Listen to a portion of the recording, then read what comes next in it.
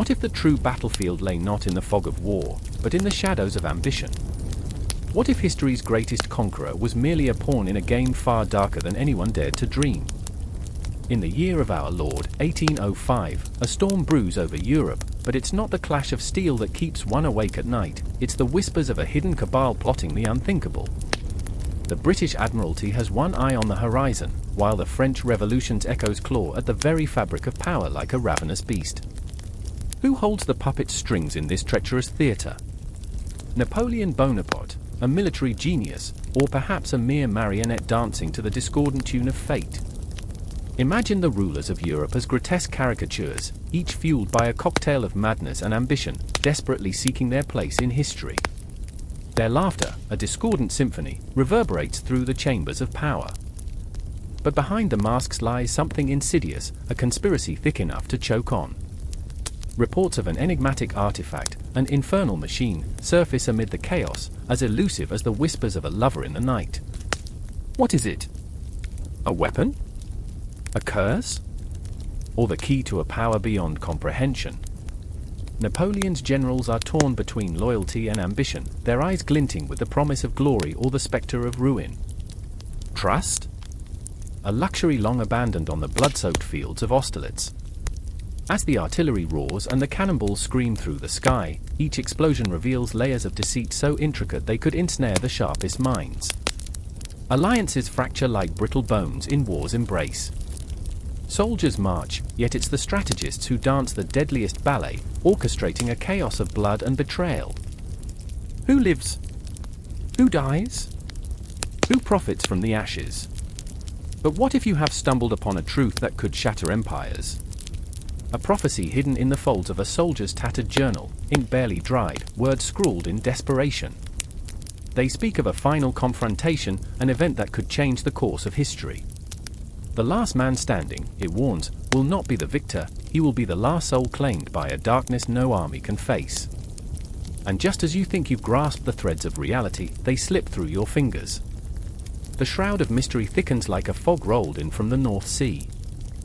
Was Napoleon a commander or a mere figurehead, one step away from a fate sealed by the very forces he sought to control? As laughter echoes in the distance, mingling with the cries of the fallen, one question remains: are you prepared to confront the truth lurking in those shadows? Or will you turn away, leaving the whispers of history to haunt your mind forever? The game is afoot, and it's a deadly one. Every decision reverberates through time, every secret begs to be unveiled. Welcome to the heart of the storm. The air is thick, electric, vibrating with the collective heartbeats of a nation on the brink. In the streets of Paris, a cacophony of voices rises like a feverish chant, each syllable a demand, a plea, a desperate howl for freedom that pierces the night. I remember the shadows coiling through the alleyways, flickering like ghosts caught between worlds. Libet! Egalite! Fraternite, they shout, echoing off the cobblestones, the words spilling forth like blood from 1,000 wounds. In the distance, the Bastille looms, its fortress walls a gaping maw, hungry for the souls of those who dare to challenge the crown. Among the crowd, I see Lucy, her face streaked with dirt and tears, eyes ablaze with a fire that could ignite the very sky. She is not just a woman with a dream, she's a storm in a world of calm, a restless spirit grappling with the chains of her upbringing. I can feel her pain, it pulls at me like a noose, tightening with every shout of defiance. Her brother, Etienne, stands beside her, fists clenched, a tempest of rage and fear. He's a soldier, a faded echo of duty and honor, battered by the weight of expectations. Why do we fight? He whispers, voice low, but in that moment, it feels like thunder. For what? For whom? He looks at Lucy, desperation clawing at his features. I remember the way he used to laugh, bright and carefree, but that light has long since been swallowed by the darkness around him. And then, all at once, the crowd surges forward, a wave of humanity crashing against the stone walls of oppression. The air shifts, thick with the smell of sweat, gunpowder, and the tang of something primal. Fear dances beneath the surface, a dark undercurrent that threatens to pull everyone under.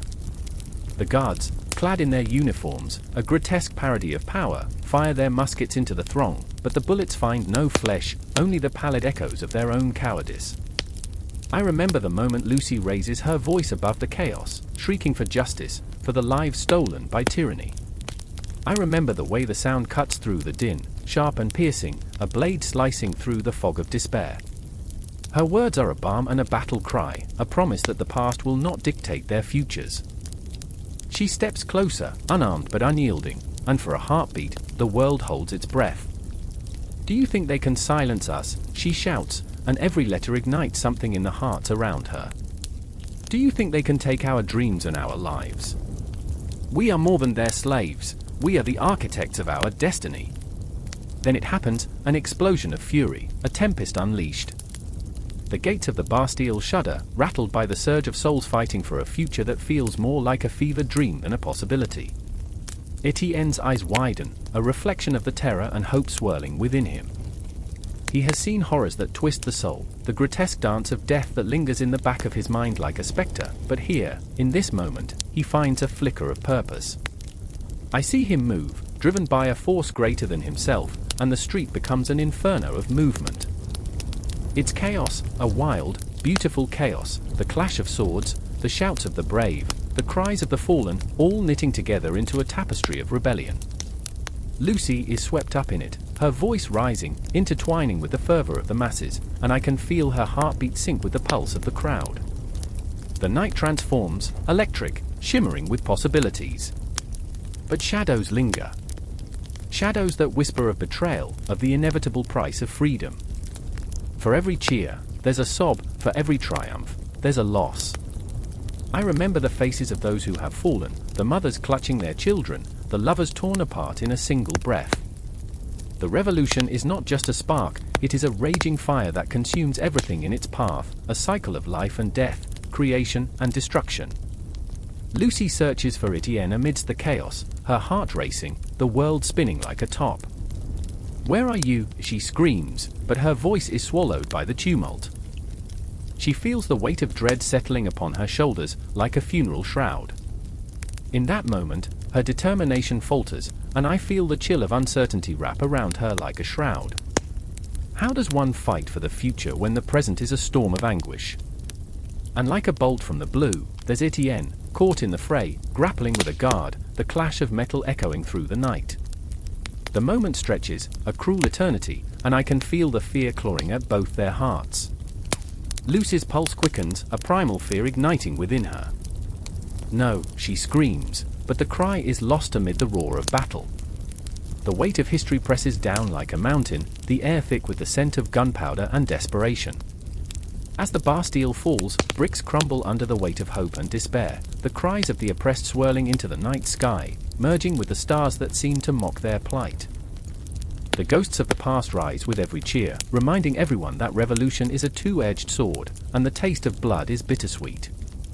And so, I stand amidst the chaos, feeling the raw pulse of history thrumming beneath my feet, binding us all in a web of dreams and nightmares. I remember the revolution, not as a series of events, but as a living, breathing thing, a force that will reshape a world, leaving behind echoes of laughter and cries that will linger long after the dust settles. In that moment, I know that the story is far from over. The shadows of war loom ahead, waiting patiently as the dawn breaks, and the cycle begins again. I can almost hear the ticking of a clock, a reminder that time is relentless, and freedom always demands a price. The cannon roared, the smoke curling like the tendrils of a waking nightmare. I stood frozen, heart pounding against my ribs, as soldiers screamed and fell, their lives extinguished in an instant. I remember the taste of fear, metallic and bitter, and the pulse of chaos thrumming in my veins. The year was 1793, and the French Revolution had birthed not just a republic, but a tempest. A storm was brewing, and at its eye stood a figure whose destiny was written in the blood of his enemies, Napoleon Bonaparte.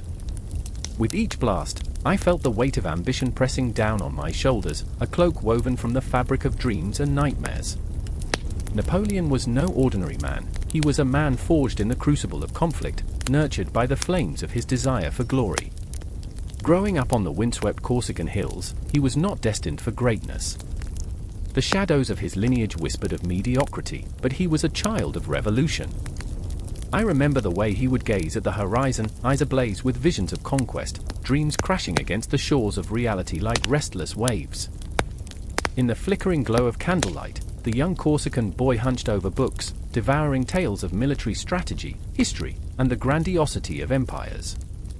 His heart was a battlefield, torn between the legacy of a humble family and the roaring call of ambition.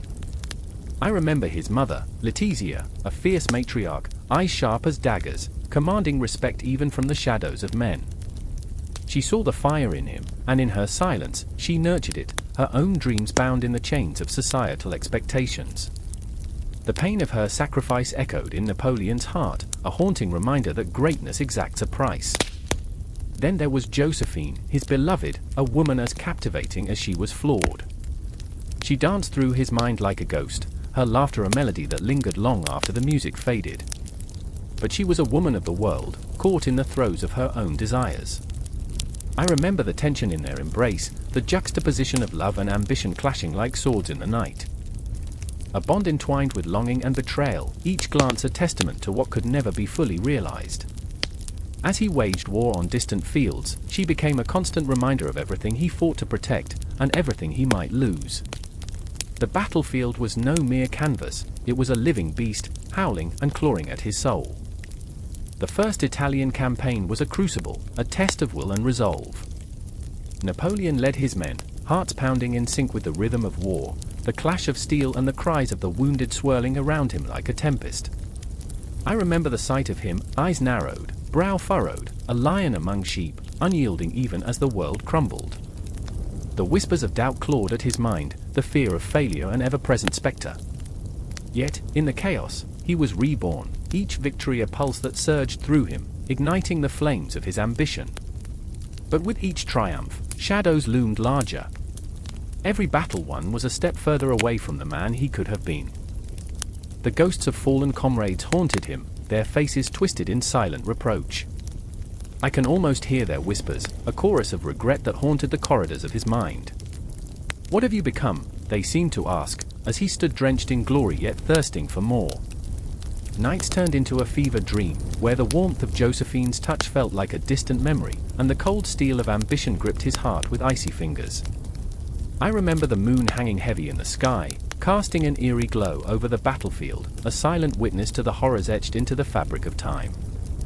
It was a reminder that fate, ever capricious, danced on the edge of a blade, and the weight of history settled heavily on his shoulders like a dark shroud.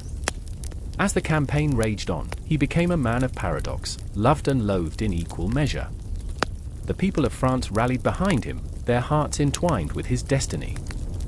I remember the fervor in their voices, the chants that echoed like thunder, calling his name, Napoleon. Napoleon! But with each cheer, the stakes grew higher, the tension coiling tighter around his heart. The adoration could turn to ashes with a single misstep. The world was a stage, and he was both player and puppet, a marionette strung by the hands of fate. Victory tasted sweet, yet each conquest whispered the promise of insatiable ambition. I remember the fateful day at the siege of Toulon, when the air crackled with tension, the ground trembling beneath the weight of revolution. He was a tempest, a force of nature in that moment, rallying his troops with fiery speeches, casting aside doubt like a mere cloak. But even then, the spectre of doubt loomed, gnawing at his resolve. Would he be the hero they needed, or a tyrant wearing the mask of a savior? The world was watching, and time, relentless as the tide, marched on. As victories piled upon victories, I felt the thrill of destiny intertwining with dread. The shadows deepened, and the laughter of his victories began to echo hollowly in the stillness of the night. I could sense it, a reckoning was coming. The very ambitions that propelled him forward were beginning to coil like a noose around his neck, tightening with each passing moment. Napoleon Bonaparte was not just a man, he was a storm, a whirlwind of emotion and ambition. I remember the rush of breath, the wild beating of hearts, the electric charge in the air as history unfolded before us. And as the pages turned, I felt the weight of every decision, every loss, every love lost in the pursuit of a greatness that was as intoxicating as it was perilous. But the world had no sympathy for the ambitious, no comfort for the haunted. I remember the silence that fell at twilight, the quiet before the storm, and the realization that the rise of one might spell the fall of another. And so, the stage was set, the players in motion, and the echoes of history began to weave a tale of glory and despair, of love and ambition lost in the throes of conflict. This was just the beginning. The air was thick with anticipation, and I held my breath, knowing the storm was far from over. The air crackled with tension, thick as a storm cloud pregnant with rain, as cannon fire echoed in the valley below. I could smell the iron tang of blood mixed with the earthy scent of damp soil, the remnants of crushed dreams and shattered lives. Napoleon, a figure cloaked in ambition and shadows, stood at the precipice of a new world, his eyes ablaze with a fire that both terrified and mesmerized. His soldiers, young and wide-eyed but hardened by battle, clung to their muskets like lifebuoys in a turbulent sea. The French army was a tempest, swirling with fervor, each heartbeat synchronized with the rhythm of war. In that moment, I remember the face of Pierre, a soldier with dreams too big for his battered uniform. His laughter was a wild melody that danced through the camps, a song of hope amid chaos. But as the artillery thundered, laughter turned to silence, and hope teetered on the brink of despair. I watched him, his hands trembling, fingers tracing the edges of a letter from home, a fragile connection to a life he feared might slip away like sand through his fingers. "What if I don't come back?" he whispered, his voice barely breaking the roar of the battlefield. It was a question that haunted us all, a specter lurking in the corners of our minds. Then there was Isabella, a nurse with a heart overflowing with compassion and a spirit that refused to be extinguished. Amid the carnage, she moved with a grace that defied the horror surrounding her. The flickering lantern light danced upon her face, illuminating her fierce determination as she bandaged wounds, her hand steady even as the world around her crumbled. With each soldier she saved, she fought against the tide of despair, but the weight of each new casualty was a crushing blow, a reminder that hope sometimes died under the weight of reality. "I can't lose another," she would say, eyes shimmering with unshed tears, her voice breaking like fragile glass. Their paths twisted tighter around Napoleon's relentless ambition, a man who saw the world as a chessboard and everyone upon it as pawns. His strategies were bold, bordering on reckless, each maneuver a calculated risk that sent shivers down my spine. Victory was a seductive mistress, promising glory and power, yet it came at an unbearable cost. As he ordered his troops to advance toward the Austrian lines, I felt the earth tremble beneath the weight of his decisions, the ground saturated with the blood of countless men who had followed him blindly into the abyss.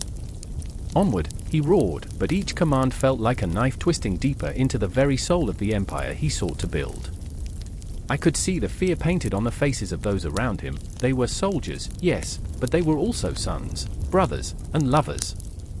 They had not signed up for a grand vision, they had enlisted to escape the weight of their own realities, clinging to the idea of something better. The irony gnawed at me. How could the promise of a brighter future come wrapped in such darkness? The clamor of battle surged like a tidal wave, crashing against the shores of our sanity. I remember peering through the haze of smoke, the ghostly forms of fallen comrades silhouetted against the firelight. The cries of the wounded pierced through the din, a haunting symphony of agony that resonated in my bones. Isabella's voice cut through, commanding and fierce, as she tended to the injured, weaving a tapestry of life amid death. "Hold on! Stay with me," she cried, her hand steady even as a tremor of fear threaded her heart. But even her resolve wavered. The night wore on, and the shadows grew deeper. Each flicker of the campfire felt like a countdown, a reminder that dawn would come, bringing with it the harsh light of reality. The moon was a cruel witness, illuminating the scars of our battles, each one a testament to our frailty. The stars above whispered secrets of lives lived and lost, their distant glow a cruel reminder of how small we were in the grand tapestry of history. We fought, yes, but we also suffered. I can't shake the memory of Pierre's face, pale and weary, as he watched the skies bleed crimson. "What are we fighting for?" he murmured, his question hanging heavy in the air, a weight that none of us could lift. The answer lay shrouded in the fog of war, elusive as the enemy we pursued. The camaraderie that had bound us together began to unravel, each thread fraying under the weight of our collective despair. Then came the fateful day at Lodi, where the bridge became a crucible of courage and cowardice. The air was electric, a pulse of anticipation thrumming through the ranks. Napoleon urged us forward, his voice a clarion call that ignited an inferno within our hearts. "This is our moment," he declared, but those words carried an undercurrent of desperation that sent chills racing down my spine. It was a moment of reckoning, a clash of dreams and nightmares. I watched as Pierre leaped onto the bridge, a fleeting shadow against the backdrop of chaos. His face, a mask of both terror and determination, was a reflection of every soldier's heart, a mosaic of fear and hope. But in that moment, the world shattered. A deafening crack echoed as the bridge gave way beneath the weight of our aspirations. I saw Pierre fall, his scream swallowed by the roar of battle, and my heart splintered, fragments scattering like confetti in the breeze. Isabella's hands trembled as she clutched her medical kit, and for the first time, I saw despair etch its way into her soul. "We can't lose him," she cried, but the tide of battle swelled and receded like a cruel ocean, swallowing dreams whole. In the cacophony of war, I felt the universe tilt, and time stretched, a mirror reflecting all our lives, tangled and entwined in a web of pain and loss. The campaign raged on, a relentless storm with no end in sight, each victory carved from the flesh of our humanity. We became ghosts of ourselves, shadows lost amid the brilliance of ambition. Napoleon moved like a comet, blazing a trail of destruction that left no one untouched. I remember the screams, the longing, the heartbreak that twisted our hearts into knots. And as the dust settled, as the echoes of battle faded into the night, I knew this was not just a campaign for territory but a struggle for our very souls, the battle for what it meant to be alive, to fight, to dream. The Italian campaign was not merely recorded in history, it was etched into the hearts of those who lived it, each moment a testament to the raw, unfathomable depths of the human experience. The clock kept ticking, an ominous reminder of time's relentless march, of ghosts that would always haunt our memories. And so, we pressed on, soldiers and dreamers alike, caught in a whirlwind of conquest and consequence, uncertain if we would emerge victorious or broken, forever changed by the choices that lay ahead. The clock struck midnight, the sound echoing like a death knell through the dimly lit chamber where shadows danced with a life of their own. In the heart of Paris, a candle flickered, its flame almost pleading for breath as it illuminated the faces of 3 anxious men. The Treaty of Campo Formio loomed like a spectre over them, a harbinger of change that would rip apart the fabric of Europe, and they could feel it. Every heartbeat a drum, every second a decision, pulsing with the weight of history yet to be written. I remember standing there, my heart pounding, caught in the web of conflicting loyalties and dreams. I could see the sweat beading on Jack's brow, his fingers gripping the parchment as if it were a lifeline. He was a man of purpose, yes, but his eyes betrayed a tempest of doubt. A soldier turned diplomat, he had fought valiantly for freedom, yet now he found himself shackled by the very treaties that promised liberation. "What have we become?" he whispered, his voice thick with despair. "We're bartering away our blood, our honor, for what?" Across the table, Anton sat, his expression a mask of resolve, yet undercurrents of fear tugged at his soul. A young man with dreams of unification, a vision of a Europe reborn, not through war, but through brotherhood. But brotherhood felt like a cruel joke now, with the weight of the old world pressing down on him. "Jack, we can't turn back," he urged, desperation lacing his words. "To deny this treaty is to invite more bloodshed. We need peace, even if it comes with a price, even if we lose so much." And then there was Elara, standing by the window, a silent observer teetering on the edge of hope and horror. She was a woman caught in a man's world, yet her thoughts were sharper than any sword. She had witnessed the ravages of war, the families torn apart, the dreams shattered, and her heart ached for a different future. "You speak of peace," she mused, her voice barely above a whisper, "but at what cost? Aren't we just painting over the cracks? What will our children inherit?" Time, strange and elusive, twisted around us like a vine, suffocating and beautiful. I could feel the pulse of history thrumming in my veins, a reminder that every decision, every whispered doubt, could spark a revolution or plunge us deeper into darkness. The air was thick with tension, heavy like a storm cloud before it breaks, and in that moment, I caught a glimpse of what lay ahead, a future carved from the chaos of our present. I remembered the sprawling cities and the whispers of discontent among the masses, a symphony of voices rising like a tide, crashing against the shores of the old order. The streets of Vienna, once vibrant with life, now lay cloaked in uncertainty as the echoes of the past clashed violently with visions for tomorrow. Can we really trust them? Jack asked, his voice trembling. The Austrians? They'll take everything we give and ask for more. Ilara turned from the window, her eyes fierce, alight with conviction. Then let us be the architects of our own fate, she declared. Let us shape the narrative instead of being mere characters in it. But hope is a fickle mistress, isn't it?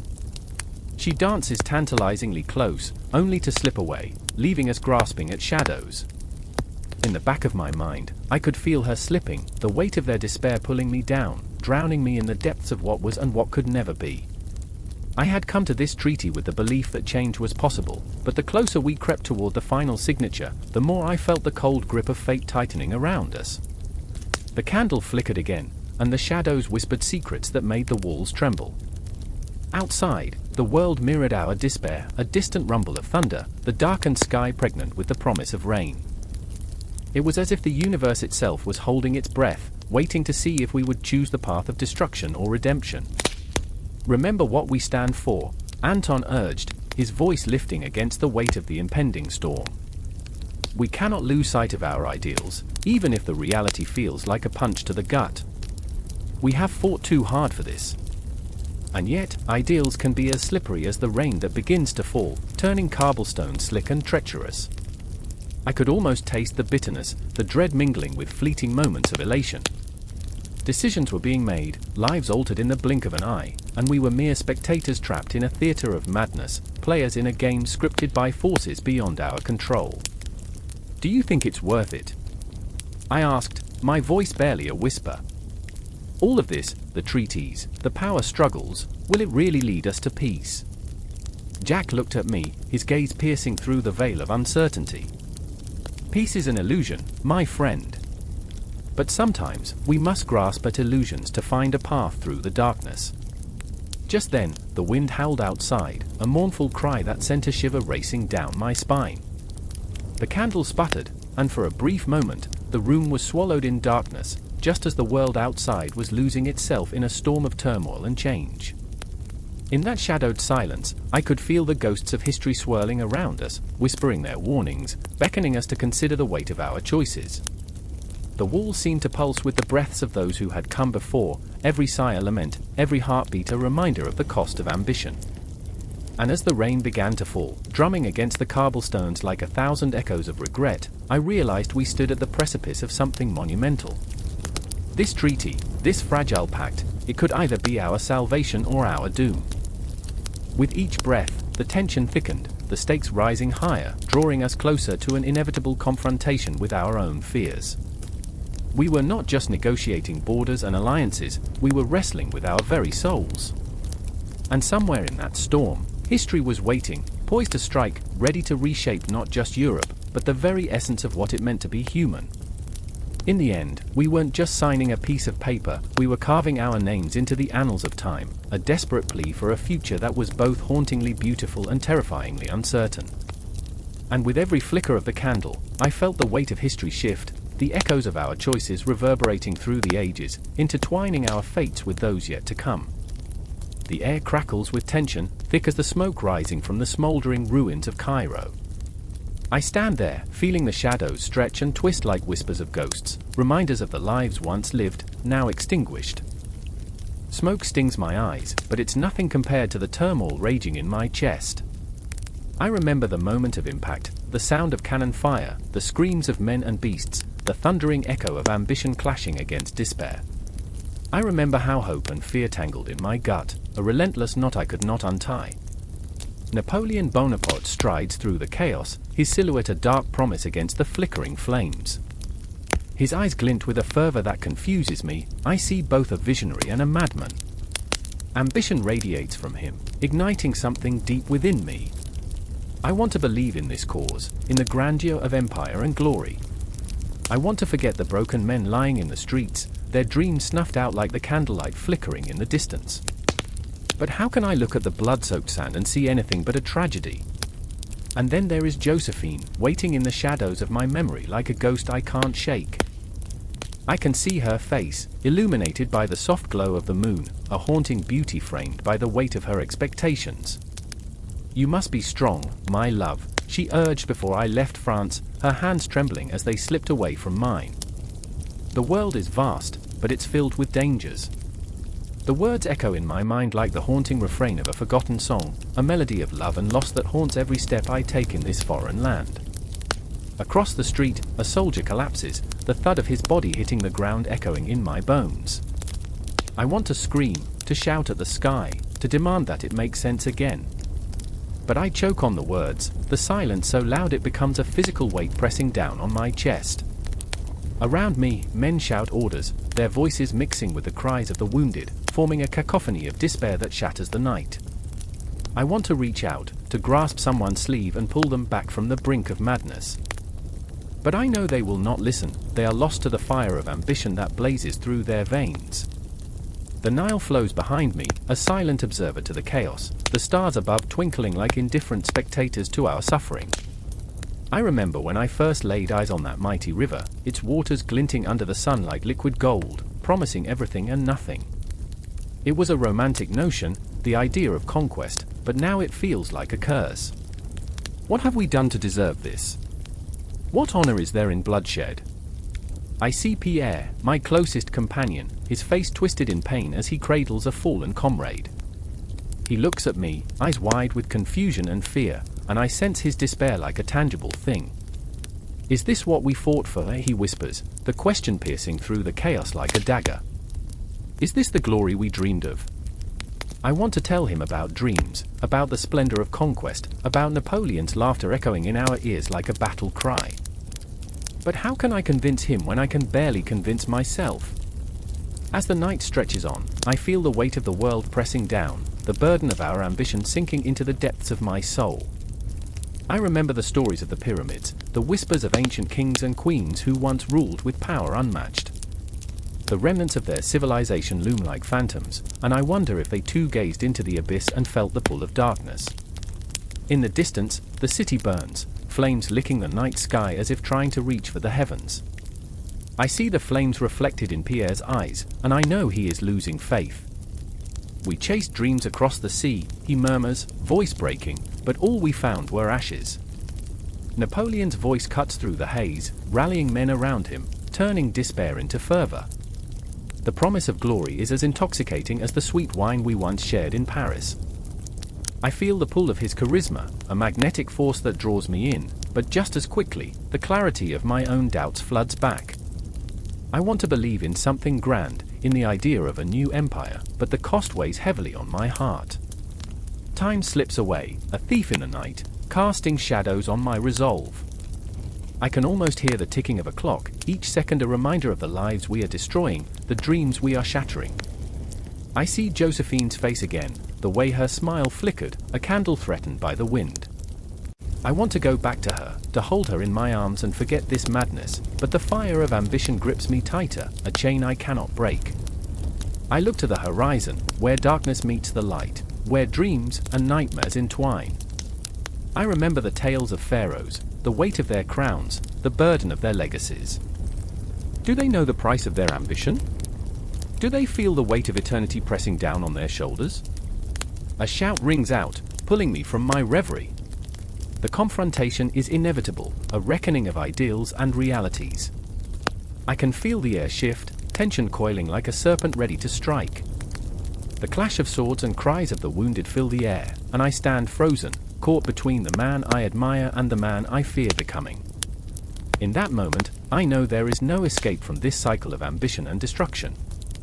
The city burns, shadows dance, and I am but a pawn, caught in the grand game of power and legacy. I hold my breath, fear and hope colliding within me, as the world around me spirals into chaos. In the grip of ambition, I am lost, but my heart beats on, a drum echoing through the night, a call to arms, a whisper of love, a reminder that no matter the cost, the flames of desire will always burn bright, blinding and beautiful, consuming us all. The clock strikes 10. The air is electric, charged with unresolved tension, thick like the fog that shrouds the streets of Paris. Shadows flicker as torchlight dances on stone walls, revealing faces twisted in fear, ambition, and desperation. I can taste the salt of sweat on my lips, feel the pulse of the city throbbing beneath my feet. This is not just another night in the chaotic aftermath of revolution, this is a crucible. I remember the first time I saw him, Napoleon Bonaparte, a silhouette against the flickering lights, an enigma wrapped in a military cloak. He strides forward, eyes burning with an intensity that cuts through the darkness like a knife. It's a look that promises greatness, yet conceals the depths of his ambition, a fire that could consume everything in its path. The crowd whispers, their breath a chorus of doubt and hope, and I find myself drawn into the maelstrom, caught between conviction and fear. Citizens. His voice booms, commanding and magnetic. The Republic is under siege. The words stir something deep within me, a mixture of dread and exhilaration. Around me, faces shift, resolve falters, and I see the flicker of betrayal in the eyes of those who once stood united. We are sheep, and he is the wolf. Josephine, my heart's compass, stands at my side. I glimpse her, a fragile yet fierce spirit, caught in the currents of this violent tide. Her eyes, pools of uncertainty, dart between the man she loves and the chaos unfolding around us. She is a tempest, trying to navigate a storm that swells ever larger. What will he do, my love? She breathes, her voice trembling, a whisper swallowed by the night. Power, I reply, though my voice feels hollow, like a ghost echoing through the ruins of what once was. He will seize it. In that moment, the courtyard erupts, a cacophony of shouts, the clash of ideals, and the metallic taste of uprising filling the air. Our republic, built on dreams of liberty and justice, teeters on the brink of collapse.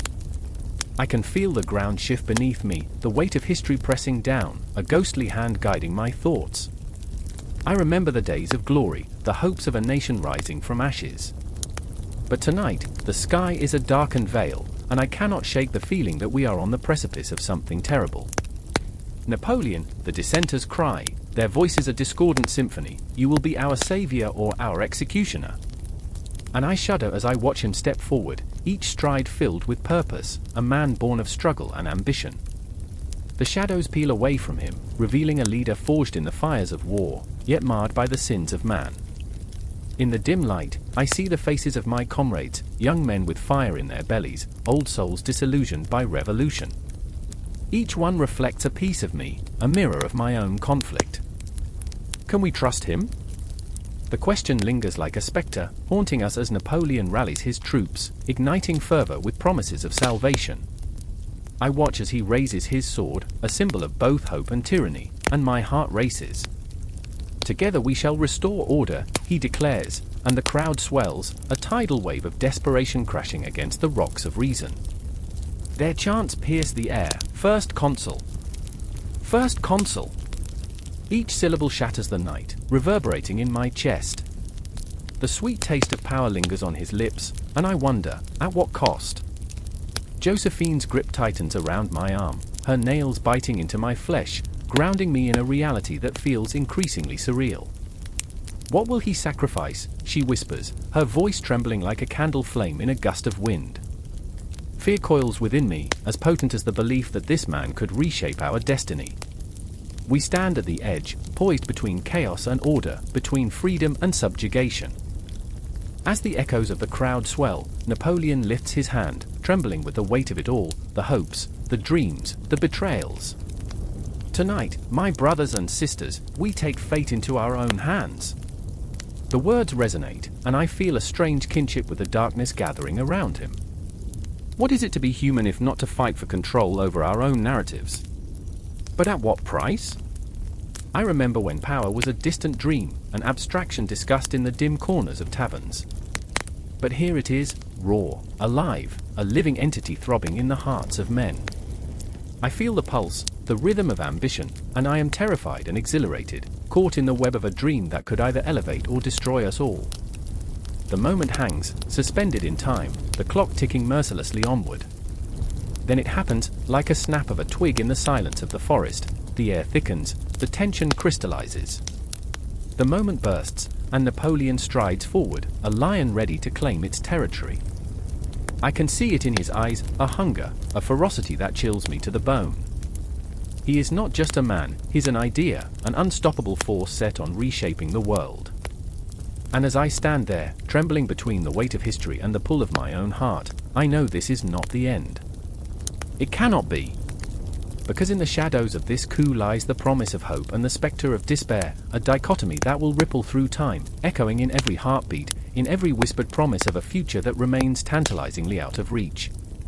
First Consul, they chant, and I am drawn deeper, caught in the riptide of their fervor, knowing, sensing, feeling that whatever unfolds next will change the very fabric of our existence. I remember the faces, the hopes, the fears, and I brace myself for the storm. Because this is just the beginning, a first step into the abyss of a new dawn, a dawn I cannot yet fathom. In the flickering glow of a dying candle, shadows danced against the cold stone walls of a cramped Parisian chamber. I stood there, heart pounding, as if the very weight of history pressed down upon me. My fingers grazed the rough parchment spread before me, a document that promised order amid chaos.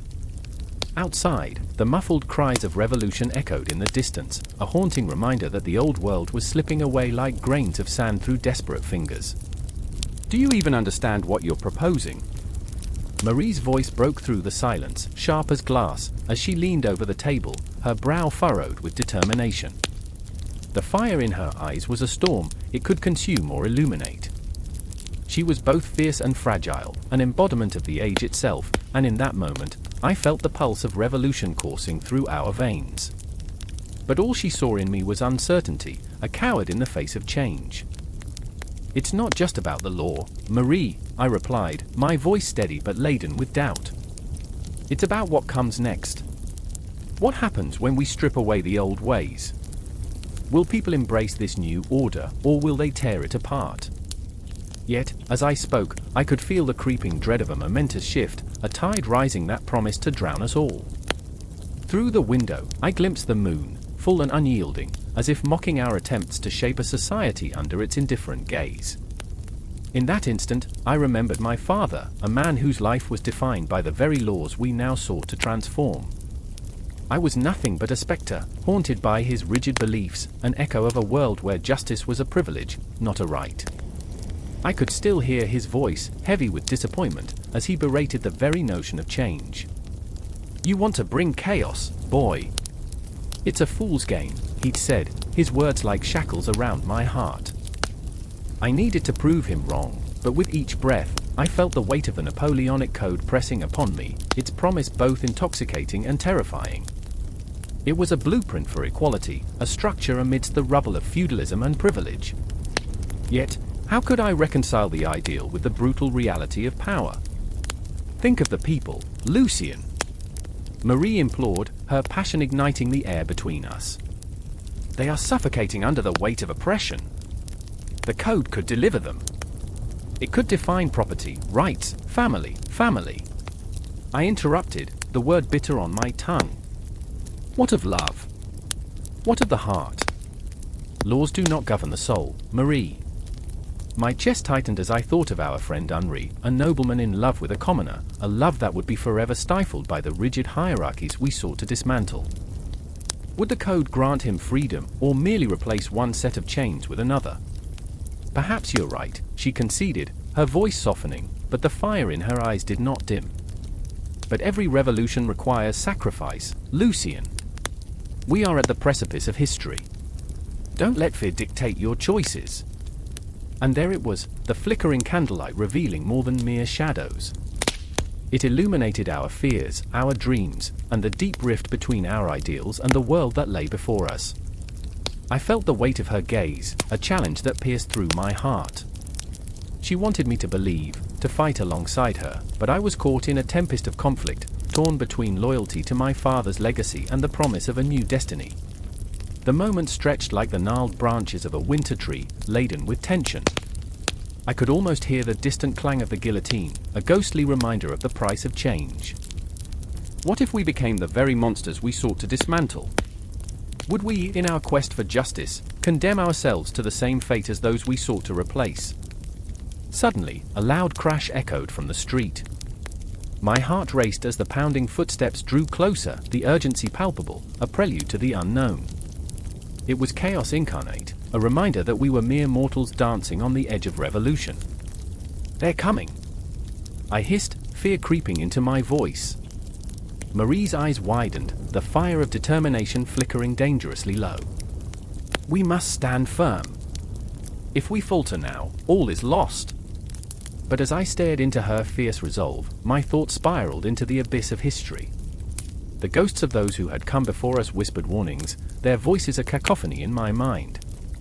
The weight of the Napoleonic Code was not simply a legal reform, it was the promise of liberation, a contract written in the blood of those who dared to dream. Yet, what would it cost us? What if we end up as tyrants ourselves? I murmured, the words spilling from my lips like venom, tainting the air between us. What if we become the very thing we detest? But her voice cut through my despair, a beacon of hope. And what if we don't fight? What if we allow this chaos to consume us? In that moment, I felt the world shifting beneath my feet, a quiet understanding dawning upon me. I could either become a part of the shadows, or I could stand among the light, embracing the chaos, however terrifying it might be. "Let them come," I whispered, adrenaline surging through my veins.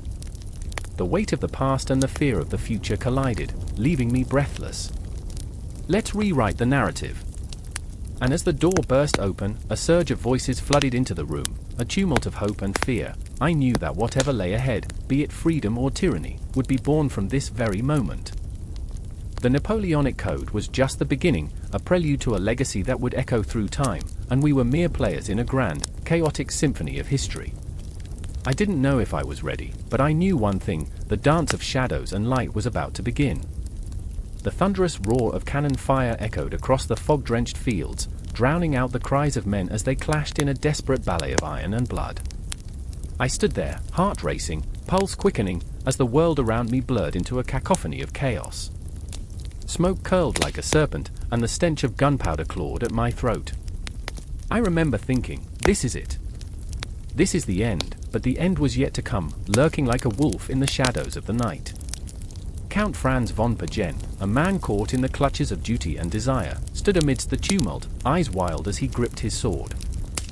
The weight of his family's legacy hung over him like a guillotine poised to fall, each breath a reminder of both the honor he sought and the blood that stained his hands. He felt the pulse of Austria behind him, a nation aching for revenge, for redemption, a nation that would rally or crumble. His heart thrummed with the rhythm of the battle, each beat a reminder of the choices that led him here, choices he would never escape. "Am I a coward for fearing what I must do?" he whispered, but the answer drowned in the clash of steel. It was then I saw her, Maria, a nurse with a heart as fierce as the fires of war, moving through the chaos with grace. Her hands, stained with blood, deftly bandaged wounds, and yet her eyes sparkled with an unyielding spirit. Maria had seen too much. Each face she touched, each life she fought to save, bore the weight of a memory, a ghost from the battlefield that clung to her like a shroud. She understood that love and loss danced a perilous waltz on the edge of despair. "You're a fool to fight," she had once told Franz, her voice low, fierce with conviction. "But we're all fools in this madness." But this madness was different now. The growing alliance between Austria and Russia felt electric, a storm brewing on the horizon, ready to unleash its fury on the unsuspecting French. General Mikhail Kutuzov, a man shaped by the scars of past battles, marched forward, his resolve forged from the ashes of defeat. "You think power lies in conquest," he would say, his voice gravelly, filled with the wisdom of 100 campaigns. "True power lies in unity, in purpose. We must stand together, or we shall fall apart." And so they rallied, Austria and Russia, a bond forged in the crucible of war, fueled by a desire for vengeance that burned hotter than the sun. I could feel the tension in the air, thick as the smoke that enveloped us, a palpable fear that gripped the hearts of men, whispering dark truths. But hope flickered in the distance, a fragile flame against the storm. "Franz!" Maria's voice cut through the din, sharp as glass. He turned, and for a fleeting moment, the chaos faded. Her eyes held a tempest of emotions, of love and fear and uncertainty. "You must survive this. For us."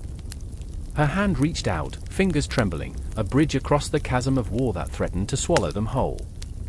He wanted to take her hand, to pull her close, but the weight of duty pinned him down, a ball and chain of expectations and lineage. "I remember the first time we met," he said, voice low, almost lost in the turmoil. "You were bandaging a soldier, your hand steady, your spirit unbroken. I thought you were the bravest woman I'd ever seen." The memory washed over them, a moment suspended in time, sweet and bitter in its clarity, but it was a fleeting ghost, slipping through his fingers like sand. And then the battle surged again, a monstrous wave crashing over them, dragging them into the abyss. The clash of swords, the desperate cries of men, the ground soaked with the promise of blood, it all morphed into a symphony of despair. As Franz fought, each strike fueled by love, fear, and a desperate hope that one day they could find peace. But peace felt like a distant star, twinkling just out of reach. Around them, the world twisted into a grotesque dance of humanity. Soldiers fell, their dreams extinguished, their families left to mourn the echoes of lives once full of promise. I remember the faces, the anguish, the rage, the hollow emptiness that consumed them. It was a reflection of humanity itself, raw and unfiltered, stripped of pretenses. They fought not just for territory but for the very essence of existence, a battle not just against each other but against the shadows of their own souls. In that moment, I could feel the weight of history pressing down on us all, an invisible hand guiding our fates, a clock ticking with merciless precision. The alliance between Austria and Russia was a fragile thread spun from desperation and ambition, a silken bond teetering on the edge of catastrophe.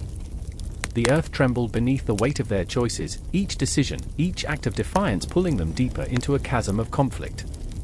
But then, amidst the chaos, a glimmer of something hopeful emerged. A soldier, young and wide-eyed, held his ground, shouting words of courage that cut through the fog of despair. "We fight for our homes.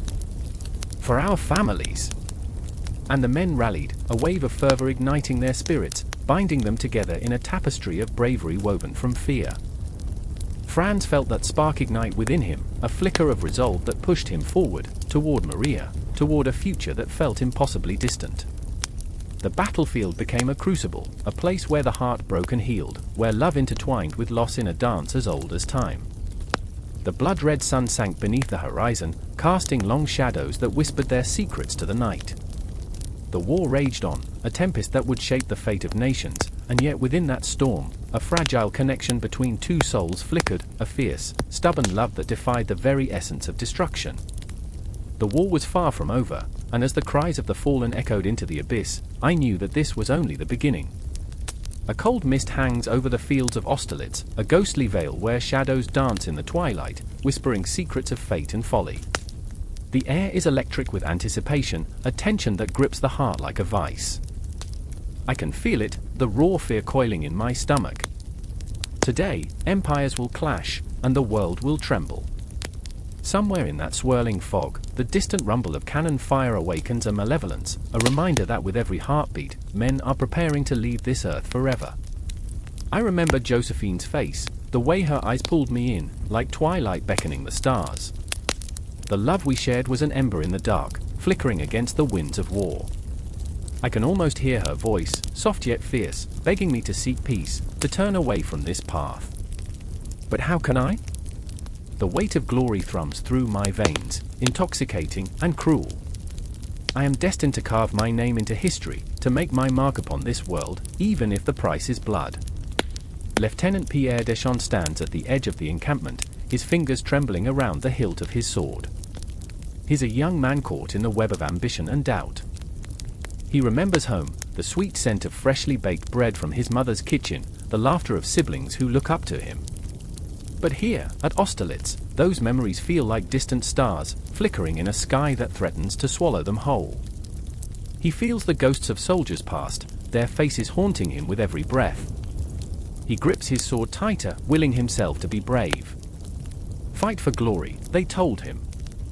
But what is glory but an echo in the void? A shroud for the dead? He glances at the men around him, faces lined with fear and determination. They are brothers in arms, yet they are strangers, souls stitched together by fate and fear. He can't shake the thought that they are all just pieces on a chessboard, manipulated by a merciless hand. The sun rises, casting a sickly yellow hue over the battlefield, revealing the grotesque beauty of war. Soldiers move like shadows, an indistinguishable mass of flesh and fury. And then, the silence breaks. The sound of cannon fire erupts like thunder, ripping through the air. Men scream. The acrid scent of gunpowder engulfs us, mingling with the sweat and blood, a heady cocktail of chaos. I remember the roar of my heart, the way it quickened with each explosion, each cry of despair. It's a symphony of madness, a cacophony of life and death. I feel the pull of the battlefield, an insatiable hunger that gnaws at my gut. The world narrows to a point, the horizon blurring into a haze of smoke and fear. In this moment, I am both god and ghost, a puppet dancing on strings of fate.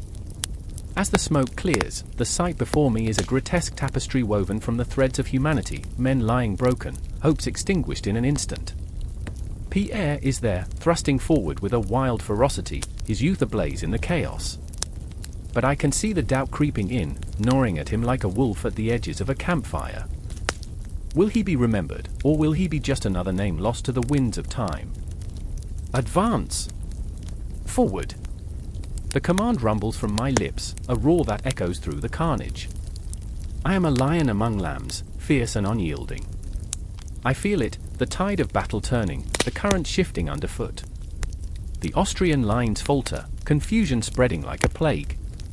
Their eyes widen as they realize their doom, the fire in their hearts flickering out. But Pierre, oh, dear Pierre, he hesitates. Just for a moment, just long enough for fate to sink its claws into him. I see him falter, a flash of fear crossing his face as he weighs glory against the cost of life. Memories flood his mind, a young girl laughing in a meadow, the warmth of his mother's embrace, the fleeting joys of youth. Those smiles are now shadows, fading into the abyss. The ground quakes beneath us as men collide, the sounds of steel meeting flesh, a sickening symphony that resonates deep within my bones. Each clash is a heartbeat, a reminder of the fragility of life.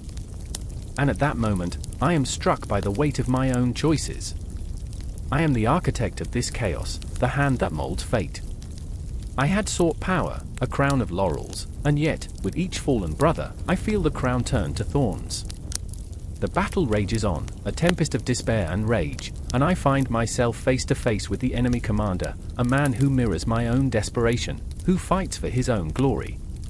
Our eyes lock, and in that instant, we share an unspoken truth. This will not be a story of heroes, this is a tale of loss, of dreams shattered amid the roar of cannon fire.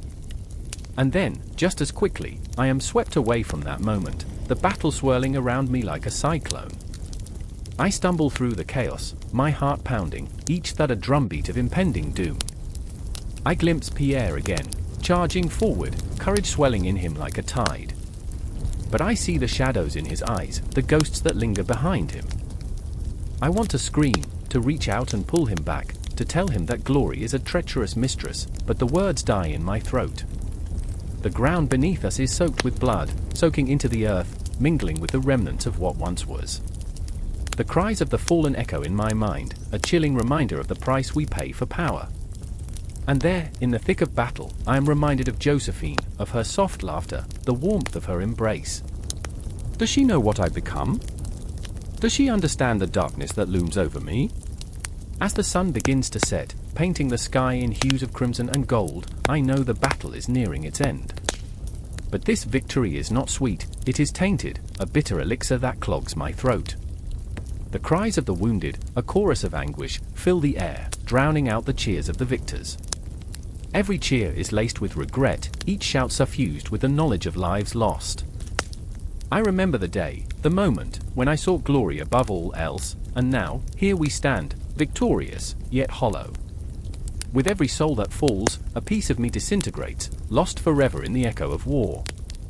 We are not conquerors, we are ghosts, wandering in a landscape littered with dreams, memories, and blood. The battlefield stretches out before me, endless and haunting. I can feel the eyes of the fallen upon us, their silent screams urging us to remember. Pierre stands amidst the wreckage, his heart still pounding, yet I can see the flicker of recognition dawn upon him, the understanding that glory fades, but the cost is eternal. He is alive, but at what price? As he looks into the sunset, I see the shadows of doubt still dancing in his eyes. The moment feels suspended, as if the world itself is holding its breath, waiting for a conclusion that will never come. Austerlitz, my greatest victory, yet it tastes like ash on my tongue. And as the sun sinks beneath the horizon, casting long shadows across the field, I know this is not the end. It is merely the beginning of a haunting lullaby, a reminder that the dance of war is never truly finished, always circling back to the moment before the storm. The smoke clung to the air like a thick shroud, twisting and curling as if the very spirits of the fallen demanded recognition. It was midnight in Pressburg, and the moon hung low, a sickly yellow eye watching the city's fate unfold. In a dim room, candles flickered, casting shadows that danced on cold stone walls like phantoms of lost hope. Anton, his heart pounding like a war drum, gripped the edge of the table. The parchment lay before him, its words a death sentence for everything he held dear, a quiet life, a love untainted by the stains of war. I can't sign this. His voice cracked, raw with desperation. But Clara, her eyes gleaming with fierce conviction, stepped closer. The fabric of her dress whispered secrets of rebellion, each thread woven with dreams of freedom. You must, Anton. It's not just our lives at stake, it's the future of our country. Her breath hitched, a storm of fear and hope swirling in her chest. We cannot let France tighten its grip. Not now, not ever. Anton's fingers trembled over the inkpot, the quill poised like a sword at his throat. He could almost taste the bitterness of betrayal as he thought of the sacrifices that had already been made, the shadows of comrades lost in battles fought for ideas that now felt like ashes in his mouth.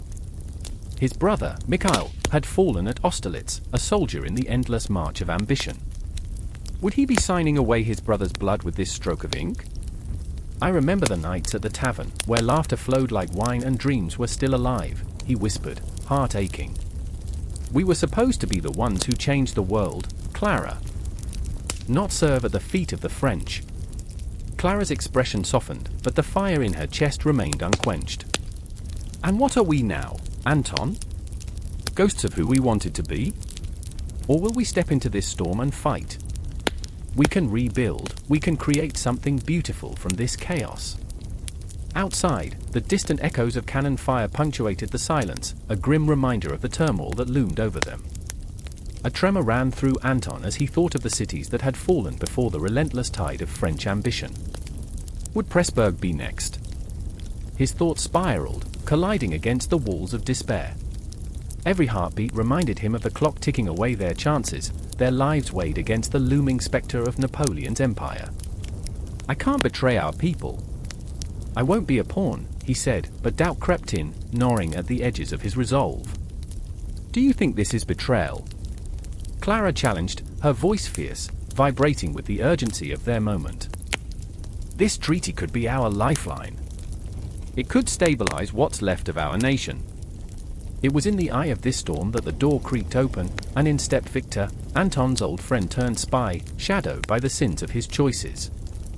His face was a mask of weariness, eyes heavy with the weight of secrets too dark to speak. Anton, you must listen.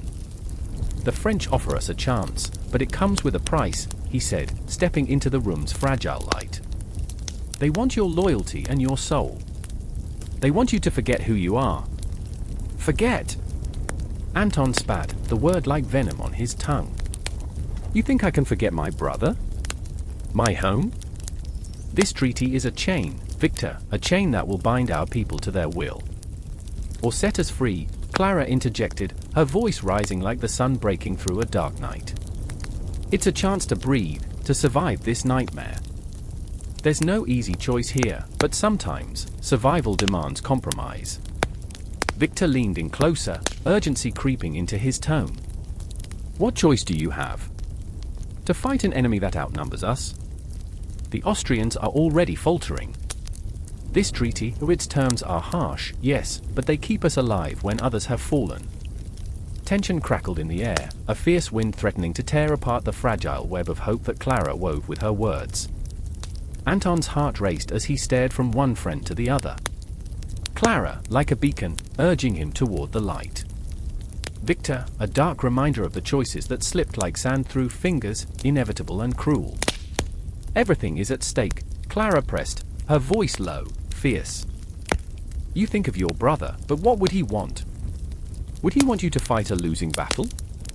Or would he want you to save the rest? Anton's breath caught, and for a moment he saw Mikhail's face in his mind's eye, a fierce smile, an infectious laugh echoing in the night. He could almost hear his brother's voice, urging him to find a way out of this darkness. But the weight of loss pressed heavily on him. It was a ghost that wouldn't let go. I'm not ready to turn my back, he murmured, eyes cast down toward the parchment, its words an echo of surrender. Then we will stand together, Clara declared, a flash of resolve igniting in her eyes. We will find another way. But signing this treaty, it gives them the power to decide your fate, our fate. We can't let them choose. The candles flickered, and the shadows seemed to whisper warnings, a reminder that time was running out. The clock on the wall ticked steadily, each second a reminder of the weight of their choices. Anton felt the world closing in, the very air thick with tension, despair, and a flicker of hope. As he looked between them, the storm that had been brewing in his chest broke open, a sudden rush of clarity like lightning illuminating the night sky. Maybe there was a path forward, a way to navigate this treacherous landscape without losing himself, without losing them. I remember, he whispered, the words hanging heavy in the air. I remember when hope felt like a currency we could spend without fear. Emotions tangled in the room, a chaotic mix of fear, hope, and defiance. The city outside held its breath, the world teetering on the edge of uncertain futures, both fragile and fierce. The air crackled with possibility as the candle flames danced wildly, reflecting the turbulent hearts of three souls intertwined in a fate they would forge together. And in that moment, the decision to act, to resist, was born from the ashes of despair, a spark igniting a fire that would not be extinguished. The Treaty of Pressburg would be just another chapter in their story, but they would write it on their own terms. The night stretched out before them, dark and daunting, yet filled with an intoxicating sense of purpose. With clenched fists and wild hearts, they stood at the precipice, ready to face whatever storm awaited them. The world was watchful, the moon a silent witness, and the echoes of history whispered secrets of resistance into their souls. And thus, the tale of Pressburg began to unfold, each heartbeat a drumroll, each breath an echo of defiance against the overwhelming tide of fate. The chill of the morning air cuts like a knife, a sharp contrast to the distant echoes of laughter cascading through the streets of Paris, a city that breathes ambition and dreams. I stand in the heart of it, wrapped in the shadows of looming ideals. Napoleon's grand vision is etched into every cobblestone, every lingering whisper of hope that dances on the edge of dread. He is a ghost, a spectre of ambition, and I am merely a pawn in this vast chess game of ambition and power. The continental system is my reality, a storm gathering, a tempest brewing, and we are all caught in its crosshairs. I remember the day it began, the day the edicts were unleashed upon us like unleashed wolves. I remember standing on the balcony, watching as merchants huddled in fear, their eyes wide like frightened sparrows trapped in a cage of iron bars. No trade with Britain, they cried, their voices trembling against the weight of the decree. How naive we were, believing that cutting off their lifeblood would drown them. Yet here I am, clutching the edges of my sanity as the bread grows stale and the wine runs dry. Then there's Henri, my brother, a man torn between loyalty to his emperor and the hunger gnawing in his belly. We must endure, he tells me, his voice a mix of desperation and defiance. I watch him, his hands trembling as he holds his daughter, a fragile flower in a withering garden. Her laughter is a bittersweet melody, a reminder of the life we once knew, now laced with the bitterness of hunger. Each giggle echoes like a siren song, yet my heart aches, knowing that each giggle demands sacrifice. Do you think it will work? I ask him in a moment of weakness, my voice barely a whisper against the rising tide of despair. The question hangs in the air, a ghost of uncertainty that refuses to fade. We will crush them, he replies, but I see the flicker of doubt behind his eyes, the way the shadows dance in protest. The truth is, we are all prisoners of hope, chained to a system that nearly promises victory yet leans precariously on the edge of ruin. And Marguerite, my sister, a fierce spirit trapped in a world of suffocating expectations. She is not merely my sister, she is the embodiment of rebellion itself, her heart a furnace ignited by purpose. Let them starve, she declares, fists clenched, her voice a battle cry. Let them taste the bitterness of their own medicine. Her eyes blaze with a fire that threatens to consume her. I admire her fierceness, yet beneath it lies a fracture, a fear so profound that it aches against my own heart. But what of us? I plead, the weight of our shared reality pressing down on me. What of our lives, our families? Survival is our only option, she roars, and in that moment, I see the warrior in her, a beautiful yet tragic figure battling against the shadows of despair. Yet her words linger like a dark cloud, wrapping around my thoughts, whispering doubts that hunger is a crueler master than oppression. The streets of Paris pulse with energy as we watch the merchants struggle against the embargo, their carts sitting empty, their desperation palpable as they barter with shadows. I feel the weight of their despair crush my spirit, an invisible hand squeezing until I can barely breathe. Each face tells a story, each story a testament to our plight. I remember the day I saw an old man, once proud and strong, now reduced to begging for scraps. His eyes, once bright, glimmered only with the dull sheen of resignation. I clutched the edge of the balcony, feeling the cold metal bite into my palm, a reminder that the world is shifting beneath our feet. It's not just about trade, Henri, I murmur, a flicker of understanding igniting in my chest. It's about survival. But he brushes me off like a gnat, consumed by a desire to believe that this grand plan will save us. Outside, a parade of soldiers marches by, their faces set in grim determination, their uniforms crisp and clean, a stark contrast to the chaos swirling around them. They are the heralds of hope, or perhaps the harbingers of our doom. With each step they take, I feel the ground tremble beneath us, as if the earth itself is holding its breath, waiting for the inevitable clash of ideals. I can almost hear the clock ticking down, each tick a whispered reminder of the time slipping away from us, from salvation. The tension coils tight within me, a serpentine presence that wraps around my heart, squeezing until I can barely think. I glance at Marguerite, and I see the fire flickering in her eyes. This is not just a battle of trade, she breathes, her words laced with conviction. It's a war for our very souls. I nod, feeling the weight of reality settle over us like a shroud, yet the flames of rebellion within her ignite something in me, in an ember of resistance. Let us stand together, then, I say, finding strength in her gaze. It's a fragile truce, a moment suspended in time where hope flickers like a candle in the dark. But the storm is coming. The winds howl outside, carrying with them the distant, haunting cries of the hungry. The air thickens with tension, anticipation, and fear, a palpable force that seeps into our bones, anchoring us in this moment of uncertainty. We are caught between loyalty and survival, between ideals and the tangible reality of hunger. I remember how the sun dipped below the horizon, casting the city into darkness, and a cold realization dawns upon me: the continental system is not merely an edict. It is an executioner, wielding a guillotine of economic warfare, poised to sever our ties to survival. With every heartbeat, I feel the weight of our choices, the overwhelming burden of hope and despair intertwining like vines in the night. As the shadows deepen, I glance back at the world outside, teetering on the brink of chaos. The faces of the starving haunt me, their eyes pleading, their spirits worn thin. There will be no turning back, I whisper, and the words hang in the air like a death sentence, echoing in the hollows of my heart. And as the clock strikes midnight, the world holds its breath, waiting for the storm to break, for the confrontation to begin, an inevitable clash of ideals that will either shatter us or bind us together in a way we never imagined. The air thickens with tension, time stretches, and in that moment, we stand on the edge of destiny, grasping for the threads of hope that bind us to each other, even as the darkness swirls ever closer. The air crackled with tension, the kind that makes your skin prickle. A child's scream pierced the night, sharp, desperate, an echo of innocence shattered. As I stood in the shadows, heart pounding, I could see the flickering flames licking the walls of the village like greedy tongues. The scent of smoke wove itself into the fabric of my clothes, a reminder that everything cherished could be consumed in an instant. War had arrived, uninvited, and it burned with a ferocity that left no soul untouched. In the chaos of it all, I spotted Isabel. Her face, once radiant with laughter, now bore the weight of fear. Dark curls clung to her forehead, damp with sweat and the remnants of tears she refused to shed. She was a force of nature, stubborn and fierce, but in this moment, she felt small.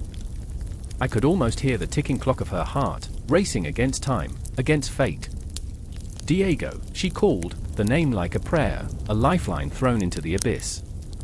Diego, my brother, stood at the edge of the firelight, eyes wide, not in fear but in rage.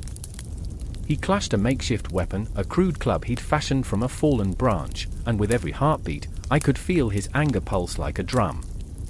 The invaders had taken everything from him, his home, his peace, his childhood dreams of becoming a painter, and now they loomed like dark shadows at the edges of the flickering light. I will not let them take our land, he vowed, his voice a low growl that reverberated in my chest. But what was land without the people to fill it? What was the promise of vengeance against the tide of destruction? I wanted to pull him back, to drag him into the safety of the shadows, but I knew his spirit would not be contained. I remember the day we found that old canvas in the attic, dust-covered and forgotten. Diego had painted the hills of our village, golden under the sun, holding the laughter of 1,000 summers. But now, those hills were painted in crimson, stained by the blood of our neighbors, our friends. Every stroke he'd once made was a memory, and with every life lost, those memories faded like the colors of a sunset, slipping into darkness.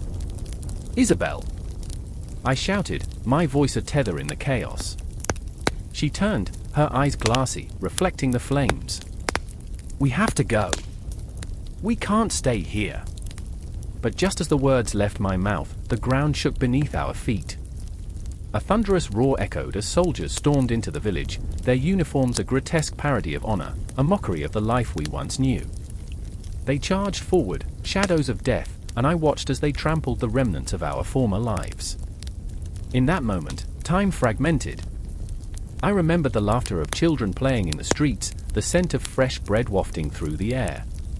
I remembered Isabel and I stealing away to the riverbank, skipping stones while Diego sketched the world around us. Those memories blurred with the present, and I gasped, feeling the weight of the past pressing down on me. Diego, Isabel! I cried again, my voice choked with urgency. But the flames flickered, casting grotesque shapes that danced like demons in the night. I saw him, my brother, charging into the fray, a lion among sheep. My heart sank as I realized I couldn't follow him into that inferno. I wanted to scream, to claw my way past the fear that paralyzed my limbs. But I was frozen, caught in the web of despair that was weaving itself around us. The world twisted like a fever dream. I could see the faces of the invaders, their eyes cold and devoid of humanity. And then I saw him, the one who would come to symbolize all that was lost. Tall, with a scar that slashed across his cheek, he moved with a cruel confidence. He laughed, a sound that sent ice through my veins, as he swung his sword with a flourish, a dance of death that felt all too real. And then the moment shattered. Diego was face to face with the enemy, his club raised high, a futile gesture against the looming darkness. For our home, he roared, but his voice was drowned by the clash of steel and the cries of the wounded. Isabel's hand found mine, trembling. We can't lose him, she whispered, her voice breaking.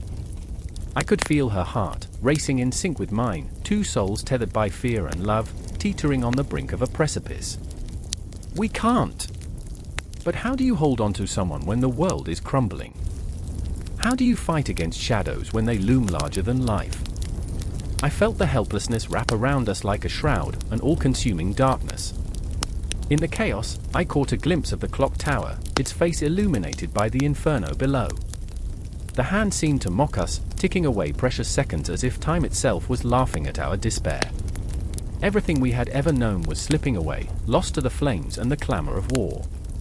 I remember a moment, a fleeting, fragile heartbeat, when Diego looked back at us, his eyes fierce, alight with an unquenchable fire. And in that glance, I saw resolve mixed with fear, a tempest of emotion swirling like the smoke that choked the air. "Run," he shouted, urgency lacing his words, and it reverberated through me like an echo from the edge of oblivion. But how do you run when your heart is tethered to another? I felt Isabel's grip tighten, felt her fear ripple through the space between us. It was a moment of clarity, a shared understanding that this was not just a battle, it was a reckoning. As the chaos unfolded, as the night swallowed us whole, I knew this would be a story retold through the ages, a tale of fire and fury, of love and loss. The winds howled around us, carrying whispers of the past and premonitions of the future, an endless cycle of pain that beckoned us forward. In the flames, we found ourselves. In the screams, we found our purpose. And as I took a step forward, into the tempest of blood and fire, I understood, this was just the beginning. The world was ablaze, and we were caught in its inferno, bound together by the threads of fate, love, and unyielding courage. And with that, I ran, heart pounding, the shadows at my back, the fire in my soul burning brighter than ever before. The roar of the sea was deafening, like 1,000 angry beasts clawing at the hull, demanding entry. The sky, a bruised shade of grey, threatened to unleash its fury at any moment. I felt the salt spray dance on my skin, a cruel reminder of the tumult surrounding us.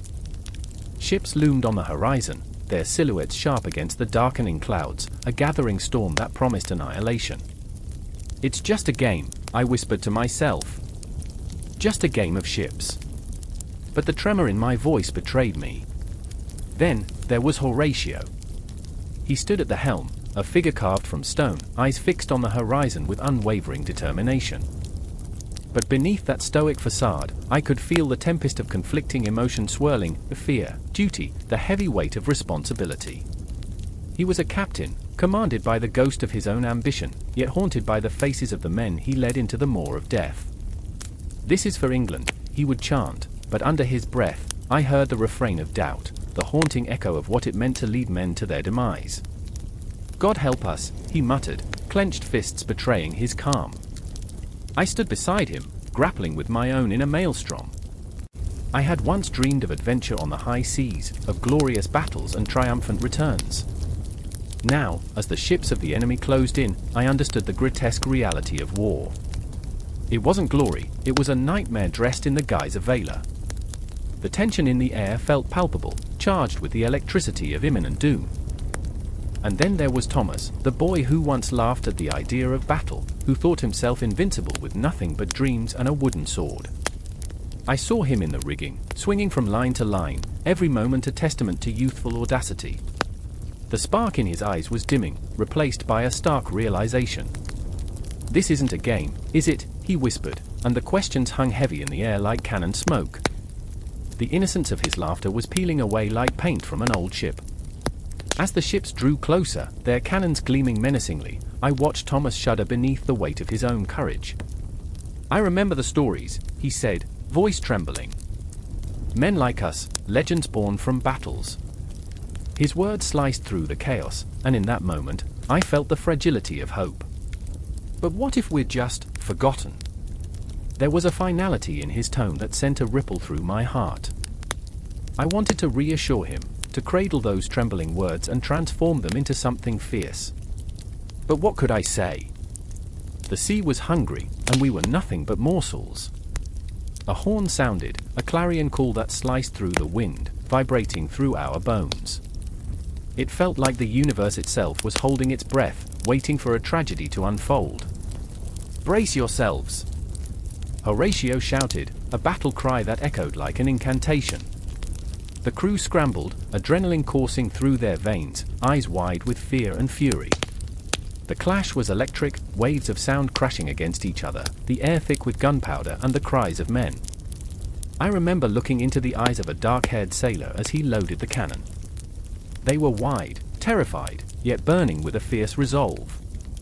"For England," he shouted, and in that moment, it became more than just a fight. It was a heartbeat shared among all of us, a collective defiance against the void. The first cannon fired, a thunderous roar that drowned out the heartbeat of the ocean. I felt it in my bones, the violent shudder, the shockwave rattling through the ship.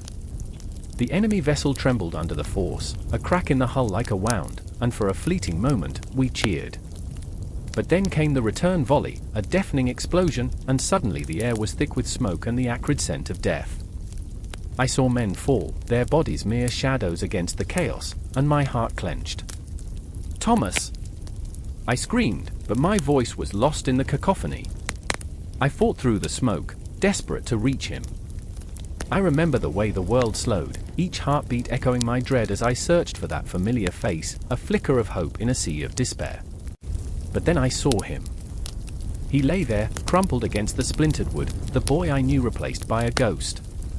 A piece of shrapnel had claimed his laughter, silenced his dreams. Time shattered around me, each second stretching into an eternity.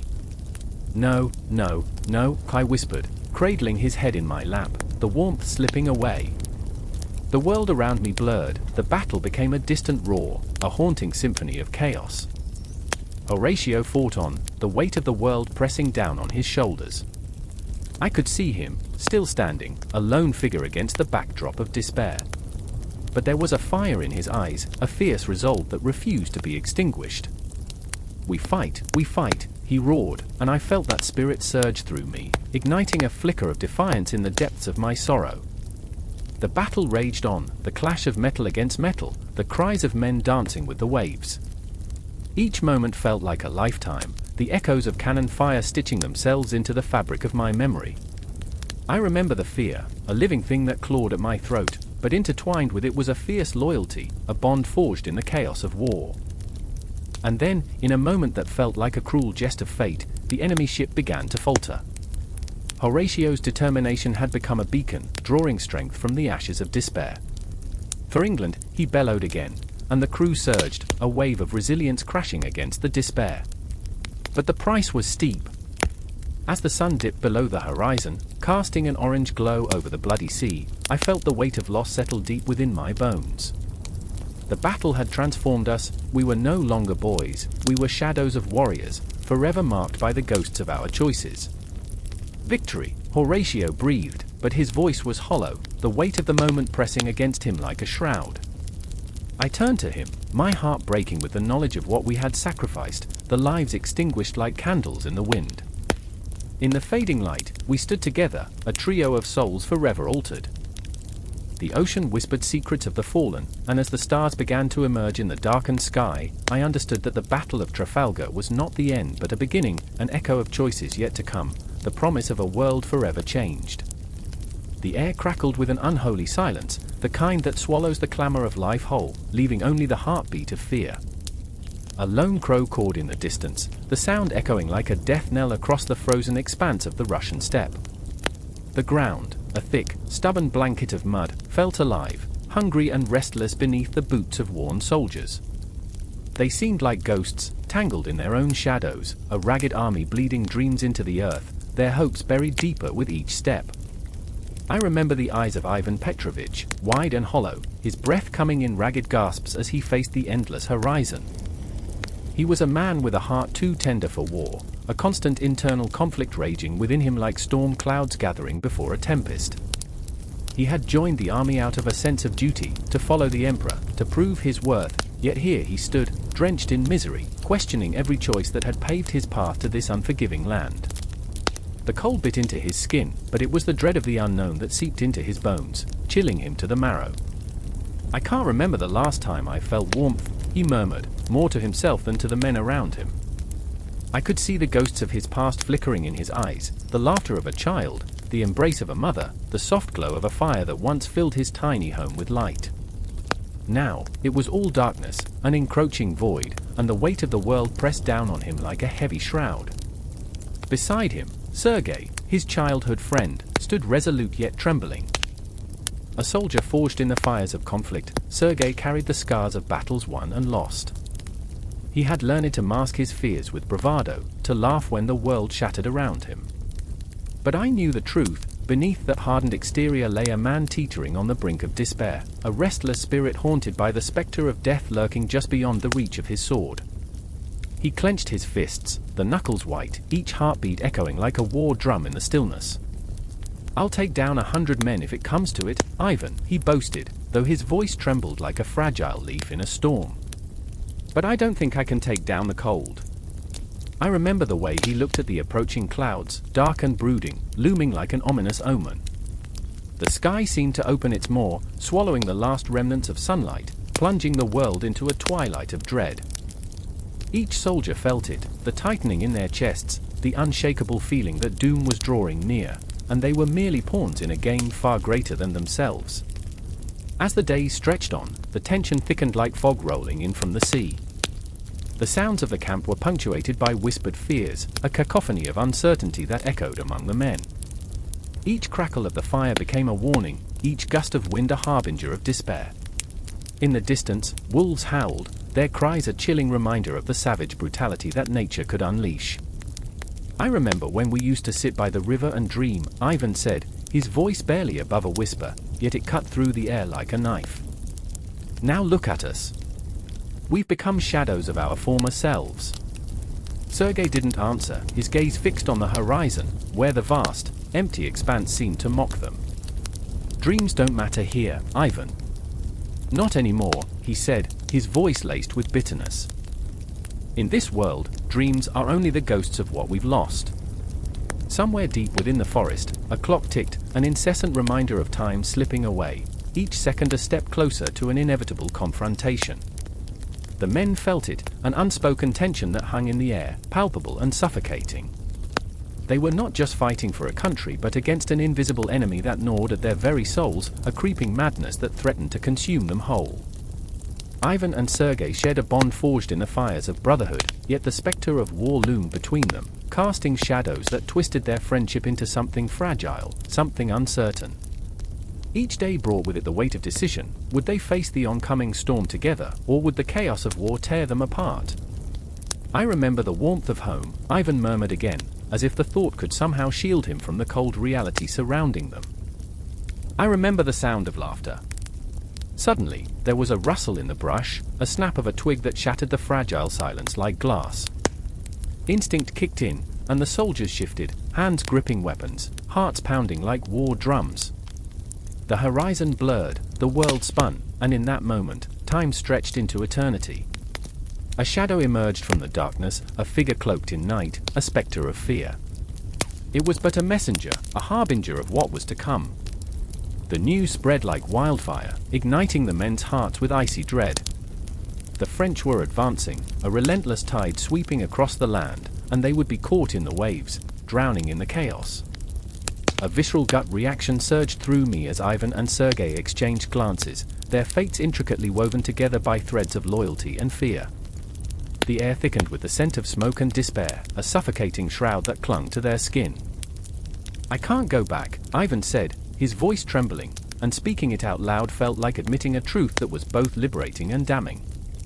Sergei's eyes flickered with unspoken words, their bond stretched to the breaking point as the reality of their situation settled like a stone in their chests. The silence returned, heavier and more oppressive than before.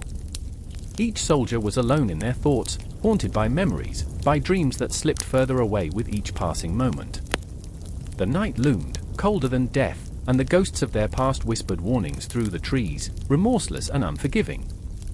And as the darkness deepened, they stood on the precipice of a storm, a cacophony of emotion swirling around them, the battle not just with the enemy, but within themselves, their hearts thundering like a clash of steel, a prelude to the disaster that awaited them.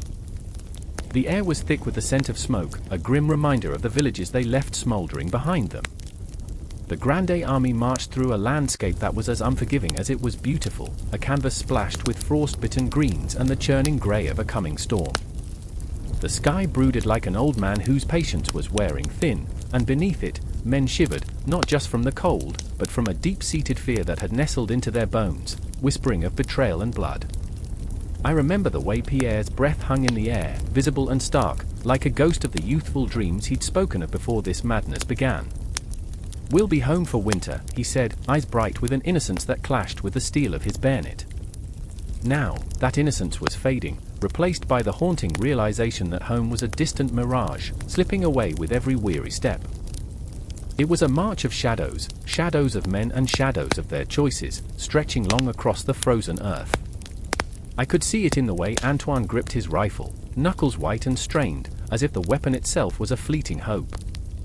Each time we halted, his eyes darted, scanning the horizon for the flicker of movement that would signal something other than the oppressive stillness. "Do you hear that?" he'd whisper, lips trembling, and I would strain to catch whatever phantom sound haunted him. It was always silence, thick and suffocating, a void that begged to be filled with screams. With every step, my heart echoed Pierre's uncertainty. Was glory worth this slow descent into madness? The men around us, once lively with bravado, now trudged like phantoms.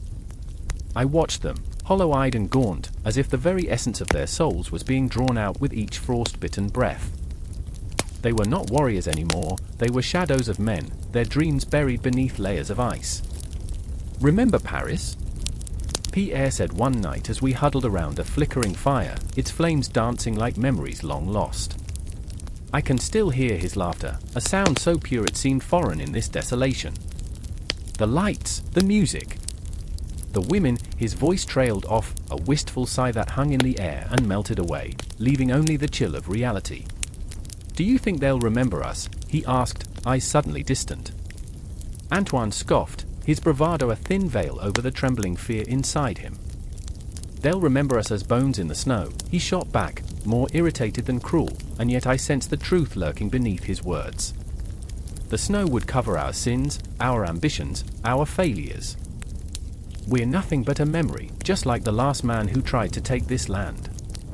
And then, the first crack appeared in the silence, a distant rustle, the snap of a branch, a warning that something was out there, watching, waiting. The air shifted, the anxiety palpable, the weight of the moment constricting our chests. I could see Antoine's jaw tighten, the way his breath quickened, and I felt the icy fingers of fear crawl up my spine. Shadows danced just out of sight, and for the first time, I could feel it, a primordial fear that clawed at the edges of my sanity. In the dark of that cursed night, I felt the chill seep deeper, emboldened by the unyielding expanse of the Russian wilderness. The trees seemed to lean closer, whispering secrets in a language I couldn't understand, their branches' skeletal fingers reaching for the stars that had abandoned us. They were the ghosts of men, reminders of those who had come before, marching into the depths of despair. "Why do we keep going?" I heard Pierre mutter, voice barely above a whisper. "What is glory to a grave?"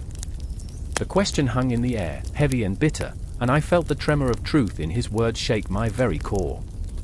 What would we gain? A medal? A statue? Or were we just another band of fools trapped in a cruel game, pawns on a board where the stakes were our lives? But the march did not pause, and neither did the haunting realization that forward was all we could do. The wind howled like a banshee, a relentless reminder of the despair that clung to us. I watched as the men around us began to falter, fingers frostbitten and raw, spirits broken by the endless march into the unknown. Then, one fateful evening, the horizon erupted into chaos. Shadows morphed into figures, and the air crackled with tension. We were not alone. The Russians waited, hidden by the very landscape we sought to conquer, and the first shot rang out, a piercing cry that shattered the fragile atmosphere. In that moment, fear transformed into an all-consuming fire, adrenaline surged, and I felt alive, caught between the thrill of survival and the dread of impending doom. "Fight!" I screamed, my voice raw and ragged, the command torn from the depths of my being. We were no longer just men, we were a tempest, a storm unleashed upon the unsuspecting night. Antoine was at my side, his fear morphing into fierce determination, and Pierre, oh dear Pierre, who had once dreamt of glory, now faced the spectre of death with eyes wide open, the reality of his dreams collapsing around him like a house of cards. Each heartbeat was a drum, echoing the rhythm of battle, and with each fleeting moment, I felt the world narrow until it was just us, the sweat, the blood, the cries of men caught in the throes of a fight that felt both futile and necessary. And I thought of home, of Paris, as the clash of steel and the cries of the dying filled the air, a macabre symphony that would follow us, haunting our steps long after this night. And then, as the world blurred into chaos, I understood, this was not merely a march through Russia, this was a march through the very essence of our souls. A confrontation with our fears, our dreams, our mortality, spiraling into a dark and infinite abyss, leaving us to dance on the edge of madness where glory and despair intertwined. How long can a man hold onto a dream before it becomes a nightmare? The thought lingered in my mind as the acrid stench of gunpowder mingled with the metallic tang of blood, hanging in the air like a grotesque perfume. The battlefield stretched before me, a canvas of chaos, painted with the shades of despair and desperation. Bodies lay strewn across the earth, men who once laughed, cried, and loved, now reduced to mere shadows in the dust. I remember the moment the cannon fire shattered the dawn, a violent symphony that drowned out all hope. There was no light left in the sky, just the grim steel of war, churning with a ferocity that felt almost sentient. I stood at the edge, heart racing, breath hitching, as the roar of battle swallowed every whispered prayer. I was not just an observer, I was ensnared by the very essence of madness. And there was Nikolai, a soldier with dreams carved from the very fabric of the earth. He was not a warrior, he was a poet trapped in a soldier's garb, yearning for a softer world beneath the weight of a rifle. His eyes, pools of hopeless longing, searched the horizon for something, anything, that resembled peace. "Do you remember the sunsets back home?" he shouted above the cacophony, his voice trembling, as if the wind might snatch his words and carry them away. "Do you remember how the sky would blush?" His questions cut through me like a knife. I remembered how evenings wrapped the fields in golden warmth, how laughter danced among the wildflowers. But those memories faded here, eclipsed by the grim reality of the present. Carnage stretched before us, the earth soaked in crimson, glimmering like rubies beneath the relentless sun. Then there was Anna, nursing wounds far deeper than any bullet could inflict. She was a nurse, a fierce guardian of the living and the dying. Each scream of the wounded pulled her into the depths of despair. Her hands trembled, stained with life and loss, as she moved among the fallen, her heart a battlefield of its own. Hold on, she whispered to a soldier whose breath was slipping away, his eyes pleading for solace in a world that had turned its back. "You're not alone." But inside, she was screaming. The sun hung low, casting long shadows that seemed to mock our plight. Each footstep I took felt heavy with inevitability, every breath a reminder of the anguish surrounding us. I could see Anna's resolve faltering, her spirit waning like the light of day. "How many more?" she asked, her voice cracking under the weight of countless eulogies. "How many more must fall before this madness ends?" Nikolai leaned against a crumbling wall, his composure unraveling like thread from a worn tapestry. "What if we never go home?" he mused, eyes glazed with fear and uncertainty. "What if this is all there is?" The words hung in the air, a question that echoed through every soul present, funneling the despair of the moment into a singular fear, an abyss where dreams vanished without leaving a trace. And then it happened. In a heartbeat, the ground shook as artillery thundered, a monstrous crescendo bursting into the very fabric of reality. I remember the moment vividly, a moment of clarity amidst the chaos as I turned to face the storm. Time walked around us, like the twisting shapes of smoke rising to the heavens as if to mock our mortality. There was no time for reflection, we were players in a brutal game, pawns on a chessboard painted in blood and sweat. The clash of swords and echoes of cries became a symphony of sorrow. I could feel the rhythm of life slipping away. Nikolai, in a moment of reckless desperation, charged forward, his feet barely grazing the ground, and I shouted for him to return.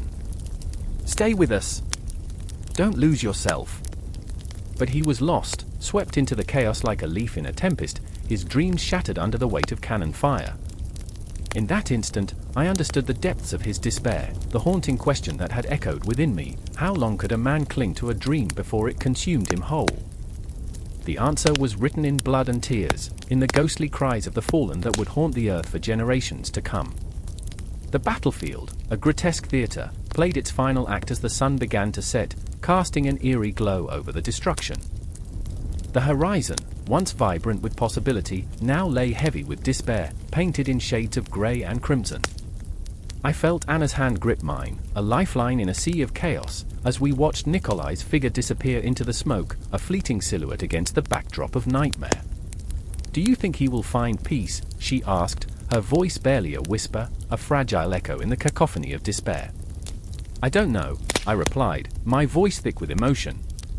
"But if he does, it will be far away from here."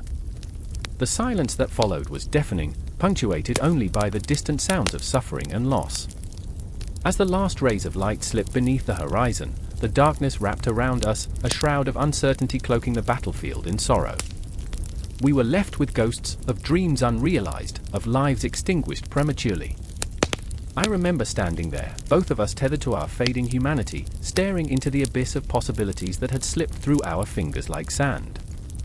For while Borodino would be etched into the annals of history as a Pyrrhic victory, it was the echoes of broken dreams that would resonate through the ages, haunting the hearts of those who survived. The night closed in, oppressive and suffocating, whispering the names of the fallen. In that moment, I felt time stretch, a cosmic pause amid the chaos. I held on to Anna's hand as if it were the only anchor left in a world that had spiraled into darkness.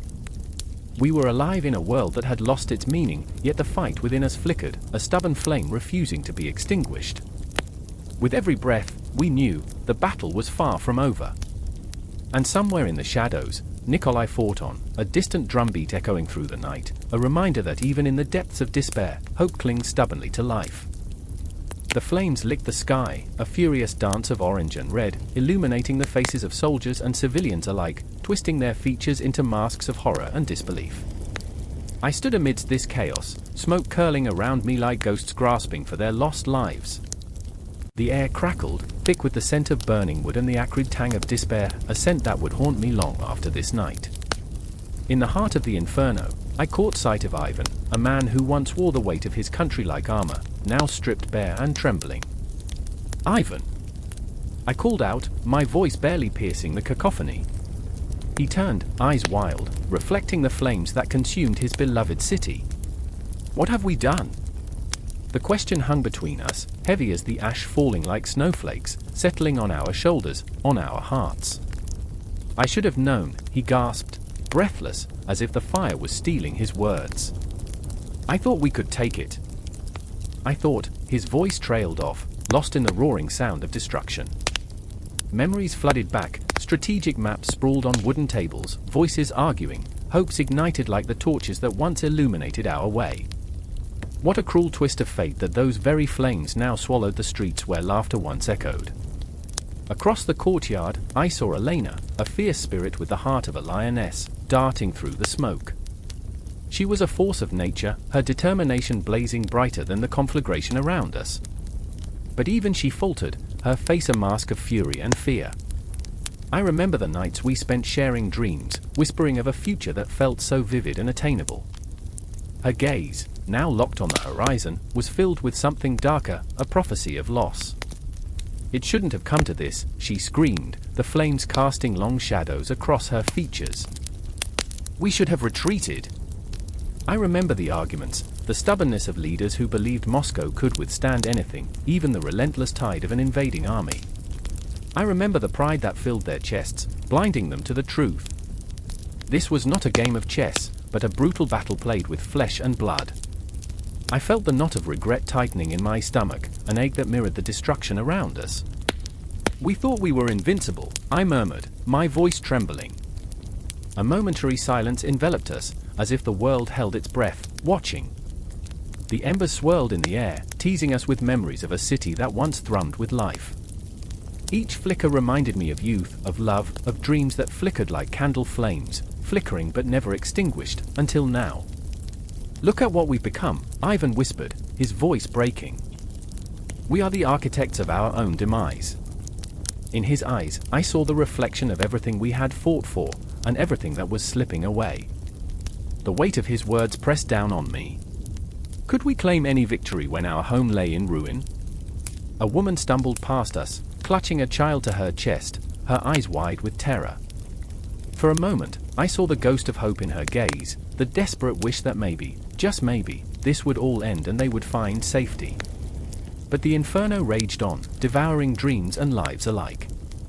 I felt a primal urge to reach out, to comfort her, but what solace could I offer when I myself was consumed by despair? "Elena!" I shouted, and she turned, her face illuminated by the firelight, a warrior caught between fury and fear. "We can't stay here. We have to go." "No," she snapped, but her resolve wavered, an ember flickering against the storm. "If we leave, they win." Winning or losing, I said, my heart pounding, means nothing if we are dead. And just like that, the gravity of our situation crashed over us again, like a wave pulling us under, suffocating, drowning us in cold realization. Ivan, the ever-practical one, clenched his fists, knuckles white. We should have formed a united front. We should have known they would come. We've underestimated them. His voice rose, anger fueling his words, but beneath it all, I saw the fear of failure, of betrayal. Strategic blunders, I echoed, the phrase tasting bitter on my tongue. And now, we burn.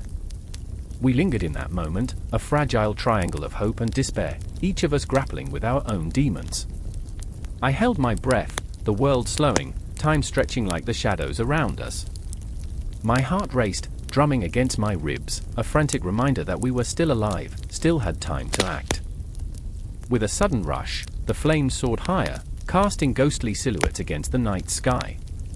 As I turned back to them, my heart pounding with an urgency I couldn't ignore, I saw Elena's eyes fill with tears.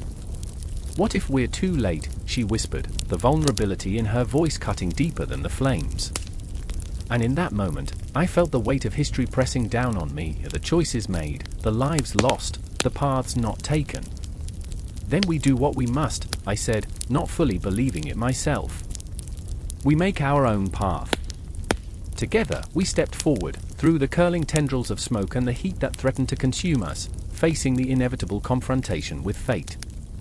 I could feel the fire's breath on my skin, the heat urging us onward, a primal call, fight or flight. We ran, hearts pounding, souls entwined in a desperate dance with destiny. And as we fled the burning city, the flames raged behind us, a haunting reminder of what was lost. Shadows twisted in the inferno, the ghosts of our past beckoning, calling out for justice, for remembrance. I could almost hear their whispers, a cacophony of regret and hope swirling in the night, weaving a tapestry of what would forever haunt our dreams. The retreat had begun, but the battle raged on within us, an unending cycle of love and loss, regret and resolve. The city burned, but in our hearts, a fire still flickered, fragile yet fierce, refusing to be extinguished. The wind howled like the wails of the damned, a mournful chorus that sliced through the frigid air, carrying with it the scent of ash and despair. Nikolai squinted into the storm, his heart pounding like a war drum. Shadows danced at the edges of his vision, specters of the men who had once fought alongside him, whose faces were now faceless memories swallowed by the relentless white. "I remember," he whispered, but the words were swallowed by the howling wind, lost to the icy embrace of desolation. It was chaos, a frenetic ballet of fear and instinct. Soldiers stumbled through the blinding snow, their voices rising in panic as fear gripped their throats. Nikolai could see Dmitri at the forefront, his features twisted in a mask of frozen terror. He was a boy, really, not yet 20, with dreams that shimmered like the stars just out of reach. "Nikolai," he shouted, his voice cracking, barely audible above the storm. "Where do we go?" The question echoed in the vast emptiness of the Russian wilderness, a question that had no answer. Nikolai felt the weight of Dmitri's gaze, a desperate plea woven with a childlike hope that twisted like a knife in his gut. "We follow the river," he barked, though the certainty of his words was as fragile as the icicles hanging from the eaves of the abandoned village they had left behind. The river would lead them south. It was a path that had once thrummed with life but now lay frozen under a blanket of death. As they trudged forward, the biting cold seeped into Nikolai's bones. He remembered his mother's warmth, the way she would wrap him in furs and kiss his forehead, whispering that love was stronger than any winter. But now, love felt as distant as the sun, obscured by clouds of despair. Each step was a struggle, the earth a treacherous foe that threatened to pull them under, to bury them alongside the memories of their fallen comrades. Faces flashed in his mind, Andrei, laughing as he tossed a snowball, Elena, her eyes bright as she spun in the dance of a winter's festival. They were lost to him, ghosts trapped in a blizzard of regret. Dmitri's breath hitched beside him. "Nikolai," he called again, his voice desperate, raw. "What if we don't make it? What if we're stuck here forever?" "Stop it!" Nikolai snapped, anger flaring up like a sudden blaze in the heart of winter. But the truth hung between them, heavy as the snow that clung to their shoulders. We will make it. We have to. It was a lie, but it was the only thing he could offer, fragile as glass, but it shimmered with the promise of survival. The river appeared, a narrow ribbon of dark water cutting through the white. It was a lifeline, yet it whispered of dangers hidden beneath its icy surface. Nikolai hesitated, glancing back at the swirling storm that had become their world. Stay close, he ordered, though he wasn't sure if the warning was for Dmitri or himself. As they stepped onto the riverbank, the ice cracked beneath them, a sound reminiscent of bones breaking. Panic surged, and Nikolai reached for Dmitri, his hand finding the boy's arm, gripping tight. "Hold on," he shouted, pulling him back from the edge, where the ice threatened to swallow them whole. But the moment was fleeting, a heartbeat carved from stone. A gunshot rang out, sharp and jarring, shattering the fragile silence. Nikolai's heart stopped. He knew the sound too well. The enemy was near. The weight of the world crashed down on him. "Run!" he screamed, his voice hoarse and raw. They sprinted, feet pounding against the icy ground, breath coming in ragged gasps. Memories of laughter faded beneath the echo of gunfire, each shot a reminder of lives slipping through their fingers like sand. Dmitri stumbled, falling to his knees, the snow staining crimson around him. Nikolai felt the world tilt, gravity pulling him into despair. "Get up! Please, get up!" And then he was there, crouched beside the boy who had once been so full of life. "I can't, Nikolai! I can't!" The words tore at Nikolai's heart, a desperate plea filled with fear. But beneath that fear lay something more profound, a resolve born of desperation. "I remember," Nikolai murmured, "the stories of heroes, of men who never turned back." He clasped Dmitri's shoulders, forcing their eyes to meet. "You are stronger than this. We fight. We survive." With a trembling hand, Dmitri reached for his weapon, and Nikolai felt hope flicker in the cold, dark void around them. Together, Nikolai breathed, as they rose, two silhouettes against the deafening chaos, shadows stretching into the storm. But then there was darkness, a body falling, a cry swallowed by the void. Nikolai turned, the world blurring around him, his heartbeat deafening in his ears. He saw them, figures emerging from the storm, the enemy, cold and merciless. Fear knotted in his stomach, and he realized the truth. This moment would be etched into his soul, a reminder of what it meant to fight when all hope seemed lost. "Go!" Nikolai shouted, pushing Dmitri forward, his own resolve crumbling under the weight of sacrifice. "Run! I'll hold them off." "No! I won't leave you!" Dmitri screamed, desperation fueling his words, but Nikolai shook his head, a final plea hidden in the depths of his gaze. And so, as the snow swirled around them like a maelstrom, Nikolai stood his ground, a lone figure against the tide, ready to confront the shadows that sought to consume them both. The echoes of war mingled with the howling wind, a cacophony that sang of loss, of survival, of the human spirit's unyielding fight against despair. The storm raged on, but Nikolai knew, deep within the marrow of his bones, that this was not an end. No, it was merely a moment, a heartbeat in the endless dance of life and death, an echo of a struggle that would weave into eternity. The air crackled with tension as the last echoes of the cannon fire faded into a chilling silence, leaving behind a haunting reminder of yesterday's bloodshed. It was a silence that felt too heavy, too full of dread, as if the very ground beneath their feet trembled in fear of what was to come. I stood on the edge of the encampment, the dim light of dawn casting long shadows, and I could feel the weight of a nation on my shoulders, a weight that was both exhilarating and suffocating. "Where is the honor in fighting a man who wears the crown of a tyrant?" whispered Jean, his eyes hollow with sleeplessness and burden. He was a soldier, a simple peasant thrust into the chaos of war, and yet his soul bore the marks of a philosopher. I remembered his laughter, a sound that once danced like sunlight across the fields of his childhood, now replaced by a grimace that spoke of too many nights spent staring at the stars, searching for answers that would never come. "Honor," I scoffed, though my heart twisted with doubt. "Honor won't fill our bellies or shield us from the coming storm." The truth was a bitter pill, and we were choking on it. But there was no turning back. The coalition was forming, alliances crafted from desperation and vengeance, all directed at the man who had painted the continent red.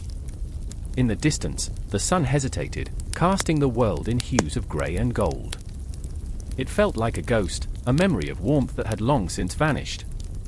The smoke rising from the battlefield whispered secrets, secrets of lost comrades, of dreams turned to ash, of a world spiraling into darkness. I could hear the echoes of their names, a list that grew with every battle: Pierre, Emily, and now, perhaps, Jean would join them. "Why must we fight?" he murmured, his voice barely a breath against the stillness. "What is the worth of a life when it's laid bare upon the altar of war?" I did not have an answer, only the gnawing fear that his doubt mirrored my own. In the heart of this conflict, we were not merely soldiers, we were pawns in a grand game, pieces moved by the hand of fate. But the clock was ticking, its relentless beat echoing through the encampment, and with it, the certainty of doom loomed closer. Then, there was Clara. Bold, fierce Clara, who had taken up arms not just for her homeland but for her family, for love. She had once told me of her dream to see the world beyond these blood-soaked fields, where laughter and joy intertwined like the vines of a flourishing garden. Yet here she stood, a storm of resolve cloaked in a tattered uniform, her spirit burning like a beacon in the night. "I will not let them take my country, my future," she had declared, determination etched into every line of her face. But even Clara was haunted. I saw it in the way her hands trembled as she wrapped them around her musket, the shadows of the night creeping into her heart. "What if we lose?" she asked, her voice cracking like ice beneath the weight of despair. "What if every sacrifice is for naught?" I wanted to reach out, to pull her close and whisper promises of a brighter dawn, but my own heart echoed her fears. Every day, the danger loomed larger, a monstrous beast stalking us through the smoke and fog of war. I could feel the chill of inevitability creeping in, wrapping its tendrils around my throat, squeezing tighter with each passing hour. As the sun dipped beneath the horizon, the gathering storm of the coalition began to take shape, a tapestry woven from threads of nations that once stood apart. Prussia, Austria, Russia, and the remnants of Spain, each joining hands in a dance of desperation. They were the ghosts of empires past, rising from the ashes of defeat, cloaked in the hopes of a brighter future. Yet, I could sense the fragility of this alliance, a bond forged in fear and threatened by doubt. "Look at them," Jean spat, bitterness coating his words like poison. "They act as if they are heroes, but they are merely children playing at war."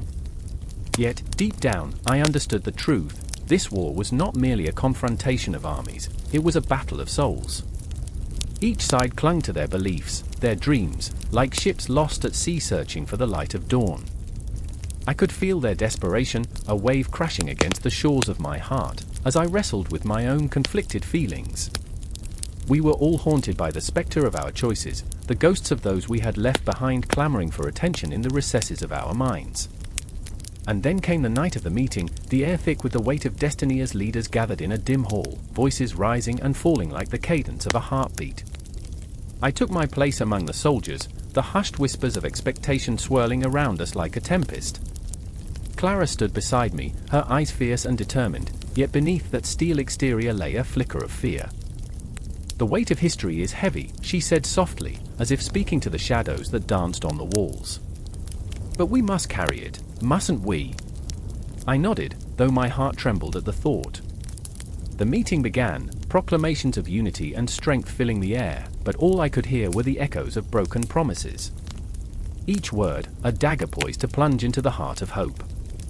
I felt the tension rising, the palpable fear that coursed through the ranks, like a living thing, hungry for blood. And then it happened. In a single moment, the tension snapped. A shout echoed through the hall, a proclamation of war, a rallying cry that sent chills down my spine. We were no longer just soldiers, we were the harbingers of a storm that threatened to engulf us all. My breath caught in my throat as the realization sank in, like the weight of the world crashing down upon my shoulders. In that moment, I understood, we were on the precipice, teetering over the abyss of chaos. The coalition, with all its hopes and fears, was a fragile tapestry ready to unravel. And as we stood at the edge, I felt the ghosts of the fallen swirl around us, a reminder of the price we would pay for our choices. Jean, Clara, and I were only threads in this dark narrative, joined by fate, fear, and the flickering hope of a better tomorrow. The clock was ticking, and the storm was upon us. The air crackles with tension, a suffocating silence draping over the field like a shroud, broken only by the distant rumble of thunder, nature's warning, or perhaps her mocking laughter. I stand on the precipice of chaos, surrounded by the ghosts of ambition and despair, the cries of men who once believed they could shape destiny with swords. I remember the way the sun hung low that day, casting long shadows that danced over the blood-soaked ground, relentless reminders of the price of pride. In the heart of this maelstrom, I see Wilhelm, his eyes a stormy sea, battling his own tempest within. The weight of his choices presses down like a boulder on his chest. He was a soldier once, a young man with dreams of glory, but now he is haunted, a spectre of his former self. He clutches his rifle, knuckles white, as if holding on to the last threads of his humanity. I remember the way he used to laugh, a genuine laugh that could break through the thickest fog of despair. Now, it's gone, replaced by shadows creeping ever closer, memories twisting like thorns around his heart. He fights not just for his country, but for his soul, a soul teetering on the brink of a chasm, threatened by the very ideals he once held dear. On the opposite side of the battlefield, there's Elise, her spirit as fierce as the flames licking the night sky. A nurse, a healer, yet she stands amid the chaos, a harbinger of hope in a world drenched in agony. Her fingers tremble, stained with blood and memories of those she couldn't save. I remember her voice, soft but resolute, urging men to find strength amid the horrors. She's seen the worst of humanity, the bodies piling like discarded dreams, and yet, she refuses to let despair consume her. She is a lighthouse flickering in the dark, guiding the lost to whatever shore remains. But beneath her fierce exterior, there's a fear gnawing at her, a fear that she will witness the fall of the very ideals that fuel her fire, and what will be left if the light goes out. The chaos begins to swirl, a tempest of sound and fury, horses whinnying in terror, cannons roaring like thunderous giants. The ground shakes, and I feel it reverberate through my bones, a primal reminder of the destruction unfolding. Wilhelm stands resolute, but I can see the doubt creeping into his heart, like shadows slipping through a crack in the door. He glances at Elise, a fleeting moment of connection, a shared understanding that words can't capture. They are the last embers of hope in a world on the edge of darkness, and I ache to scream at them to run, to flee this madness, but my voice is drowned in the tide of war. Elise rushes forward, her apron stained with blood, the echoes of the dying mingling with her desperate pleas. "Stay alive," she screams, a mantra against the encroaching void, but her voice trembles, and every syllable feels like a prayer whispered into the abyss. It's a haunting sound, a melody tinged with fear, and I feel it resonate in my chest. As she moves among the fallen, her touch becomes a lifeline. She bends over a soldier, cradling his head, whispering words of comfort even as death looms over him like an unwelcome spectre. And then, in a heartbeat, the ground erupts. The cacophony of battle swells, the clash of steel, the cries of the wounded, the smoke curling into the sky like anguished spirits escaping the hell that has descended upon the earth. I see Wilhelm charging forward, muscles taut, eyes wild, as if he is trying to outrun the ghosts of his past. But the battle is unrelenting, an all-consuming vortex that swallows hope whole. I remember the taste of ash in my mouth, the bitterness of despair lingering long after the echoes of war fade into silence. The scene twists, contorts, and blurs, memories colliding like meteors in the night sky. I see flashes of courage, moments of tenderness amid the madness, but they are fleeting, like fireflies lost in a storm. Elise, now a warrior of mercy, fights through the tide of bodies, her heart a drumbeat against the chaos. Hold on, she cries, the words tearing from her throat as she reaches for another soldier, another soul slipping away.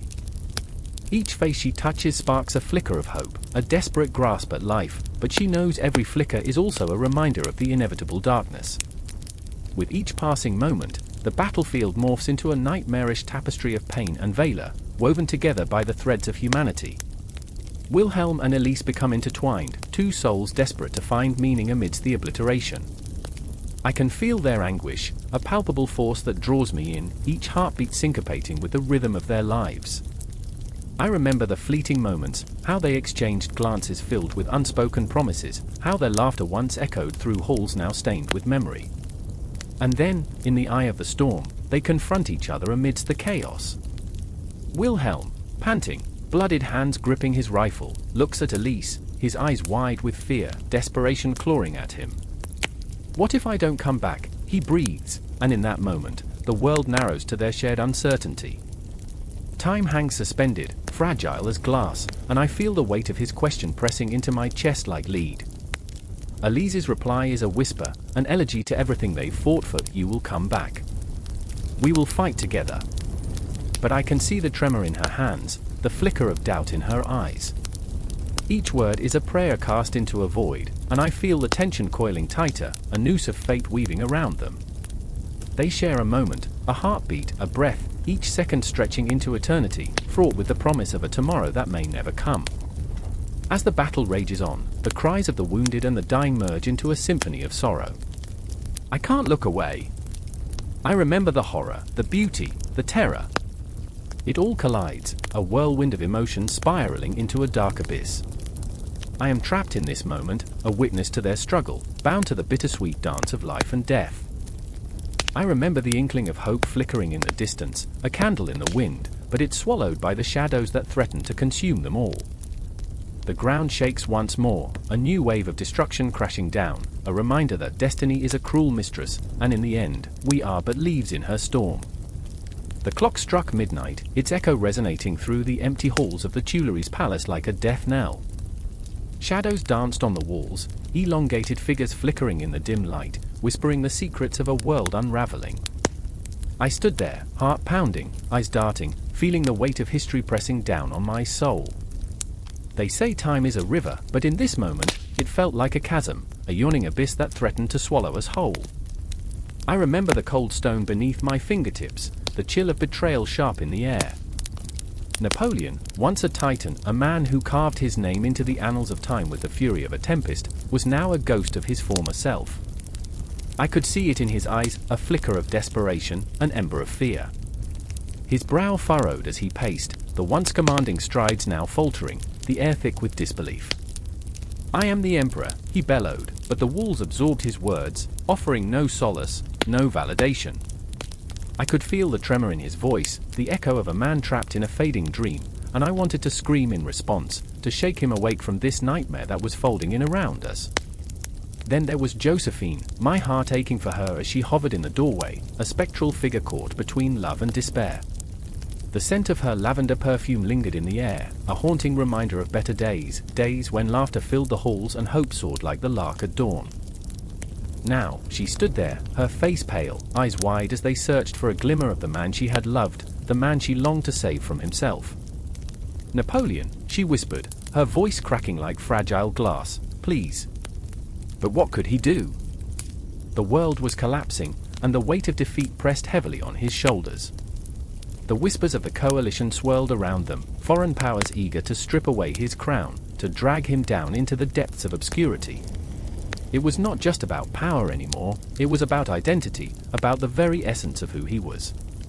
I remember the way he clenched his fists, knuckles white with rage, as if he could will the tides of fate to turn, to bring back the glory that had once been his birthright.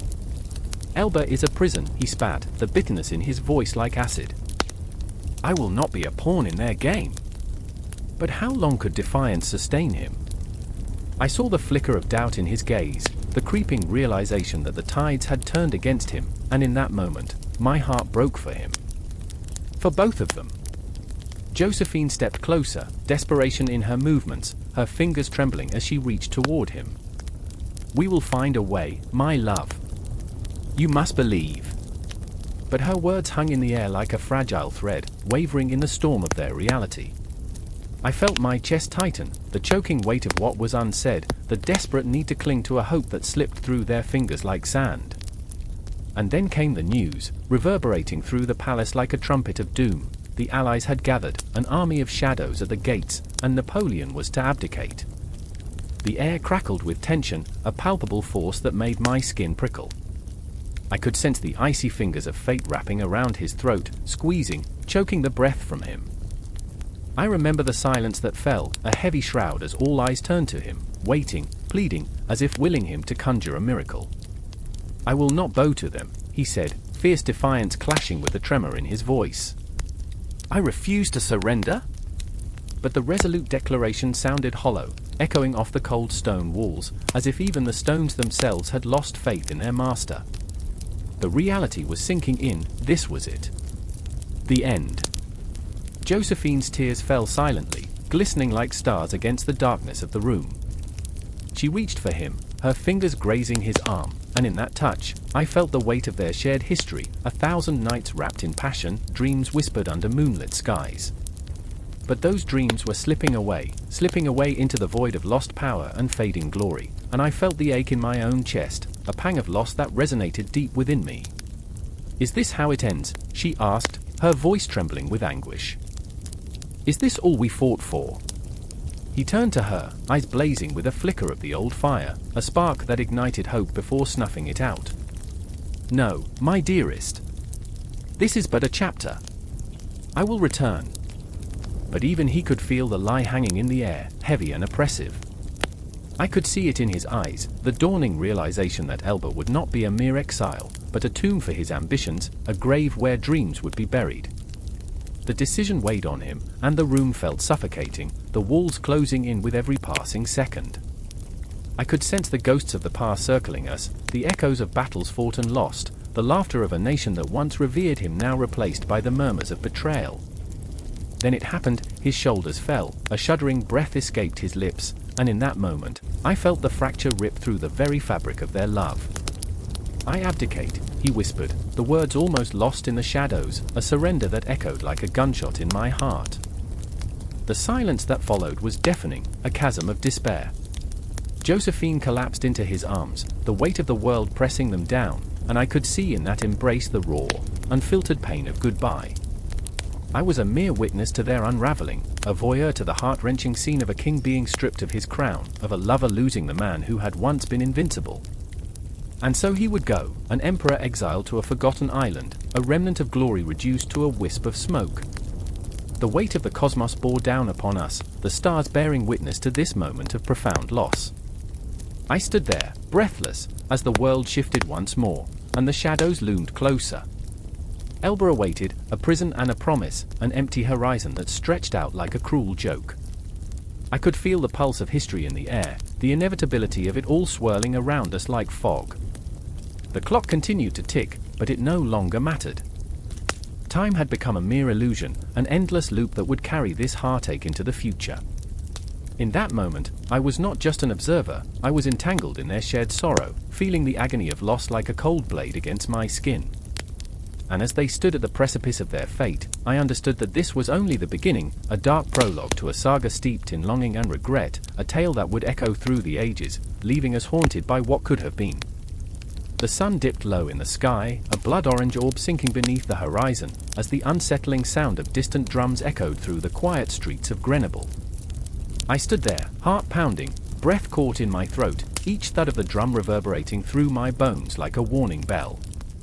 The townsfolk, faces painted with a mixture of dread and anticipation, peered from behind cracked doors and shuttered windows, their whispers a chilling wind against the mounting tension. Napoleon! That name hung in the air, heavy with the weight of history and hubris. It was a name that could ignite a firestorm or quench hope like a snuff candle. I remember how the very walls of this town seemed to shudder at his return, how each glance exchanged was laced with fear, fear of what the man represented, fear of the chaos he would bring. I could feel the cold bite of fear creeping into my heart as I thought of Josephine. She was a woman caught between memories and nightmares, her soul grappling with the shadows of their past. Her love for Napoleon was like a thread, frayed but unbreakable, and I could see it in her eyes, the clash of joy and sorrow, anticipation and dread. She had worn the crown of an empress only to watch it roll away like a forgotten dream, and now, as the drums grew louder, the thrum of her heart matched their cadence. Would he seek her again? Would he find her still yearning, still waiting like a ghost at the edge of twilight? My thoughts were shattered by the clatter of hooves against cobblestones, the sharp snort of horses piercing the stillness. The moment I turned, I saw him, Napoleon, standing tall and fierce, a spectre from a world once conquered. His eyes were cold fire, burning with ambition, yet beneath the bravado lurked something else, an undercurrent of desperation. He was not just a man returning, he was a storm, and in his wake was a trail of broken promises and fragile dreams. Long live the Emperor! The cry erupted from the crowd, a cacophony of voices rising to a fever pitch. I could feel the air tremble with their fervor, and for a brief heartbeat, I saw the flicker of hope ignite in Josephine's eyes. But was it hope? Or was it merely the flicker of a long-cherished illusion? I wondered how much longer she could dance in the shadows of his returning light without being burned alive. Napoleon raised his arms, and for a moment, the world paused. Time itself seemed to hold its breath. He was a lion returned to his den, and we were the prey, held in his gaze. "I have returned," he bellowed, voice resonating like thunder rolling across the mountains. "France is reborn." And the crowd erupted, but amidst their cheers, I felt something dark slither through my veins. Laughter mingled with tears, a raucous symphony of human emotion, and I stood aghast, torn between the intoxicating allure of his magnetic presence and the creeping dread that followed him like a phantom. Could we trust this man, who had toyed with fate and shattered empires? Josephine stepped forward, her silhouette framed against the dying light, a haunted beauty caught in a whirlwind. She wore the marks of history on her skin, the weight of their shared past pressing down like a suffocating cloak. I remember the moment our eyes met. It was a collision of worlds, her hope and my fear spiraling into a singular moment of understanding. "What if he fails us again?" I whispered, unable to mask the tremor in my voice. "I remember," she began, her voice a fragile murmur, "the warmth of his embrace, the promise of the stars." "But do stars not fade? Do dreams not dissolve in the light of day?" The shadows of doubt clung to me, and I could see them swirling in her reflection, a dance of torment and desire that mirrored the storm brewing in the distance. Napoleon's laughter rang out, wild and unfettered, as if he could command the very winds to bend to his will. "I will bring glory back to France," he roared, but beneath his bravado, I sensed a tremor of fear, a flicker of uncertainty. The drums of war were calling, and the world was teetering on a knife's edge, caught in the thrall of one man's ambition. Then, just as suddenly, silence enveloped us again. The cheering faded into a haunting echo, leaving only the sound of my heart pounding in my ears. I could feel the weight of every soul around me, their hopes and fears intertwining, creating a tapestry of human emotion that hummed like a living thing. We were all trapped in this moment, our fates tied to the whims of a man who had conquered and lost, who was now kneeling before the altar of his own making. I glanced at Josephine, her face was painted with a mix of yearning and trepidation. She had lived through his rise and fall, and now she stood on the precipice of history once more. A choice loomed above us, like a guillotine waiting to fall. "He is our salvation," she whispered, yet her voice trembled, revealing the cracks in her facade. "Or our ruin." And in that split second, I felt the universe contract, time, space, everything swirling into a singularity of dread. Would we be swept away in his tide, or would we stand firm against the storm? I remember the weight of those words, the crushing inevitability of decisions yet to be made. The sky darkened, and as the first stars pierced the veil of night, I realized this was only the beginning. The drums began again, a relentless heartbeat echoing through the streets as shadows danced in the twilight. Napoleon stood resolute, a figure of both power and peril, while Josephine swayed, caught in the embrace of her own memories. I could only watch, helpless, as history began to rewrite itself, the ink still wet, the pages still turning. The air crackled with electric anticipation, and I knew that the echoes of this moment would ripple through time, as relentless and unforgiving as the tide. The air was thick with the scent of gunpowder and fear, a heavy fog curling around the feet of men who stood on the precipice of destiny. I could feel my heart thundering in my chest, a war drum echoing the chaos about to unfold. The horizon, bruised and battered, hinted at the dawn, but in this moment, it felt like twilight, the uneasy pause before violence erupts. The weight of history pressed upon my shoulders, each moment a ghost whispering of the lives that would be shattered here today. In the thick of the turmoil, I caught sight of Wellington, his face etched with the lines of anxiety, the burden of a nation resting on his weary brow. His eyes, cold yet blazing with determination, reminded me of a tempest contained, ready to unleash fury upon those who dared oppose him. What if I fail? I imagined him thinking. The thought clutched at my chest, a vice tightening with every tick of the clock. The fate of Europe hung in the balance, a precarious thread stretched taut over a chasm of despair. Then, there was Napoleon, a figure carved from iron and ambition. I could feel the pulse of his resolve, a fire that roared like a beast waiting to pounce. He surveyed his troops, a sea of uniforms rippling like fabric caught in a gale.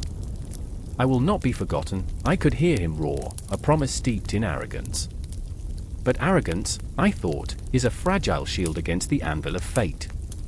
In his quest for glory, he carried the weight of his own ghosts, the shadows of his past clawing at the edges of his mind. As the clock struck the hour, the stillness shattered. The air erupted with a cacophony of clashing metal, the screams of men mingling with the cries of the wounded. My stomach churned, the visceral reality of war crashing over me like a rogue wave. I remember the first charge, the horses galloping, thunderous hoofs pounding the earth as if to warn the very ground that it would soon drink deeply from the well of blood. I saw a soldier, young, no more than a boy, his eyes wide with terror, clutching a musket as if it were a lifeline. I remember, he whispered, trembling. I remember home. Behind his fear, there lay a flicker of hope, a ghost of laughter from a long-lost day, a reminder of life outside this madness. It was heartbreaking, the way his innocence clashed with the brutal reality unfolding before him. And then there was Clara, a nurse in the makeshift hospital, her hands stained with blood, yet her heart remained untainted. She moved through the chaos like a wisp of smoke, a gentle spirit amidst the carnage. I will save them, she would whisper to the dying, her voice a balm against the pain. But with each life she tried to hold on to, I could see the cracks forming in her resolve. What if I can't? The question hung in the air, a dark cloud heavy with despair. The ground shook beneath me, the earth groaning as men fell, bodies crumpling like discarded dreams. I felt a visceral pang as I saw Wellington rallying his men, his voice a clarion call cutting through the cacophony. Stand firm! We fight for freedom! I watched as bravery clashed with fear, the line between hero and coward blurred in the heat of battle. The sun, once a silent observer, now bore witness to the horrors, casting long, haunting shadows over the field littered with remnants of hope and humanity. I remembered the stories of valor and glory, but here they felt grotesque, distorted by the reality of war. The wind carried with it the scent of despair, and I found myself gasping, a futile attempt to breathe through the suffocating weight of loss. I saw Napoleon, his face twisted with determination and dread, rallying his imperial guard. For glory, he thundered, but beneath the bravado, I glimpsed a flicker of panic. The whispers of doubt were relentless, echoing in the recesses of his mind. What if this is the end? I felt the gravity of his internal struggle, a reflection of every man who had ever dared to dream, only to find those dreams turned to dust in the crucible of reality. As the battle raged on, the clash of steel and the cries of the wounded melded into a haunting symphony, a dirge that played for every soul lost to the madness. I remember the darkness closing in, the night creeping over the battlefield as the sun surrendered to the weight of sorrow. Shadows danced like phantoms among the fallen, reminding me that even in victory, there is loss. Tension crackled in the air, palpable and raw, as Wellington faced off against Napoleon in the fray. The two titans, locked in a battle not just of arms but of ideals, of futures unwritten. I could see it in their eyes, a mirror reflecting the universe of dreams, fears, and the relentless march of time. I will not let you take my tomorrow, Wellington seemed to vow, while Napoleon's gaze bore the weight of empires crumbling.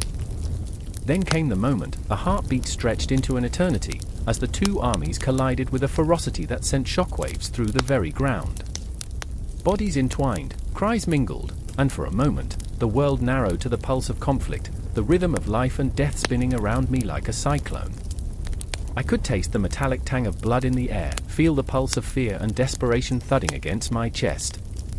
I remember, the whispers echoed, memories of laughter and joy mingling with the haunting cries of the fallen. Each man fought not just for a cause but for a flicker of hope, for a chance to be remembered beyond this moment.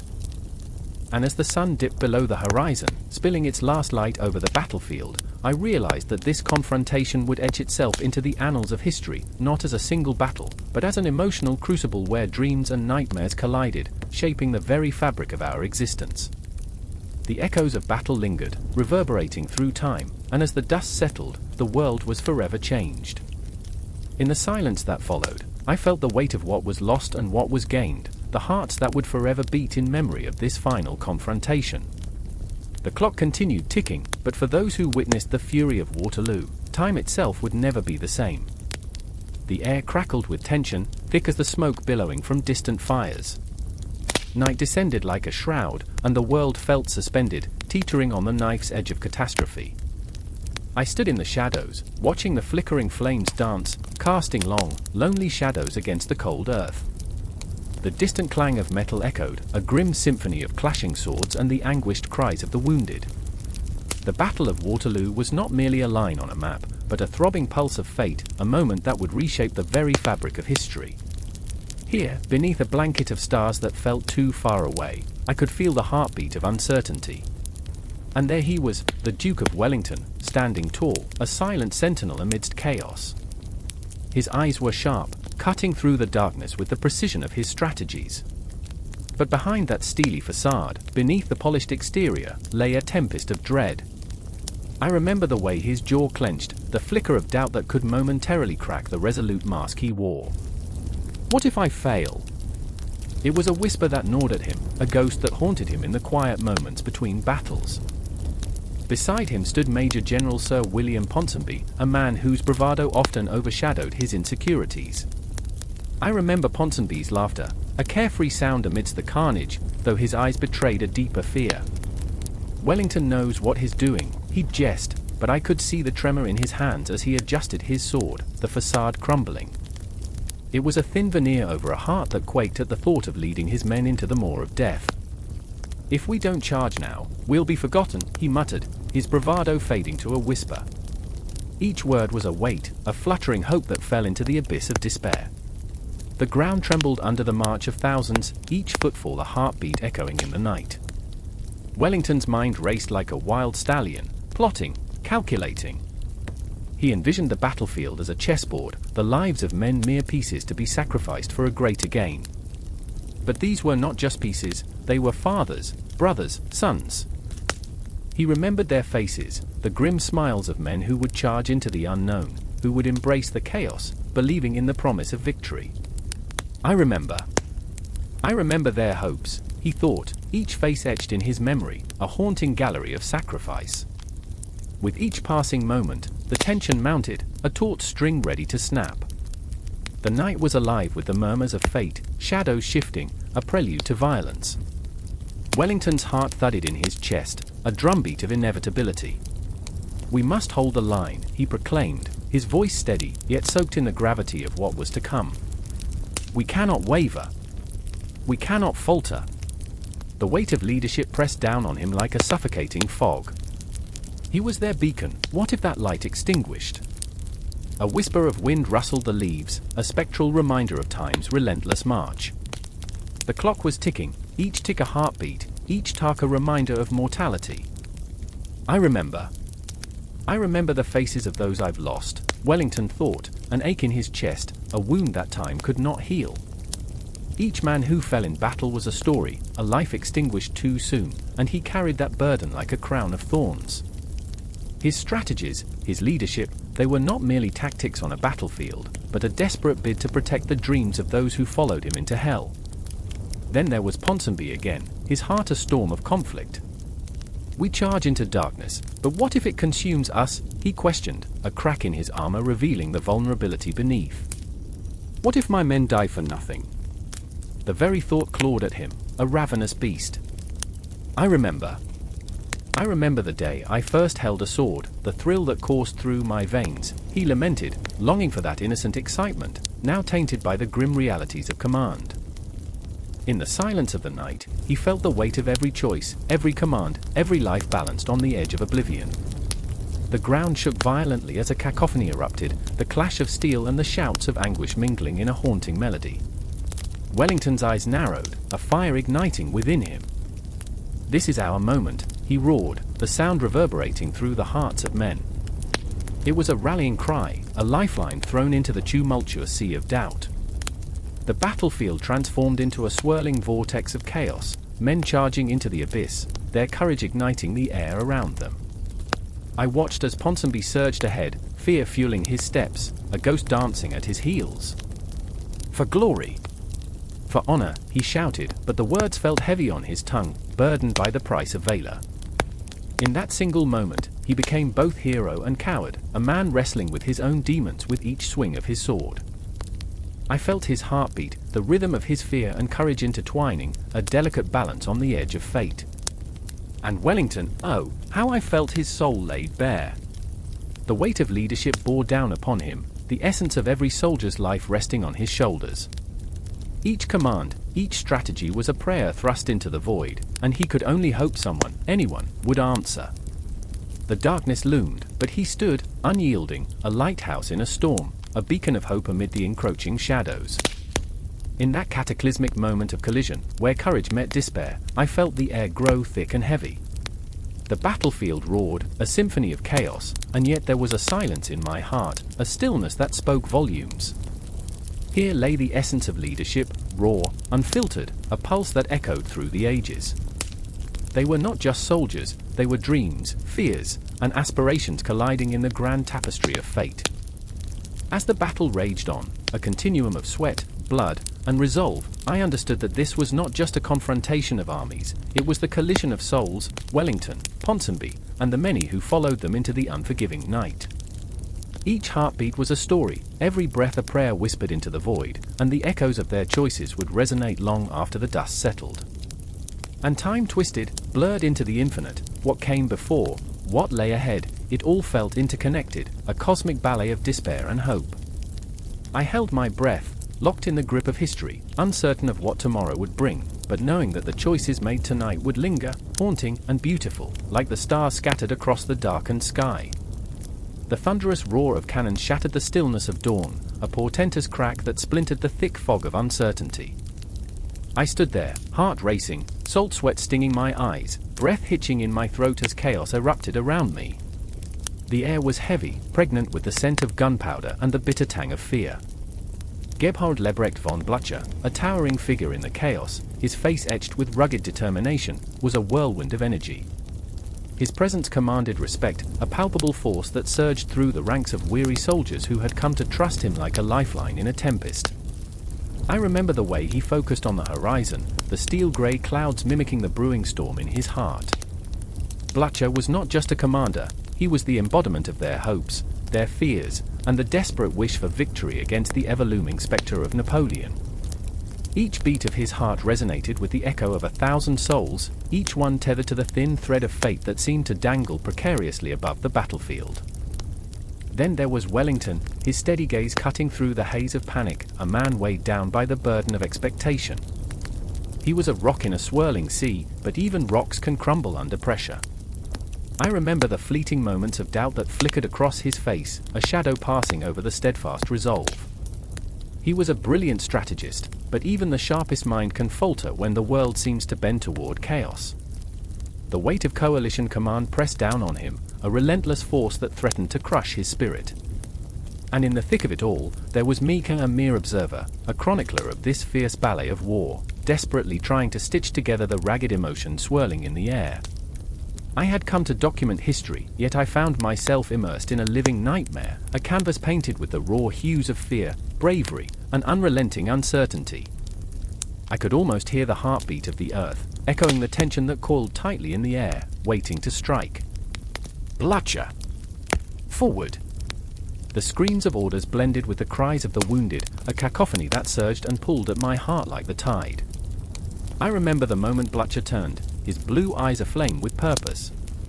It was as if he understood that this day was not just another battle, it was the fulcrum upon which the fate of empires would pivot. The ghosts of past wars whispered their warnings in the rustle of leaves, as if the very land mourned for the blood that would soon stain it anew. Time twisted and warped. It felt like an eternity and yet merely a heartbeat. I remember the fleeting glances between the commanders, a silent language of understanding and fear. Each pulse of battle advanced like a relentless tide, crashing against the shores of their resolve.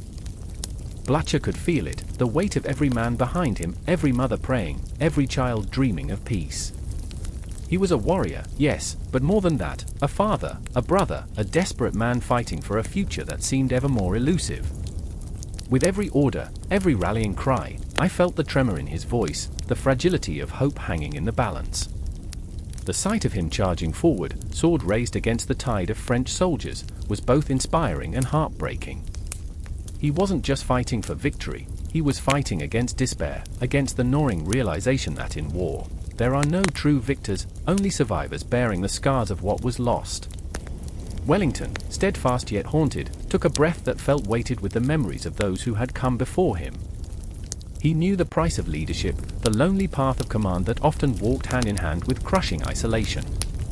The thoughts of his own men, faces familiar yet fleeting, haunted him. What if, gnawed at him like a relentless vulture? The fog of war wrapped around him like a shroud, a constant reminder of the fragile line between triumph and annihilation. Blücher's rallying cry pierced through the fog, igniting something deep within the hearts of the soldiers. They surged forward, a tide of humanity crashing against the walls of destiny. I can still hear their voices, a haunting chorus of desperation and fury, mingled with the cries of the fallen. Each clash of swords rang out like a funeral bell, echoing in the depths of my soul. The battlefield transformed into a grotesque theater of war, shadows dancing amidst the chaos, every moment stained with the weight of history. In the depths of it all, I remember catching a glimpse of Blücher, blooded yet unyielding, eyes fierce and resolute. He was a lion in a den of despair, born from the ashes of past defeats, yet ever hopeful for the dawn that could follow this hellish night. For every failure, he had risen like a phoenix, and today, he would not go quietly into the night. The battle surged, a living entity, a beast that demanded sacrifice, and yet, in its chaos, it also birthed moments of profound connection, between men, between nations, between the past and the haunting promise of a future. As the sun dipped lower, bathing the field in an eerie hue, the echoes of conflict grew louder, a relentless reminder of the price of freedom. I stood among the throngs, no longer an observer, but part of the swirling tempest, a heart pounding in rhythm with the chaos around me. The world was shifting, and in that moment, I knew we were all part of something greater, a tapestry woven from the threads of humanity, a story intertwined with the raw, unfiltered essence of life itself. The air hung thick with tension, each breath a gift laced with uncertainty. The clash of wills, of hopes and fears, spiraled into a crescendo that would not end with the last gunshot or the final cry of the fallen.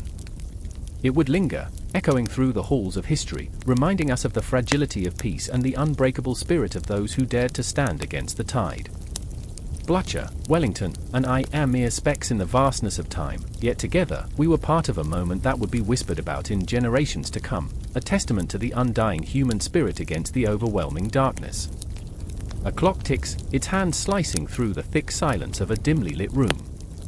The air is thick, pregnant with anticipation, and in that moment, the world outside feels like an echo, faint, distant, almost unrecognizable.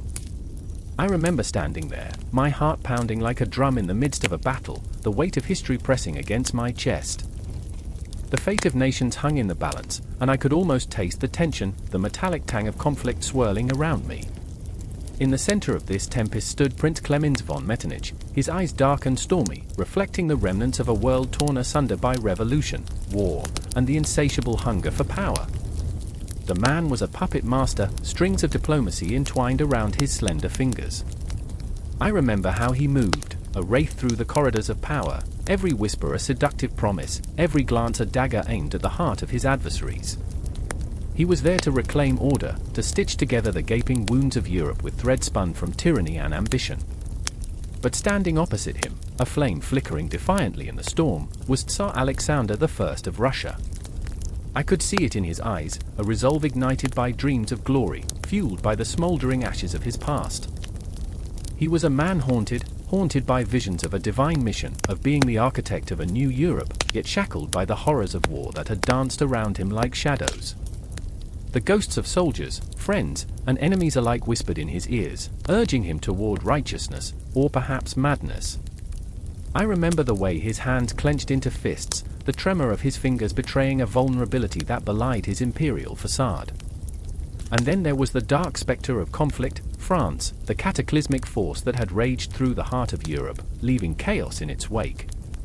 The echoes of Bonaparte's laughter still lingered in the halls of power. The leaders here could feel it, the tension crackling in the air, the palpable fear that history might yet repeat itself. I remember the way the walls seemed to lean in, pressing closer, as if listening, eager to absorb the weight of impending decisions. With every tick of the clock, the room pulsated. I could sense the unsteady breaths, the silent prayers. The stakes were impossible, and yet, here they were, poised to redraw borders like children with crayons. "What is a nation?" Metternich asked, his voice a velvet whisper, thick with artifice. "Is it the land? The people? Or is it merely a construct, a fragile illusion?" His words hung in the air, twisting like smoke, igniting fires of thought and debate, each one threatening to engulf the fragile peace they sought to construct. I remember the tension coiling between Metternich and Alexander, a palpable electric force that pushed and pulled like the tide, each man straining against the other, yet drawn together by the gravity of their ambitions. It felt like a duel, unseen blades glistening in the shadows, each word a thrust, each gesture a parry. The stakes were not just borders, they were identities. They were aspirations, dreams, and nightmares manifesting in the flickering candlelight. Outside, the streets of Vienna pulsed with a restlessness, citizens unaware of the titanic struggles unfolding within the gilded confines of the Congress. Their laughter and whispers, mingled with the scent of roasted chestnuts, brewed a heady concoction of hope and despair. I remember staring out the window, watching as silhouettes danced in the twilight, blissfully unaware that their fates were being forged in that very moment. As the night deepened, the characters around the table wrestled with the very essence of power. I remember Metternich's voice rising, "We will not yield. France must pay for its transgressions." The words cut through the air, sharp as a guillotine's blade, and a shiver ran down my spine. The shadows grew darker, as if the very fabric of night conspired against the fragile peace they sought to broker. Alexander's reply came like thunder, the intensity of his conviction shaking the room. "Peace at any cost? No. We must rise above vengeance. We must build bridges, not walls." There was a fire in him, a belief that the scars of war could heal, but I saw the uncertainty flicker in his gaze. Would he become the savior he wished to be, or would his dreams wither like autumn leaves? And as the debates raged on, I felt the weight of their burdens, a dance of ambition and fear, the knowledge that every decision could shatter lives, ignite revolutions, and reshape the very map of Europe. I remember the whispers of the past, how history was a relentless beast, forever hungry, forever seeking the next victim. Hours stretched into eternity, and the clock continued its merciless march, each tick a countdown to an uncertain future. I was an unseen witness to this historical tableau, feeling the pulse of emotion surge around me, hope, fear, love, hatred, colliding like thunder and lightning, each moment pregnant with meaning. The first light of dawn crept through the curtains, illuminating the faces of men and women who were desperate to claim their legacies. I remember them sitting in that room, a fragile tapestry of ambition and desperation woven together in a desperate bid for control. Each one a player, yet each one a prisoner of their own making, bound by the chains of the past. As the sun rose, the shadows shifted, and the air grew thick with unspoken truths.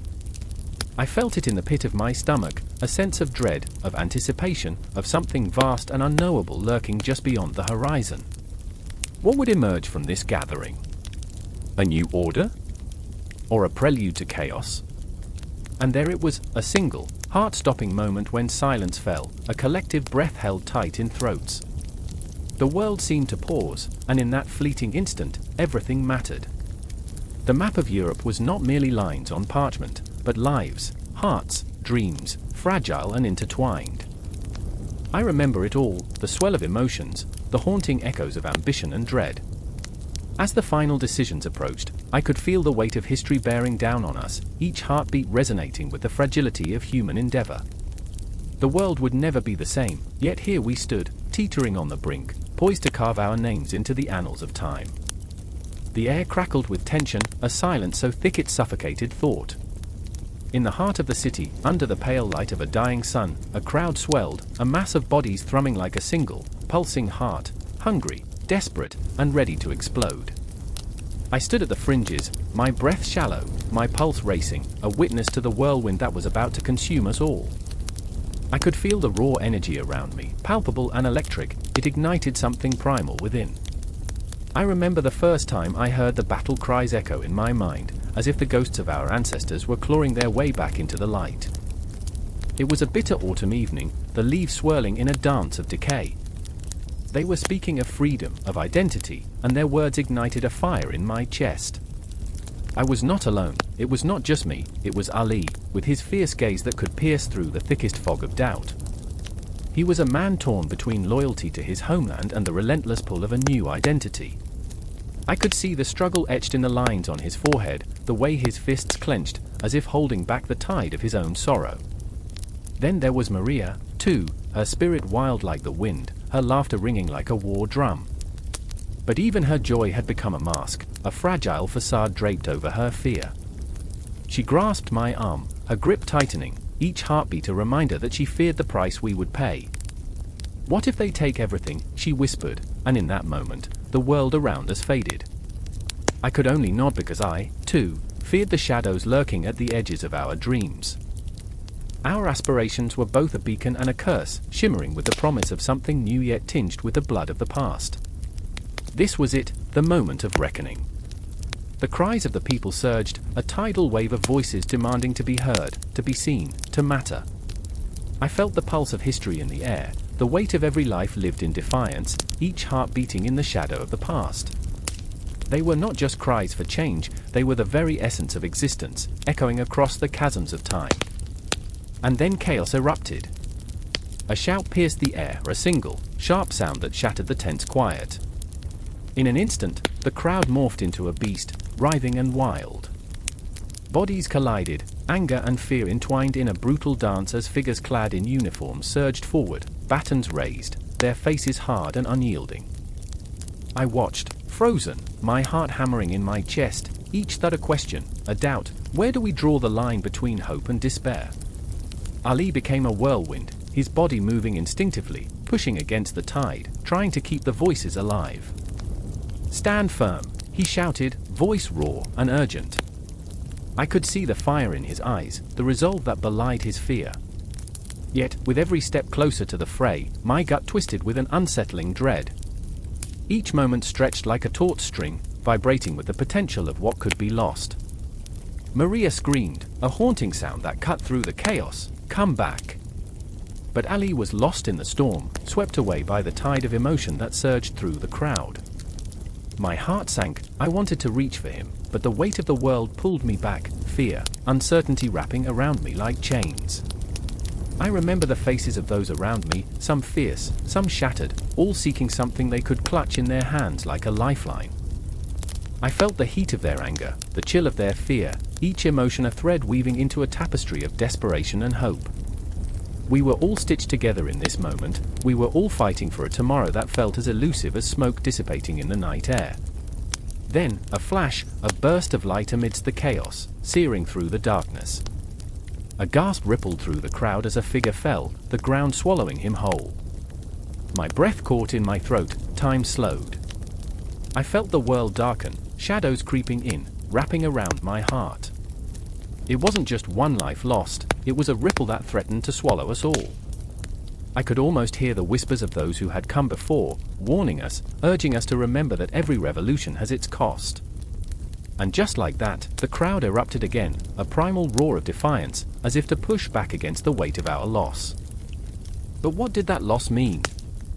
Was it sacrifice? Was it the price of freedom? I clung to the moment, the weight of it settling like a stone in my chest. I glanced back at Maria, her face was a mask of terror and resolve, both trembling and fiery. I knew then that this was not just a fight for a nation, it was a fight for our very souls. As the night deepened, the city transformed, shadows creeping along the walls like secrets yearning to escape. Each flickering street lamp cast eerie shapes that danced with the whispers of the past. I felt the enormity of it all, our history etched in the very stones beneath our feet, the hopes and dreams of 1,000 generations coursing through our veins, urging us onward.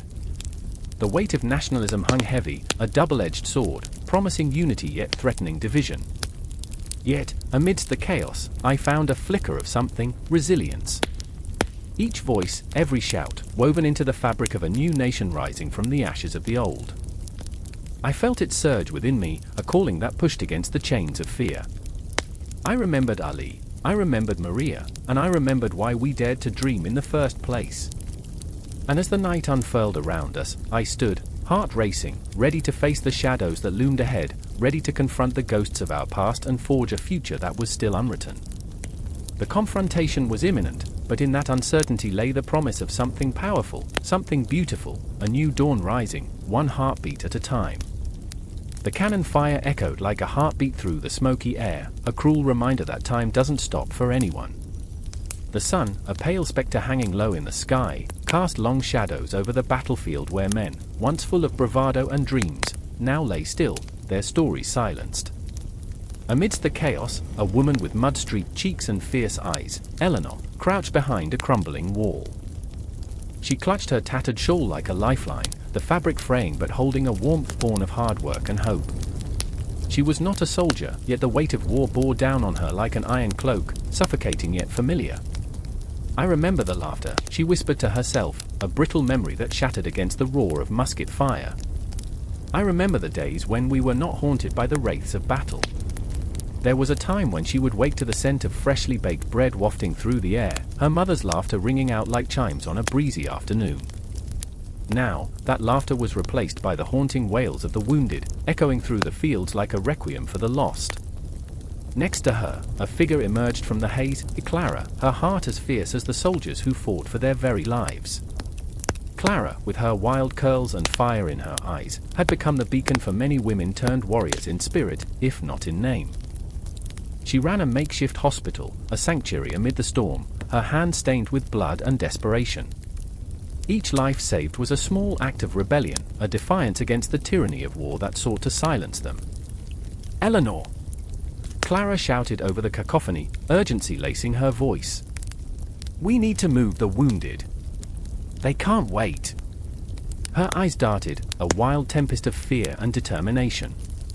Eleanor could see the tremor in Clara's hands, the fragility of a woman who carried the weight of the world on her shoulders, who could only be free beneath the crushing burden of duty. "I can't leave them," Eleanor cried, her chest tightening with an ache deeper than any wound. "They need us." But the truth was that she felt the pull of the battlefield, felt the call of the chaos, just as much as she felt the suffocating dread of loss. It was a grief she had come to know too well, the loss of brothers, fathers, sons. It hung in the air like an unshakable fog. What is it to be a woman in these times, she thought, the question spiraling through her mind. What is it to fight when the world insists we must not? The shadows of war loomed large over them, and the city behind Eleanor and Clara was a ghost of its former self. Buildings appeared crumbled, skeletal reminders of lives once lived, laughter once shared. The air was thick with the stench of smoke and despair, but they pressed on, undaunted spirits navigating a world that sought to bury them. "I remember the village fair," Clara said, a voice softening against the storm. "The excitement, the music. It was a time when we danced, not fearing the touch of death." Her voice trembled, sorrow entwining with nostalgia as they shared a breath in the moment, a fragile connection amid the brutality. They both longed for the sweetness of life, for the laughter that had long since fled. The clang of a cannon brought them back, the moment of peace shattered. Soldiers fell, their bodies collapsing like marionettes cut from their strings. Eleanor felt the air shift, the tension thickening as if the very atmosphere held its breath. "We have to go," Clara insisted, her voice a mix of command and plea. There was a depth to her resolve that stirred something primal in Eleanor, a call to arms not just for survival but for purpose. But doubt clawed at Eleanor's heart. She had been raised to nurture, not to tread upon the ashes of war. Yet in this moment, she was drawn to the chaos, a moth to the flame. The world was shifting, and with every heartbeat, she felt the shadows of her own fears merge with the darkness around her. The lines of womanhood were being redrawn with every soldier's cry, every woman's scream. "I cannot be just a ghost in this world," Eleanor murmured, her voice barely a whisper. "Not anymore." She grasped Clara's hand, their fingers entwined, a lifeline amid the storm. They were sisters forged in the crucible of suffering, their paths converging in a shared mission, a mission that defied the conventions of their time, a rebellion against the silence imposed upon them. Tears glistened in Clara's eyes, reflecting the flickers of distant flames. Together, then, she said, a vow wrapped in fear but buoyed by resolve. Together, we will carry them. We will not let their stories fade. With a fierce nod, Eleanor felt the weight shift. They were not just women in a time of war, they were warriors of a different kind.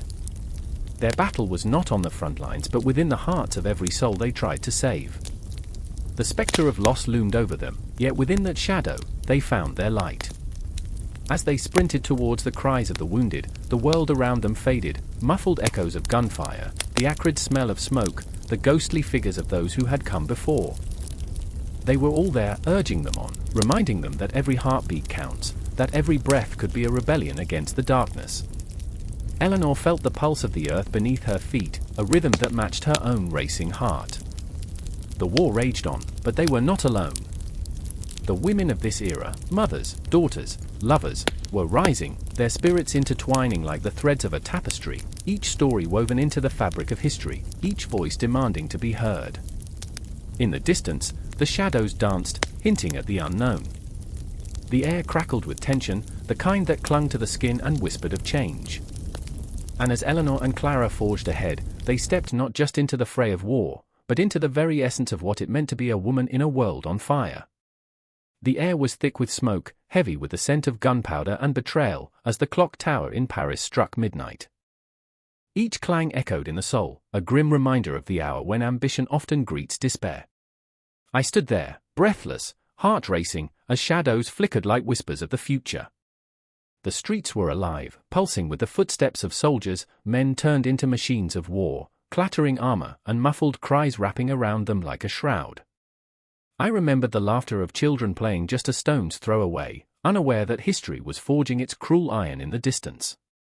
Georges, a once idealistic young man, was now a hardened veteran, his dreams of glory overshadowed by the grim calculus of war. He stared at the flickering candlelight in the cramped tavern, each flame a ghost promising warmth but delivering only flickers of doubt. I fought for liberty, for glory, he murmured, his voice hoarse and broken. But what is glory when the blood of innocents stains the soil? The cost of my ambition weighs heavier than my sword. The weight of his words hung between us, thick as the fog that cloaked the night. Across the room, Elise, a woman driven by fierce independence, clenched her hands around a mug, knuckles white, as if holding the very fabric of her resolve. The tavern was a far cry from the grand salons where she had once danced, where wit and laughter flowed like wine. Now, the laughter tasted bitter, laced with despair. "You think we are heroes, Georges," she shot back, her eyes alight with a fire born of frustration. "We are merely pawns, caught in a game of kings and emperors. Napoleon's ambitions will drown us all." Her words sliced through the air, sharp and uncompromising, and for a moment, I saw the flicker of tears in her eyes, betrayal, fear, and a longing for dreams long lost. War was a ruthless merchant, selling blood for gold, and we were but its tragic customers. The city outside was a chessboard, with each pawn sacrificing themselves for a king's delusion. I remembered my own dreams of grandeur, now twisted into a grotesque caricature of ambition. The whispers of those who had come before us echoed in my mind, ghosts of the past, haunting the alleyways of our choices. "Do you feel it?" I asked, my voice barely a tremor in the cacophony of war. "Do you feel the weight of their dreams on our shoulders? The ghosts of those who fought and fell for something they believed was worth dying for." Georges nodded, his brow furrowed, a storm brewing in his heart. "Each man I've seen die, Elise. I carry them with me. Their hopes, their fears, now shackled to my soul. And for what? To fill Napoleon's coffers." The rage burned brighter in his chest, a fire fueled by the memory of comrades who would never return. "We aren't just fighting for land, we're fighting for the very essence of who we are." Elise's laughter rang out, sharp and cutting, a haunting melody in the dimly lit tavern. "Essence? Is that what this is? An essence of ambition that leaves nothing but ashes? Look around, Georges. People barter their souls for a loaf of bread, for a whisper of hope. We're not the heroes of this tale, we are the spectres of it. I could see the moments colliding in her mind, fragmented pieces of a life that had spun wildly out of control. As the night wore on, the tavern filled with men and women drowned in drink, laughter interspersed with the sobering reality of their choices. The flickering flames reflected in their eyes, illuminating the desperate hunger that drove them to war, to struggle. Just outside, the moon hung low, casting a ghostly light over cobblestone stained with the remnants of dreams and ambition, each shadow a reminder of the cost we dared to ignore. Yet, within the chaos, a voice rose, a soldier, weary but unbroken, sharing stories of battles fought and lost, painting vivid images of glory and despair. We fight not just for crowns but for the minds that breathe life into our ideals, he said, and I felt the tension shift, the air electrified with a desperate hope. Each bullet we fire is a message, a testament to our wills. But in that fervor, I sensed the undercurrent, a creeping realization that the ideals we fought for were nothing more than shimmering mirages that vanished upon the dawn. The clock ticked on, relentless in its march, a metronome for our lives. Time whispered secrets, and with each passing second, I felt the walls close in, the burden of expectation crushing my spirit. What if we are the architects of our own demise? I asked, my voice a mere whisper against the cacophony of belief and betrayal. The silence that followed was deafening, punctuated only by the distant sounds of a world on fire. As the candles flickered, a ghost of a smile touched Elise's lips. We are all flawed, Georges. We are painted in shades of longing and regret. But perhaps within that pain lies our true essence. Perhaps it's in the act of defiance that we find meaning. Her words danced like flames, warm yet unsettling, igniting a spark of rebellion within me. What if we could rewrite the narrative? What if we could take the chaos and mold it into something greater? But as dawn approached, the shadows grew longer, stretching out like fingers grasping for the light. Outside, the drums of war began to throb like the heartbeat of a beast awakening. The world was about to tremble under the weight of ambition, the clash of swords and ideals echoing through the streets. Each heartbeat was a countdown, a harbinger of the conflicts yet to unfold, a grim reminder that the economics of war would exact its toll. In that moment, I realized we were all caught in a tempest, Georges, Elise, and I, each battling our demons, our dreams spiraling into the unknown. The night was far from over, and the shadows were only beginning to rise. The cacophony of war was a symphony of human heartache, and we were but notes in its relentless crescendo. The next chapter awaited us, dark and unyielding, and I could feel the weight of the past urging us forward into the abyss. The air crackled with tension, thick enough to cut with a knife. A single spotlight flickered above the stage, illuminating the wild-eyed faces of the crowd, hungry, desperate, waiting. I was there, caught in the swell of bodies, a heartbeat among many. In that moment, I felt it, the raw, pulsing energy of fear and hope intertwined, a suffocating embrace that clawed at my throat. The speaker's voice boomed, a war drum echoing through our souls, promising salvation, a new dawn. But I knew better. I had seen the shadows lurking behind the golden words, the twisted grins of puppeteers pulling strings of destiny. As I scanned the sea of faces, I spotted Clara. Her lips trembled, and her hands shook, clenching and unclenching like a caged bird desperate for flight. I had watched her, night after night, absorb the propaganda like a sponge, soaking in every lie wrapped in glittering truth. Clara was the embodiment of hope, yet hope can be a dangerous weapon, can't it? It can blind you, make you walk willingly into the jaws of a beast. I wanted to shout to her, Clara, don't drink the poison. Can't you see? But the words lodged in my throat, heavy and unmoving. Beside her was Marcus, his brow furrowed, eyes darting like a rabbit cornered by wolves. He had always been the skeptic, the voice of reason in our reckless world. But tonight, even he wavered. I could see it in his clenched jaw, the way his fingers tapped out a frantic rhythm against his thigh. Marcus was a soldier at heart, trained to question every order, yet he stood at the precipice, peering into the abyss. What if they're right? I could almost hear him think, the torment etched on his face as the speaker spun tales of glory and freedom, promises that tasted sweet but bore the bitter aftertaste of manipulation. Clara's eyes sparkled with conviction, and I felt a pang of jealousy.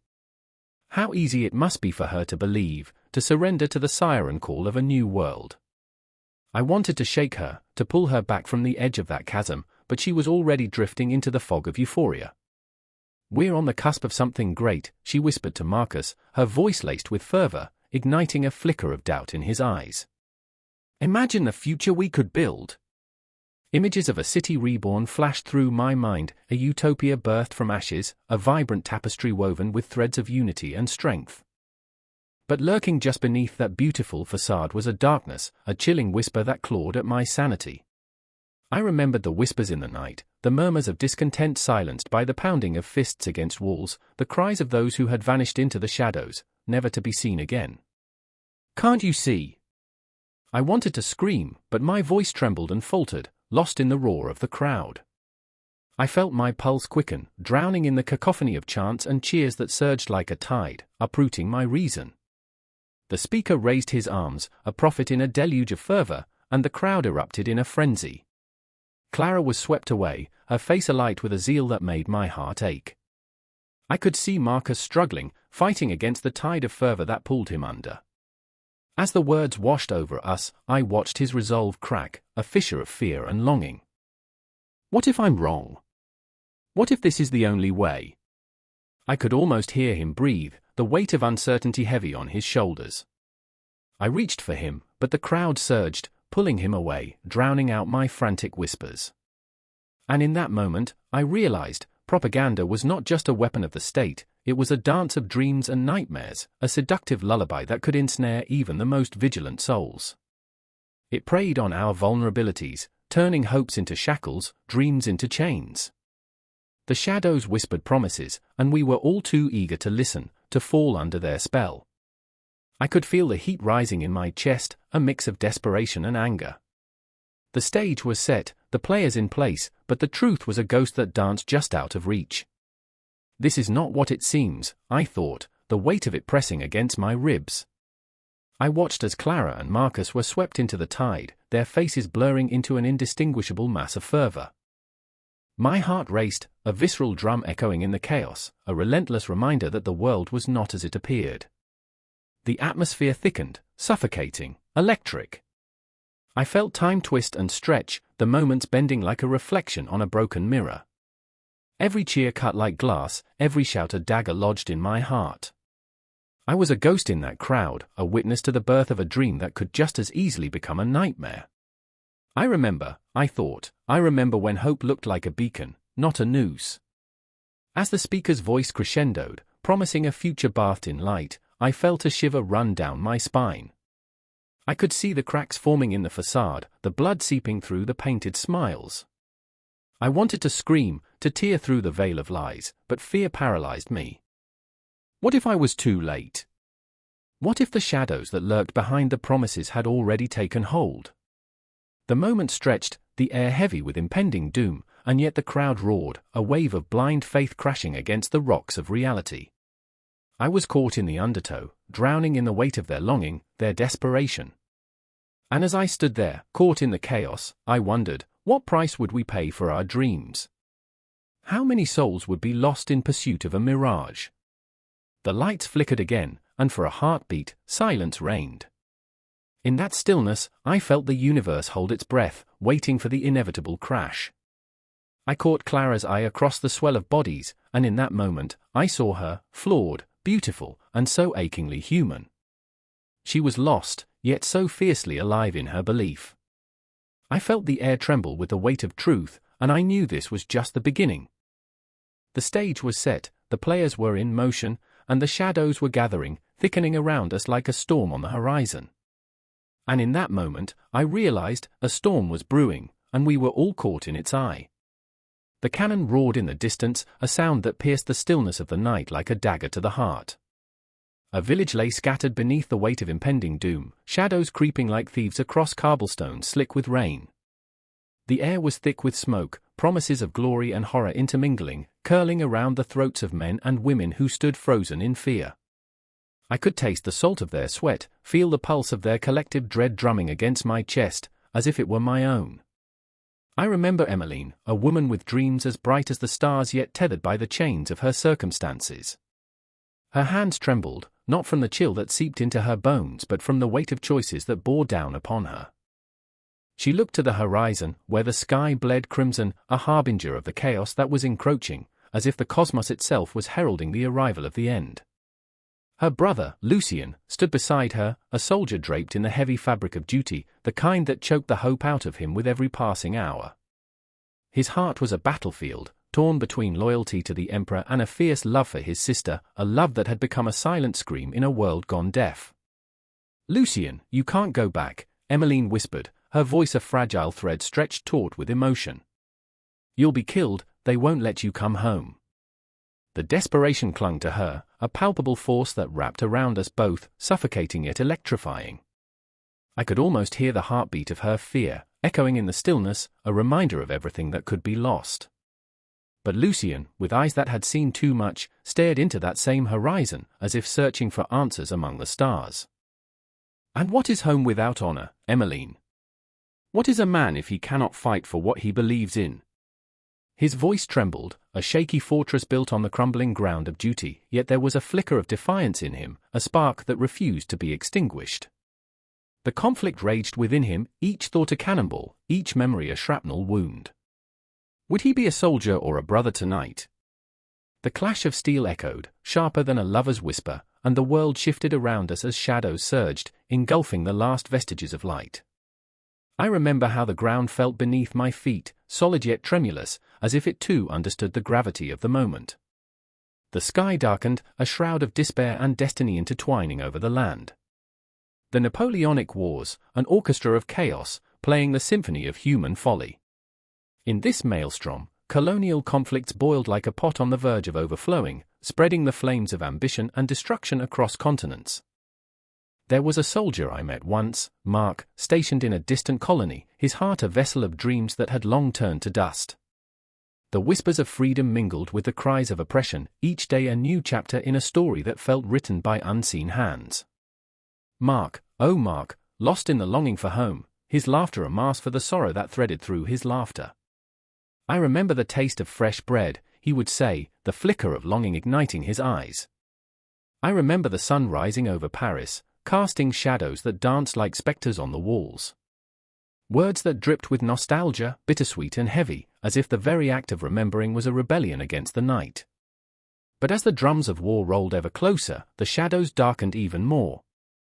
I could see them, the ghosts of men who had come before, soldiers whose dreams had turned to ash on foreign soil. They reached out with spectral hands, begging to be remembered. A haunting chorus of lost souls singing the lament of every battle fought, every life sacrificed, echoed in the corners of my mind. The world was fracturing, and with each heartbeat, we were drawn closer to the inevitable confrontation. Emmeline's voice rose above the din, raw and throaty. "Lucien, don't you see? Your honor means nothing to the dead." Her eyes, pools of despair, searched his face for a glimmer of understanding, for a sign that he could still choose life, choose her, choose to defy the very fate that sought to engulf them both. But Lucien stood firm, the weight of history pressing down upon him like the iron of his uniform. "I cannot abandon my comrades. I cannot abandon the cause." The words hung in the air, brittle as glass, shattering hope into 1,000 sharp pieces that cut through Emmeline's heart. I felt the chill of her despair ripple through me, as if I too were tethered to their fates, a witness to their agony. Time itself seemed to bend and twist, an unyielding spectre looming over the horizon, reminding us of our own mortality. The clock ticked, each second a reminder that choices made in moments of desperation could cascade into futures unrecognizable. The war, with its insatiable hunger, sought to devour them both, to constrict their dreams until all that remained was a ghostly echo of what could have been. I remember the silence that followed, thick and oppressive, as if the universe itself held its breath, waiting for the shattering moment that would change everything. That silence was a promise, an omen, knowing that a choice was looming, that destiny was forging its path in the furnace of their hearts. Would love prevail, or would the cold steel of duty forge their paths in blood? As chaos erupted, and the world erupted into flames, the lines between loyalty and love blurred, leaving only shadows in its wake. The war raged on, a tempest of humanity's darkest impulses, and the colonial conflict stirred like a restless beast, waiting for its next victim. I could feel it, the impending storm, a convergence of dreams and despair, violence and vulnerability, humanity laid bare in its most primal form. In that heart-stopping moment, with the echoes of their choices rippling through time, I was left to wonder, what of hope, what of dreams, as the shadows deepened around us all? The rhythm of war drummed on, relentless and echoing, and I could only bear witness, tethered to their fates, as the night swallowed them both whole.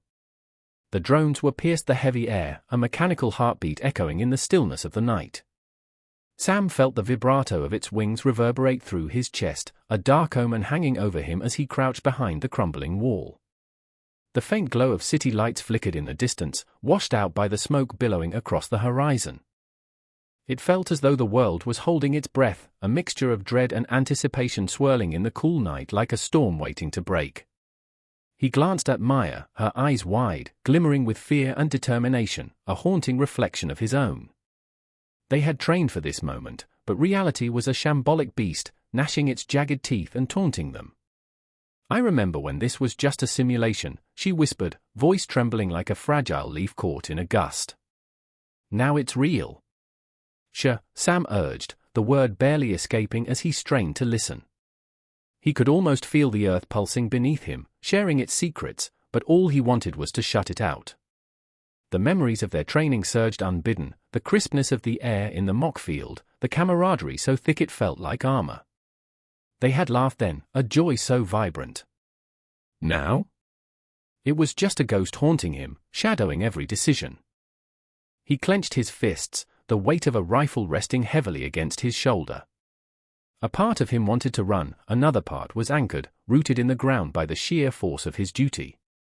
He and Maya weren't just two soldiers in the throes of war, they were the culmination of years of evolution in military tactics and technologies, the fork in the road where tradition met the chaos of modernity. And yet, as the drone's shadow flickered overhead, he felt like a relic, lost in a landscape that was changing faster than he could understand. The city was a labyrinth of concrete and steel, a stark reminder of the past and a cradle for the future's terrors. He had always seen military technology as an unwavering ally, a shield forged from innovation. But now, peering into the abyss of war's unfiltered reality, he questioned everything. Would these advancements protect them, or would they become a new kind of prisoner?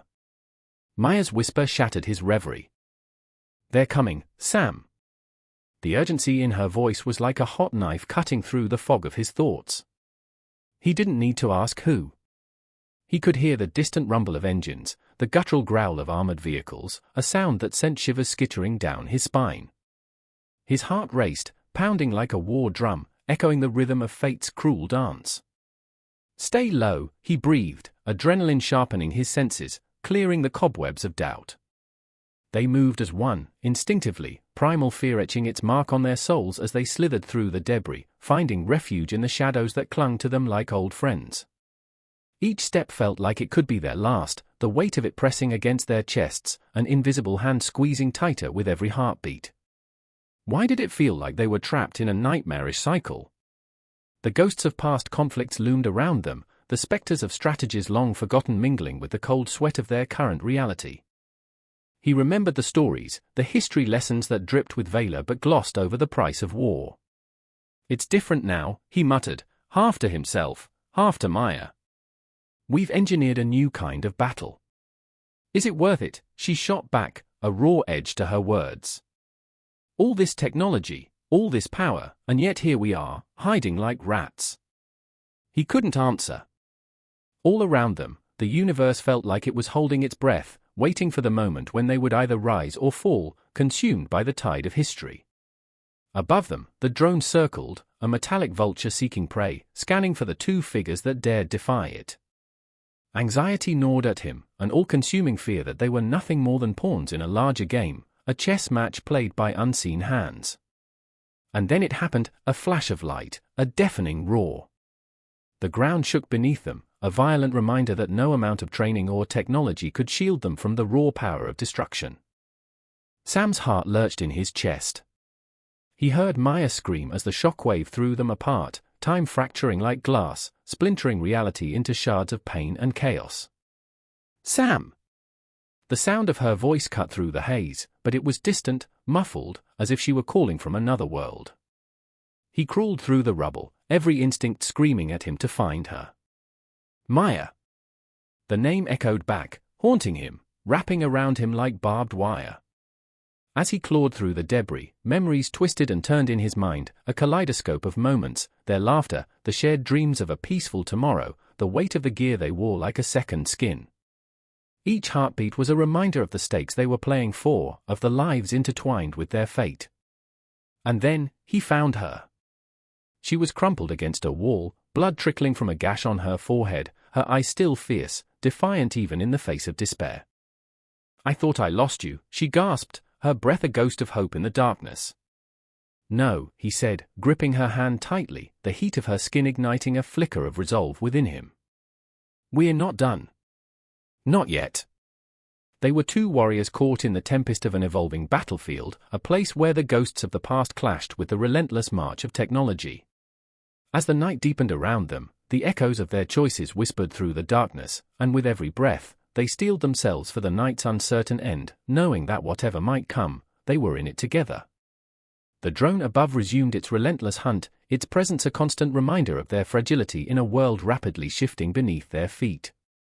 The air thickened with tension, electric and alive, as they prepared to face the unseen forces that sought to tear them apart, the moment stretching into infinity, an abyss with no clear exit. Time stood still, but within that stillness lay the pulse of their resilience, the fire of their commitment, the indomitable spirit of two souls bound by purpose. In the shadow of the crumbling Parthenon, under a sky bruised with the weight of 1,000 storms, a woman clutches a tattered letter. Her fingers tremble, the ink smudged, her heart racing as if it could outpace the ghosts that lurk in the ancient stones. The letter, a promise, a curse, words that bind her to a legacy steeped in blood and fire. There is no escape from the shadow of Napoleon, she thinks, and as the wind howls around her, she feels the weight of history pressing down, suffocating yet intoxicating. "I remember my father's whispers," she breathes, almost inaudibly, as if speaking too loudly might summon the spectre of the man himself. They spoke of him with reverence, the emperor, the conqueror. They called him a god. But gods fall, and they bleed. She flicks her gaze to the horizon, where the sun bleeds into the night. Gods don't just die, they leave behind echoes. I am drowning in his echoes. Across the cobblestone streets, a man stands with fists clenched tightly, his breath shallow, filled with the bitter taste of regret. Pierre, oh, how his name echoes like the thunder of cannon fire in his mind.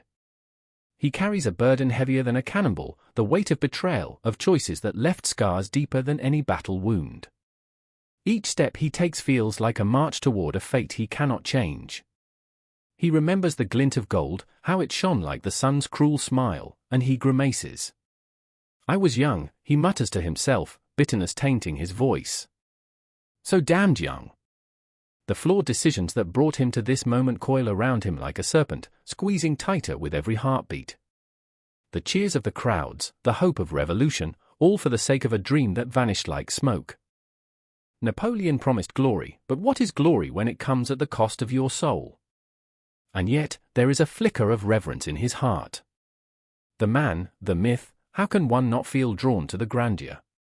The audacity of ambition, the drive to reshape the world. But the reality is different, isn't it? Shadows dance before his eyes, victories marred by loss, a crown tainted by the blood of innocence. Napoleon, enshrined in the annals of history, yet in his mind, a man whose dreams turned to nightmares. "Tell me," he whispers to the night, "what is a legacy? A stone monument or a shadow that never leaves? Am I a fool for wanting to believe?" The air thickens, pregnant with unspoken tension, as the two converge, drawn together by the relentless pull of fate. The woman, Marianne, whose heart aches for answers, and the man, Pierre, whose guilt gnaws at him like a hungry beast. They stand on the precipice of history, their lives interwoven by the threads of ambition and despair. "I sought him once," she confesses, not looking at him, but feeling his presence like a living wound. "I thought I could find the truth, pull it from the ashes. But all I found were lies wrapped in gold and silk." Her voice quivers with the weight of her revelation. The man who changed the world, did he change it for us or for himself? What price do we pay for his dreams? It's not just his legacy that haunts us, Pierre replies, his voice a low growl, filled with the rage of a man who has lost everything. It's ours, too. We live in a world forged by his hands. How can we separate the man from the myth? How can we breathe in the same air that filled his lungs? She turns to him then, eyes blazing with an intensity that could ignite the world. Do you think it was all worth it? The battles, the betrayals? We stand in the ruins of his ambition, and what do we have? Nothing but ghosts and whispers.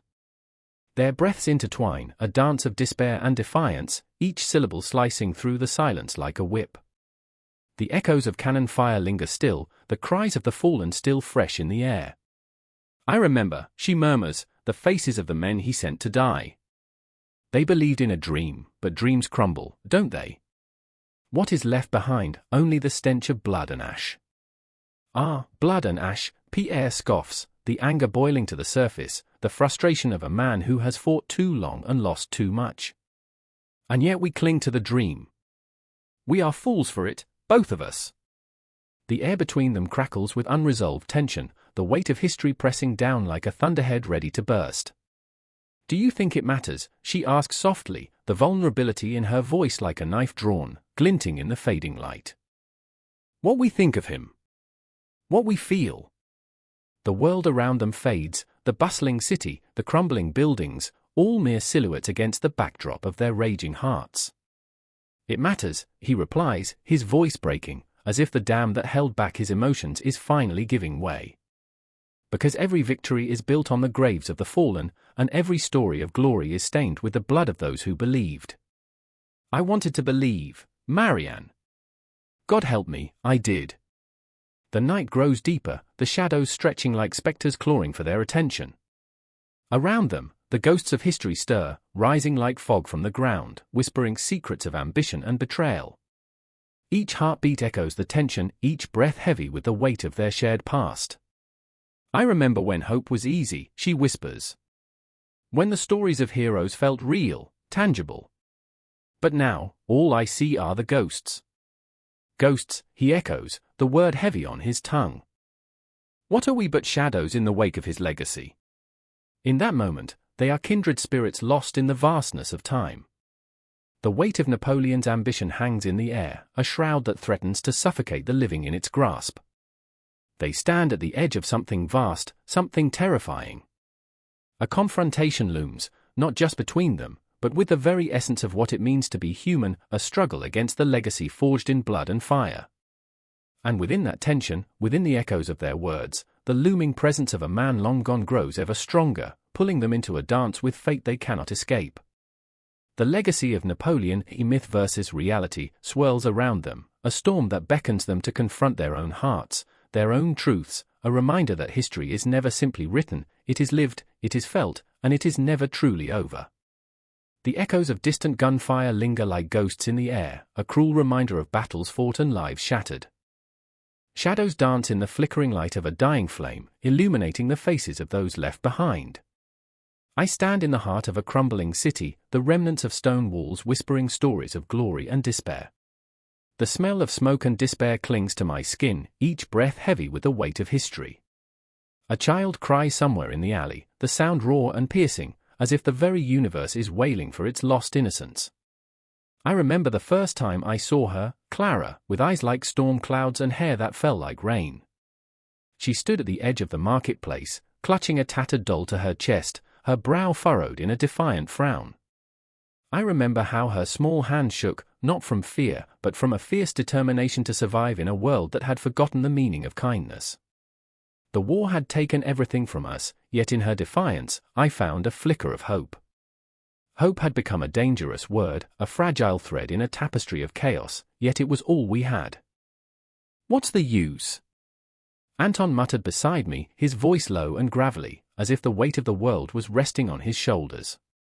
He had the look of a man who had seen too much, the hollow eyes, the stubble that clung to his jaw like a memory of better days. Hope is a cruel joke. It leads us to nothing but pain. He turned his gaze to the ruins, the skeletal remains of what was once a vibrant community. These walls won't whisper back. But I couldn't let his words seep into my bones like poison. Then we build new walls, I said, my voice trembling yet fierce. We carve out a place for ourselves, where laughter can rise from the ashes. Where children can play without the echo of gunfire. I could feel the fire within me, a wild flame that flickered against the cold blanket of despair. But Anton just shook his head, a bitter smile playing on his lips, like he was sharing a secret joke that only he understood. "What is laughter, anyway?" he asked, his tone mocking yet tinged with sadness. "A distraction from the inevitable. We dance while the world crumbles." He gestured with a sweeping motion, as if to encompass the entire city, the broken hearts and shattered dreams scattered like debris. In that moment, I wanted to reach out and shake him, to ignite a spark within him that had long been extinguished. Instead, I watched as he turned away, lost in his thoughts, battling demons of his own. I knew that grief could suffocate even the strongest of souls, wrapping around them like a noose until all that was left was emptiness. I remember the night Clara found me in the shadows. She was a wild spirit, her laughter ringing like a bell in the silent night. "Come play," she urged, her eyes gleaming like stars. "The world is still ours." I hesitated, caught between the weight of my worries and the light of her hope. But she grabbed my hand, her grip fierce and unyielding, pulling me into a dance beneath the moonlight. For a fleeting moment, I was free from the weight of the world, free from the remnants of war that clung to my skin like a second shadow. We twirled and spun, her laughter echoing against the dilapidated walls, a symphony of joy amidst the ruins. I could feel the rhythm of life pulsing through my veins, a reminder that even in the darkest of times, we could still find moments of light. But as the dawn broke, the illusion shattered, leaving us both breathless and exposed. I remember the day the sky turned dark, thick clouds rolled in, heavy with rain that fell like tears. Anton stood at the edge of the square, his eyes empty pools reflecting the turmoil within. "It's coming," he whispered, his voice a ghost of its former self. "All the pain, all the suffering, we cannot escape it." A chill ran down my spine as I glanced at the horizon, where shadows began to gather like a storm ready to unleash its fury. But we were not mere victims of fate. We were survivors, and as the first drop of rain hit the ground, I felt a fire burning inside me, fierce and unyielding. "We will face it together," I declared, my breath quickening with determination. I looked at Clara, her small hands now clenched into fists, ready to fight against the impending darkness. That moment, raw and electric, was the tipping point, the fragile balance between despair and hope. The storm broke loose, but instead of cowering, we stood tall, hearts pounding in unison. Each raindrop felt like the universe weeping for the lost, yet we stood steadfast, unyielding. The chaos of war may have ravaged our landscape, but it could not touch the fire that burned in our hearts. And as the rain poured down, washing away the dust of sorrow, I knew that in this aftermath, amidst the rubble and despair, we were not alone. Each face in the crowd told a story of survival, each heartbeat a testament to resilience. It was a reminder that even in the face of turmoil, we could carve out a sanctuary, a place where laughter could rise from the ashes once more.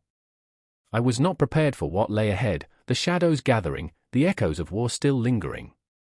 But in that moment, standing in the rain, I felt the pulse of hope. It was fragile yet fierce, a lifeline in a world that threatened to suffocate us, a promise that we would rise again. The ghosts of our past would not define us. We were the storm, and we were ready to fight. The clock struck midnight, its echo reverberating through the decrepit chambers of a forgotten courthouse, the air thick with the scent of stale paper, dust, and buried secrets. Marie stood at the threshold, heart pounding, the weight of history pressing against her chest like a vice. Outside, the moon hung low, casting a silver light on the cobblestone streets that had borne witness to the rise and fall of empires.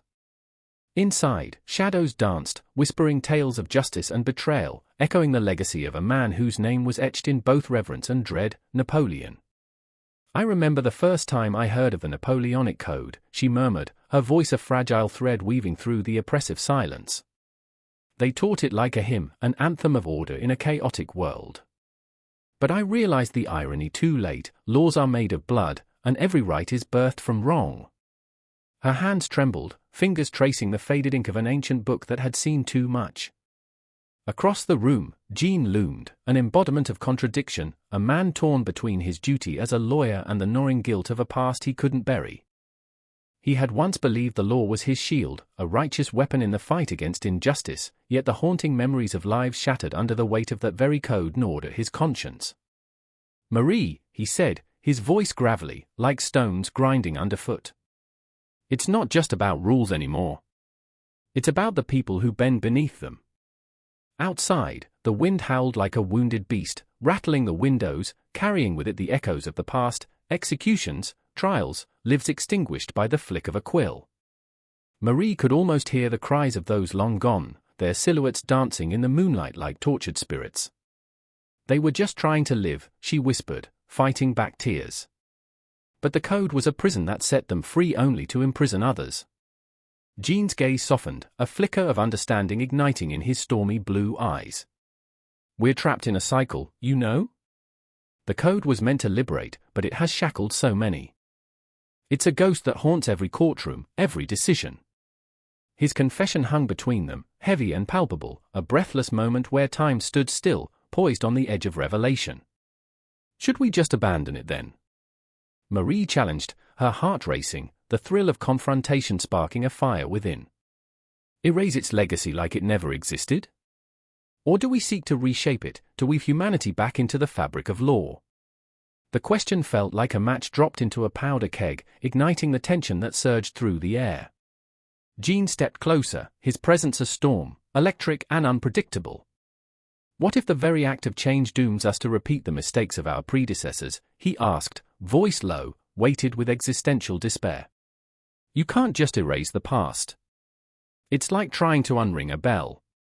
And yet, Marie felt the urgency swell within her chest, a crescendo of hope battling despair. She thought of the countless souls lost, of the faces that shimmered in her memory, flickers of light snuffed out by the cold machinery of the law, and she refused to let them fade into obscurity. "But we have to try," she declared, voice resolute, wrapping around the words like armor. "If we don't fight for change, what are we left with? A legacy of silence." The shadows shifted, a dance of uncertainty and promise, as Jean took a step back, torn between fear and yearning. "You speak of change as if it's a balm for our wounds, but the scars run deep. The Napoleonic Code wasn't just a set of rules, it was a revolution, a clash of ideals. The very notion of equality birthed 1,000 injustices. Silence enveloped them, thick and suffocating." Marie felt the weight of the world press on her shoulders, echoing the struggle of those who came before her.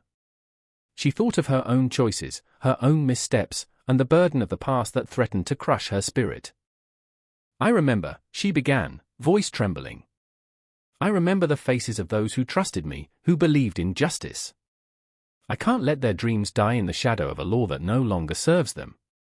Jean's expression softened, the storm within him abating as understanding flickered to life. "And I remember the day I lost faith in the law," he confessed, the admission a raw wound laid bare. "When the code I revered turned into a weapon against the innocent. It was a betrayal that shattered me." In that moment, two souls stood at the precipice, teetering on the brink of a decision that could either bind them in chains or set them free. The ghosts of history lingered, watching, holding their breath. The moonlight spilled through the windows, illuminating the dust motes that danced like memories in the air, fragile, beautiful, and fleeting. "I won't be another ghost in the system," Marie whispered, determination igniting the spark in her veins. "Let's change the narrative, rewrite the code for those who come after us." The air crackled with electricity, raw and potent, as Jean reached out, his hand trembling as he took hers, the touch igniting a firestorm of possibilities. "Then let's do it, Marie. Let's rewrite the wrongs." As their hands clasped, the world outside continued to spin, oblivious to the seismic shift that had occurred within these walls. The past echoed loudly, a reminder of every choice, every misstep. Yet in that moment, the weight of history felt lighter, as if the ghosts themselves breathed a sigh of relief. There was no resolution, no tidy end to this tale. Only the promise of a new beginning, a reckless leap into the unknown, a fight against the shadows that threatened to engulf them. The clock ticked on, relentless and unforgiving, a reminder that time waits for no one. And so, with hearts entwined in a dance of hope and fear, they stepped into the night, into a world waiting to be reshaped, a world where the Napoleonic Code would no longer reign supreme, but instead become a foundation for something greater, a testament to the indomitable spirit of humanity, ever-changing and ever-evolving. The air crackled with anticipation, thick and suffocating, as the last echoes of the king's decree faded into the cavernous hall. "We are the sovereign," he had bellowed, and the words hung like smoke, curling around the faces of the gathered nobility, each one a mask of feigned loyalty, trembling beneath the weight of a crumbling throne. I remember the moment as one etched in shadow, a moment where power teetered, unraveling like the threads of a fraying tapestry. In the dim light, I could see her, Elena, my sister, her fingers clenched so tightly around the ornate hilt of her dagger that the knuckles turned white as winter's frost. She stood on the precipice of rebellion, a flicker of fire behind her eyes, a storm brewing beneath her calm facade. "They will not silence us," she whispered, a promise laced with desperation. I felt the weight of her words settle heavy upon my heart, like a stone cast into a still lake, rippling outward into the abyss of uncertainty. And then there was Anton, my childhood friend, now a soldier draped in the armor of his convictions. He had been molded by the fires of conflict, his dreams forged in the crucible of war. "It's just pride, Elena," he spat, his voice low and trembling with the rage of 1,000 disappointments. "They'll crush us like insects underfoot." I could see the shadows beneath his eyes, remnants of the battles fought not just on the field but within his own shattered soul. Outside the castle walls, the clamor of the people rose like a tide, a chorus of heartbeats pulsing with a shared yearning. Their cries, chaotic, raw, washed over us, tightening the grip of despair. They were not just angry, they were alive. I felt it in the marrow of my bones, a trembling insistence that demanded change. "Do you hear them?" I asked, trying to bridge the chasm of fear that threatened to drown us. "They want to be free." Elena's gaze pierced through the chaos, and for a moment, I glimpsed the flickering hope that danced in her heart. "Freedom," she echoed, the word a soft caress, yet sharp as glass. "But at what cost? What if we're just traded for the next tyrant?" Her uncertainty hung in the air like a storm cloud, heavy with the promise of rain. Each moment stretched, a gossamer thread pulled taut, ready to snap. The weight of our choices bore down on us, an unrelenting pressure. The clock on the wall ticked like a war drum, counting down the seconds until the inevitable confrontation. Memories of laughter in the fields, of stolen moments beneath a canopy of stars, slipped through my fingers like sand. I remember nights spent weaving dreams of glory, of a kingdom united, but now those dreams felt like ghosts, wandering the corridors of memory. Anton's breath hitched, and I turned to him, desperation clawing at my throat. "You were always the brave one," I pleaded, searching for the spark that had ignited our youthful hopes. "You taught us that courage is not the absence of fear, but the triumph over it." But his gaze fell, like a candle snuffed out by the winds of doubt. The silence between us felt like a chasm, a yawning abyss that threatened to swallow us whole. Suddenly, a deafening roar erupted from the crowd outside, and the castle shuddered under the weight of their anger. I could see their faces twisted in defiance, hands raised and fists clenched. They were more than mere subjects, they were a storm gathering strength, fueled by centuries of silence and subjugation. "They don't want a king," I breathed, the realization washing over me, a tide of clarity amidst the chaos. "They want a voice." Elena's eye sparkled with a dangerous light, a tempest brewing beneath her calm exterior. "Then we must give them a voice," she insisted, her conviction like a beacon in the dark. But Anton shook his head, the armor of despair clinging to him like a shroud. "And when the dust settles? What then? Will we be any better than those we seek to overthrow?" I felt a sharp pang in my chest, the haunting question reverberating through my thoughts. "What if we don't survive?" I whispered. It hung there, raw and unfiltered, a testament to our deepest fears. The silence that followed was suffocating, the weight of our choices pressing like a vice around our hearts. But as the roar of the crowd intensified, something shifted within me. I could feel the pulse of history thrumming beneath my skin, the echoes of those who had come before us, warriors, poets, dreamers, all bound by the same fragile thread of hope. "We have to try," I said, my voice rising against the tide of doubt. "We can't let fear dictate our fates." The moment was suspended in time, a fragile breath caught between despair and defiance. Through the cracks of our doubt, I saw a flicker of resolve ignite in Elena's heart, and in that instant, it felt as if the universe aligned, the very fabric of destiny woven anew. The crowd outside surged, a wild, undulating mass, as if they were the very heartbeat of the kingdom, thrumming with life, with urgency. "They're counting on us," I urged, my voice rising to match the cacophony outside. "We can't falter now." In that charged atmosphere, we turned towards each other, three souls entwined in a web of shared dreams.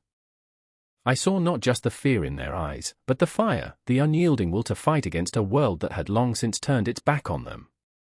"Then let's give them something to believe in," Elena said, her voice fierce and unyielding. "Let's show them what power can truly be." And there we stood, three flawed warriors against the encroaching dark, poised at the crossroads of history, as the world around us trembled on the edge of change. The shadows whispered of destinies yet unwritten, of choices that would reverberate through time. As the doors of the castle burst open and the light from the crowd flooded in, I felt a surge of adrenaline, a rush of raw emotion coursing through my veins. This was just the beginning, a spark that could ignite a revolution or lead to our demise. I stepped forward, my breath hitching, no longer a mere witness to the unfolding chaos but a participant in the grand tapestry of fate. And in that heartbeat of a moment, I knew we would fight, not just for ourselves, but for every voice that had been silenced, every dream that had been snuffed out. The tension crackled in the air, and as the shadows loomed large behind us, we stood together, ready to face whatever came next. The stage was set, the players in place, and the world held its breath, teetering on the edge of something magnificent and terrifying. The church bells toll, a haunting echo in a shattered city, their peal slicing through the thick, suffocating air filled with smoke and despair. I stand there, heart racing, as the ground trembles beneath my feet. Shouts and cries intertwine with the clangor, creating a symphony of chaos, each note a reminder of the fragility of faith amidst the horrors of war.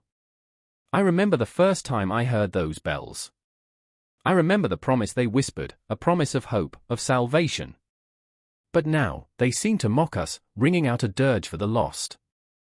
Across the street, a woman kneels in the rubble, face streaked with ash, hands buried in the dirt as if she might unearth something sacred, a prayer, a broken relic, a scrap of faith. Her name is Miriam, and her heart is heavy with grief, each beat a reminder of her son, lost to the merciless tide of violence. She mutters the same phrase over and over, as if the rhythm might conjure him back, "God will provide. God will provide." But the words feel hollow in the gaping maw of the world around her, swallowed by the chaos. I watch her from the shadows, my own heart a tempest of conflicting emotions. I'm Elias, a priest stripped of his vestments yet burdened by the weight of my collar. I remember the sermons, the passionate orations about love and forgiveness. Now, they feel like distant echoes, beautiful lies in a world where love is reduced to ashes. I can almost taste the bitterness in the air, a reminder of every wrong turn, every misstep that led us here, to this moment of reckoning. And then there's Samuel, my childhood friend, once a faithful believer, now a soldier with hollow eyes and a soul teetering on the edge of despair. He stands by a crumbling wall, rifle slung over his shoulder, gaze distant like he's looking for something beyond the smoke. I remember the laughter we shared, the carefree days of youth, before duty, before the weight of war. Yet, I see the ghosts of the past haunt him too, shadows flickering at the corners of his vision. They told me I was serving God, he had said, voice thick with grief, but all I see is blood. Blood. It sings a haunting lullaby, a song that binds us, threads of our lives woven together in ways we can barely comprehend. I remember the times when the church offered refuge, damp corners filled with whispered prayers, flickering candlelight casting shadows on cracked walls. Now, the church stands bombed and broken, a crucifix hanging askew, a testament to the fragility of faith. The sanctity lost, yet here we are, still clinging to its memory, hoping for a miracle in a place where miracles feel like distant stars. I watch as Miriam rises, dusting off her knees, her face set in grim determination. She marches towards the ruins of the church, her eyes fierce with hope, a fire ignited from the ashes of despair. "We must gather," she calls, her voice ringing out, slicing through the fog of hopelessness like a beacon. "We must pray together." Samuel scoffs, a bitter smile twisting his lips. "Pray? What good has that ever done?" His voice is a whip, sharp and cutting, but I see the flicker of doubt in his eyes. He wants to believe, just as we all do, beneath the armor of cynicism.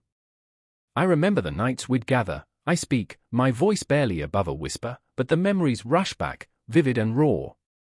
The laughter, the warmth of voices raised in song. We believed in something greater. But Miriam pushes on, undeterred, her spirit a force of nature, as if she could summon the very heavens with her fervor. She steps forward, reaching for both of us, her hands trembling but steady. "We can't let this darkness swallow us whole," she implores, her eyes gleaming with unshed tears. "We have to hold on to our faith, to each other. It's all we have left." And in that moment, I feel the raw, unbearable weight of her words, the yearning for connection, for something tangible in this sea of disillusionment. I remember the stories from Scripture, those ancient tales that promised redemption, and yet, here we are, lost between the pages. I think of the countless souls that have sought solace within these walls, their whispers threading through the air like specters. "Hope," I mutter, tasting the word on my tongue, as if it were sweet nectar, a reminder that the war is not just fought on the battlefield but in the hearts of those who dare to believe. Hope is an ember, waiting to be fanned into flame. Samuel shifts, his expression softening, even if just for a heartbeat. "And what if the flame burns us instead?" he retorts, but his voice lacks conviction, a mast slipping ever so slightly. "Then we burn together." The fierceness of Miriam's resolve carves through the doubt like a blade. "But we must try." And there it is, that moment, the fragile thread that binds us. I feel it like a pulse in my veins, a heartbeat in the silence. The church, once a sanctuary, now stands as a crumbling monument to our failures, yet we gather around it, like moths drawn to a flickering light. The sound of footsteps approaches, heavy and ominous, and for a moment, I'm reminded of the looming shadows that dance just beyond the edges of our hope. Darkness creeps ever closer, and I wonder if it will swallow us whole or if we can stand firm against the tide, united in our brokenness. The air thickens, the tension palpable, twisting like a noose around my heart. Will we clasp hands in defiance or let the fear drive us apart? I look at Miriam, at Samuel, and I remember the flicker of faith, the ember of hope. I remember why we fight. I remember why we pray. And as the footsteps draw nearer, I know that whatever comes next, whether it's salvation or destruction, we will face it together, our voices raised against the storm, unwilling to let the darkness consume us. I take a deep breath, feel the weight of the world, and with it, the first stirrings of hope, fragile yet fierce, rising within me like a phoenix from the ashes. The darkness may be vast, but together, we are a flicker of light against the void. And in that moment, with hearts pounding and breath hitching in our throats, we stand as one, ready to confront whatever comes next, the church our home, faith our armor. The echoes of gunfire ricocheted in the stillness, a chilling reminder that freedom is often purchased with blood. I stood there, the world swirling in chaotic hues of grey and red, watching as the shadows of men danced across the ruined streets. I remember the acrid smell of smoke curling into my lungs, thick as despair. I remember the way the sun struggled to break through the clouds, a feeble beacon in a city that felt more like a graveyard than a home. Juliet clutched her notebook, the pages crumpled and stained, ink smeared by tears and rain alike. She was a poet, but words failed her now, trapped in a labyrinth of fear and longing. Each rhyme she once crafted had turned to ash, burnt by the flames of war that consumed everything she held dear. "What's the point?" she whispered through clenched teeth, the weight of her despair heavy in the air like the scent of gunpowder. Yet, even as she spoke, the ink on her fingertips told stories of loss, tales of moments stolen, each line a lifeline tossed into a turbulent sea. Across the street, Isaac stood rigid, his jaw set like granite, eyes searching the horizon for shadows that might take form as friends or enemies. The echoes of laughter he once cherished now haunted him, a mocking refrain that rose and fell like the din of distant artillery. He used to paint, splashing color onto canvas with wild abandon, turning chaos into beauty. Now, his hands were stained with oil and regret as he tried to capture the fleeting essence of a world crumbling around him. Each brushstroke was a prayer, a desperate plea for clarity amidst the chaos. "I have to remember," he muttered, his voice barely rising above the whispers of ghosts that seemed to linger in the air. Time slipped through their fingers like sand. The city, once vibrant, now lay draped in the heavy shroud of loss. Every corner turned was a reminder of lives interrupted and dreams deferred. Each day bled into the next, an unrelenting cycle of dread and survival. I remember those moments, mirrored in the eyes of strangers, fleeting yet infinite, where pain and beauty intertwined. Where laughter bubbled up through despair like sunlight breaking through storm clouds, only to be snatched away by the darkness that loomed. Juliet's thoughts stumbled over memories of her younger self, standing beneath flowering trees, fingers brushing against delicate petals, believing in a world unmarked by the stain of conflict. "It's absurd," she said, voice trembling, "how we thought we could escape it, how we thought art could save us." Each syllable dripped with the weight of her disillusionment. But inside her, a flicker of defiance ignited. She scribbled furiously, words curling like smoke, capturing the essence of longing that still resonated. Isaac, too, felt that spark, fast and fleeting, yet undeniable. He set his easel on the rubble-strewn street, thrusting his brush into colors that screamed against the quiet. Red, a visceral wound; blue, a mournful sigh; a yellow, the sliver of hope that flickered like a candle in the wind. "I want them to see," he declared, splattering paint with reckless abandon, "the truth behind the horror. Beauty can exist even in the ruins." But with each stroke, he wrestled not just with paint but with the ghosts of his past, friends lost, laughter stolen, the bittersweet taste of nostalgia mingling with the bitterness of reality. I felt their urgency, a pulse that connected us beneath the surface of chaos. The war surged like a storm, relentless, obliterating everything that had once been. I remember standing at the edge of chaos myself, where stories collided and melded into a tapestry of loss and resilience. The echoes of their shared pain whispered through the streets, a haunting melody that lingered long after the music faded. Juliet and Isaac found each other in that storm, two souls intertwined by fate and despair.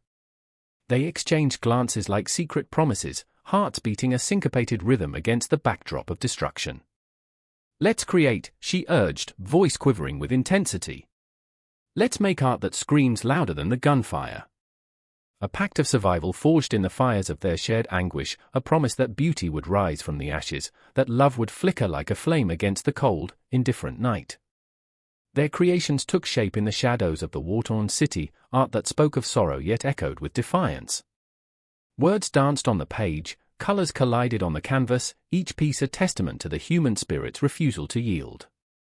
I could feel it, the electric charge in the air, the way their hearts beat like war drums, a cadence of rebellion against the silence that threatened to consume them whole. And amid it all, the world around them shifted. The war raged on in endless cycles, but their voices pierced through the cacophony, resonating with the urgency of the human experience. In the dark corners of abandoned buildings, in the hushed spaces between breaths, their art shone like beacons, guiding lost souls toward hope. I remember, too, the echoes of laughter that broke through the despair, a fleeting moment when Isaac caught Juliet's eye, and for a heartbeat, the world fell away. "Remember when we thought we could change the world?" he joked, a fragile smile breaking through the lines of worry etched on his face. "Now we just paint it back together." The absurdity of it all, the fragility of hope, clung to each word like a lifeline.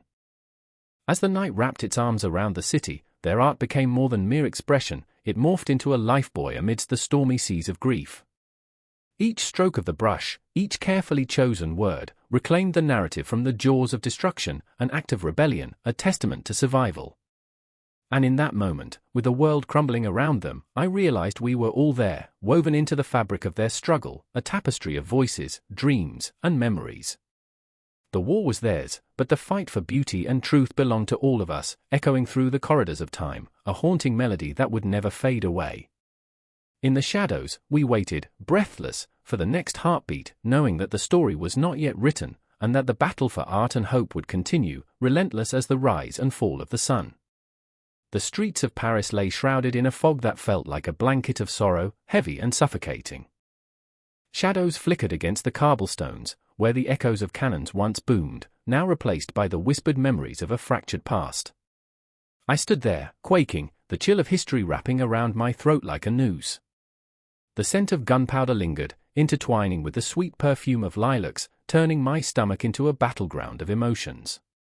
I remember the soldiers, their faces flashing before my eyes, young men who marched with dreams of glory, their aspirations now ghosts wandering these streets. Not far from where I stood, Marie clutched a tattered letter, ink smudged from years of tears. "He promised he'd come back," she whispered, her voice breaking like fragile glass. Each word was a knife, carving deeper into the wounds of loss. I could see her lover's face, eyes bright with hope, yet now, all that remained was the weight of silence, a chasm where laughter used to dwell. Her heart, once full of life, pulsed with the rhythm of sorrow, a metronome marking the passing of days that blurred into years. And then there was Antoine, a survivor forged in the flames of war, his soul an unyielding fortress yet crumbling inside. He stood in the shadows, a sentinel of the past, haunted by the specters of comrades lost. "We thought we were invincible," he murmured, staring into the distance where the horizon met the blood-soaked fields of Austerlitz. The memories of battle charged through him like wild stallions, each galloping past, echoing the cries of the fallen. "But invincibility is a lie, isn't it?" His laugh was hollow, a ghost of joy long buried beneath the weight of guilt. I remember the night stretched long with the weight of ghosts, the ticking of a clock echoing loudly like a drumbeat of despair. Tick, tock, it seemed to chant, counting down the moments to forgotten dreams. We gathered in dimly lit taverns, eyes glazed with the residue of wine and regret. The walls were adorned with portraits of men who once roamed these streets, etched with tales of valor, yet here, they loomed like a judgment upon us. Was it worth it? We'd ask over and over, tossing back shots of brandy, each gulp a desperate attempt to drown the memories that clawed at our insides. "Look at us," Antoine would say, voice thick with bitterness. "We're just ghosts pretending to be alive." His words hung in the air, fragile as the smoke curling from a spent match. And in those moments, I could feel it, the collective anguish, a tapestry woven from the threads of despair, hope, and the relentless pursuit of redemption.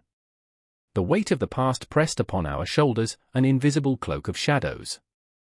With every sunrise, I remembered.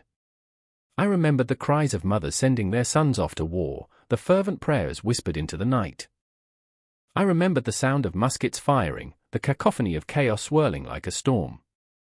I remembered the blood, bright against the earth, painting a canvas of despair that would never wash away. In the silence that followed the battles, I could hear the ghosts whispering, urging us to remember, to memorialize their sacrifices and their dreams. Marie stood still, her hands trembling as she folded her letter once more. "He died for a cause," she said, but her voice cracked like the shields of the fallen. "What cause? Who remembers now?" The question lingered in the air, haunting and eternal. I felt the weight of it, a truth that clawed at my insides. The grandeur of the Napoleonic Wars, they said, but all we had were the shattered pieces of lives stolen too soon. Antoine stepped forward, anger flaring beneath his skin. "They fight, they die, and we're left to carry their ghosts," he spat, the bitterness rolling off him in waves. "What do we do with that? What do we do with this memory that haunts us?" His fists clenched, the knuckles white with the pressure of unspent rage. He was a warrior-turned-thinker, caught between the need for vengeance and the desire for peace. And in that moment, I understood. The memory and memorialization of the Napoleonic Wars was not merely a historical account, it was a visceral, living entity. It was the ache in our throats as we whispered names into the dark. It was the fear that those who fell would be forgotten, lost in the annals of time like whispers on the wind. We carried them with us, the weight of their dreams, their hopes, their sacrifices, like an anchor pulling us down into an abyss of sorrow. I remember the look in Marie's eyes as she stared into the distance, searching for something just beyond her grasp.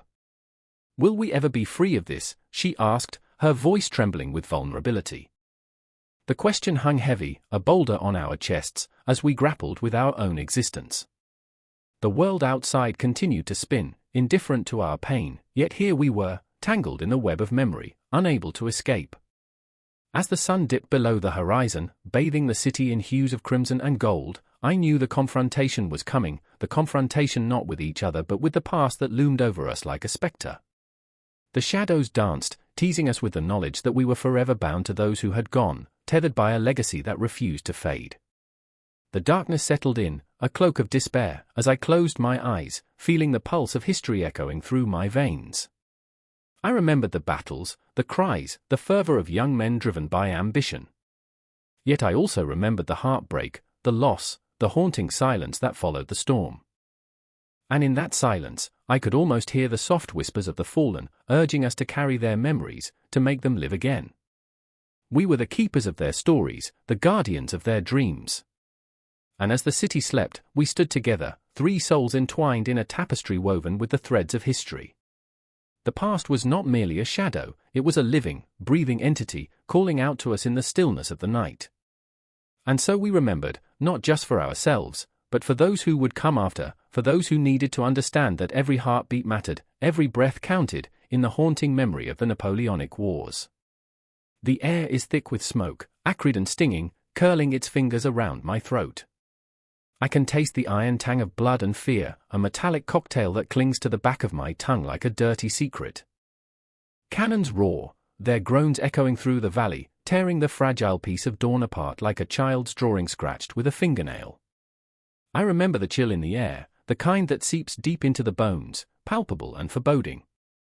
I remember the pale, ghostly faces of my comrades, eyes wide and wild, like deer caught in the gaze of a predator. We were brothers in arms, tied by fate and fear, yet each of us carried our own quiet storms within. I stand next to Lucien, his hands trembling, not from the cold but from the weight of his choices. His gaze is fixed on the horizon, searching for a glimmer of hope, a sign that the chaos will relent. But the only sign is the gathering storm of men, a tide of uniformed humanity that is as terrifying as it is mesmerizing. He mutters something under his breath, a mantra against the madness, to remind himself of the man he was before the war, before the screams, before the blood stained the earth.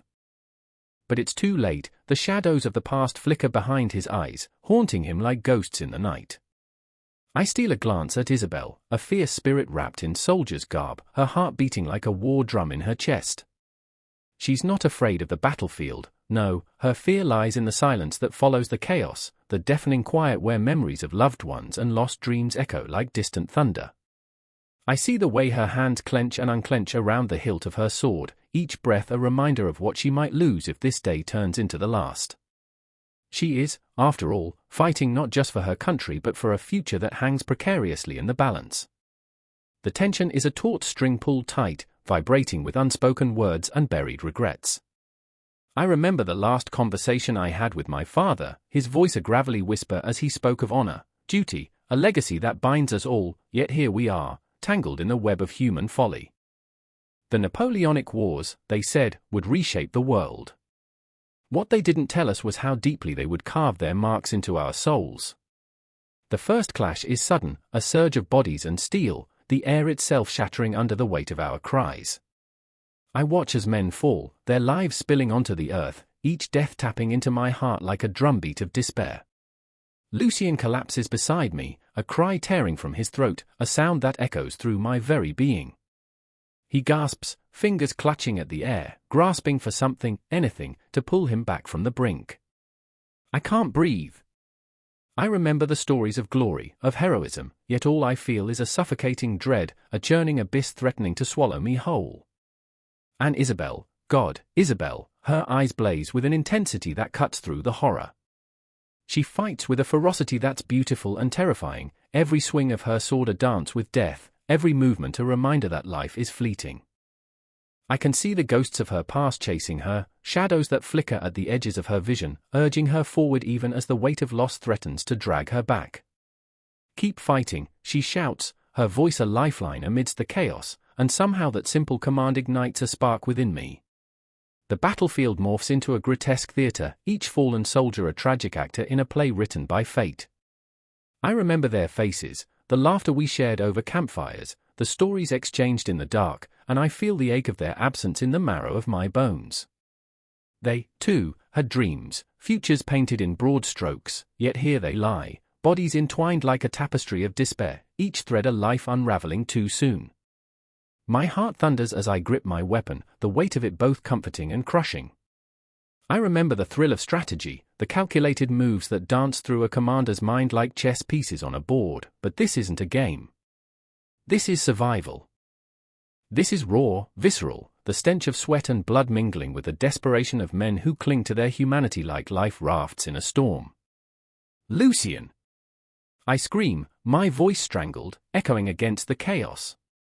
I'm lost in the madness, the swirling shadows of men and ghosts, and I feel the world tilt beneath my feet. I rush to him, our eyes locking in a moment that stretches across time. I remember the promise we made under the stars, our dreams intertwined like the constellations above. But now, the stars seem to mock us, distant and unfeeling, as we fight for a future that may never come.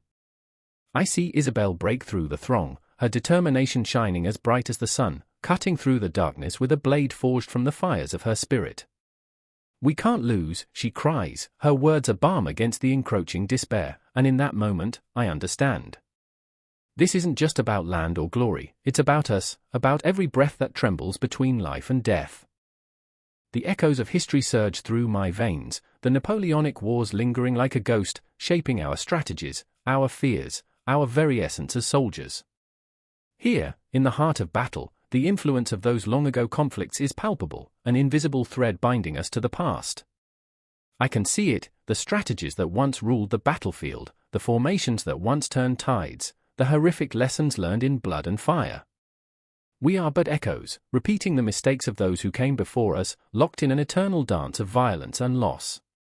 As the sun dips lower on the horizon, the shadows stretch long, wrapping around us like a funeral shroud. The battlefield becomes a canvas painted with the colors of agony and valor, blending into a terrible beauty that makes my heart ache. I know, in the marrow of my being, that this is not merely a fight for survival but a struggle to define what it means to be human in a world so rife with conflict. And just as the tide of battle turns, I feel the weight of my memories crashing down, flooding my mind with the names of the lost, the faces of those who will never return. I remember, oh, how I remember, the thrill of life before this war, the promise of peace that seems more like a dream than a reality. But dreams, too, can be shadows, they can haunt and taunt, reminding us of what we strive for even as we stand at the precipice of despair. The confrontation looms, the moment of truth hanging like a pendulum over us, and as I look at Lucian and Isabel, I realize we are not just fighting for our lives, we are fighting for the hope that somewhere, beyond this storm, we might find our way back to the light. The world outside our battle rages on, oblivious to our struggle, yet here, in this moment, we are the heartbeat of history, the embodiment of strife and resilience, a testament to the enduring influence of a war that continues to shape our destinies. And as the clamor of battle rises, it is clear, this fight is far from over.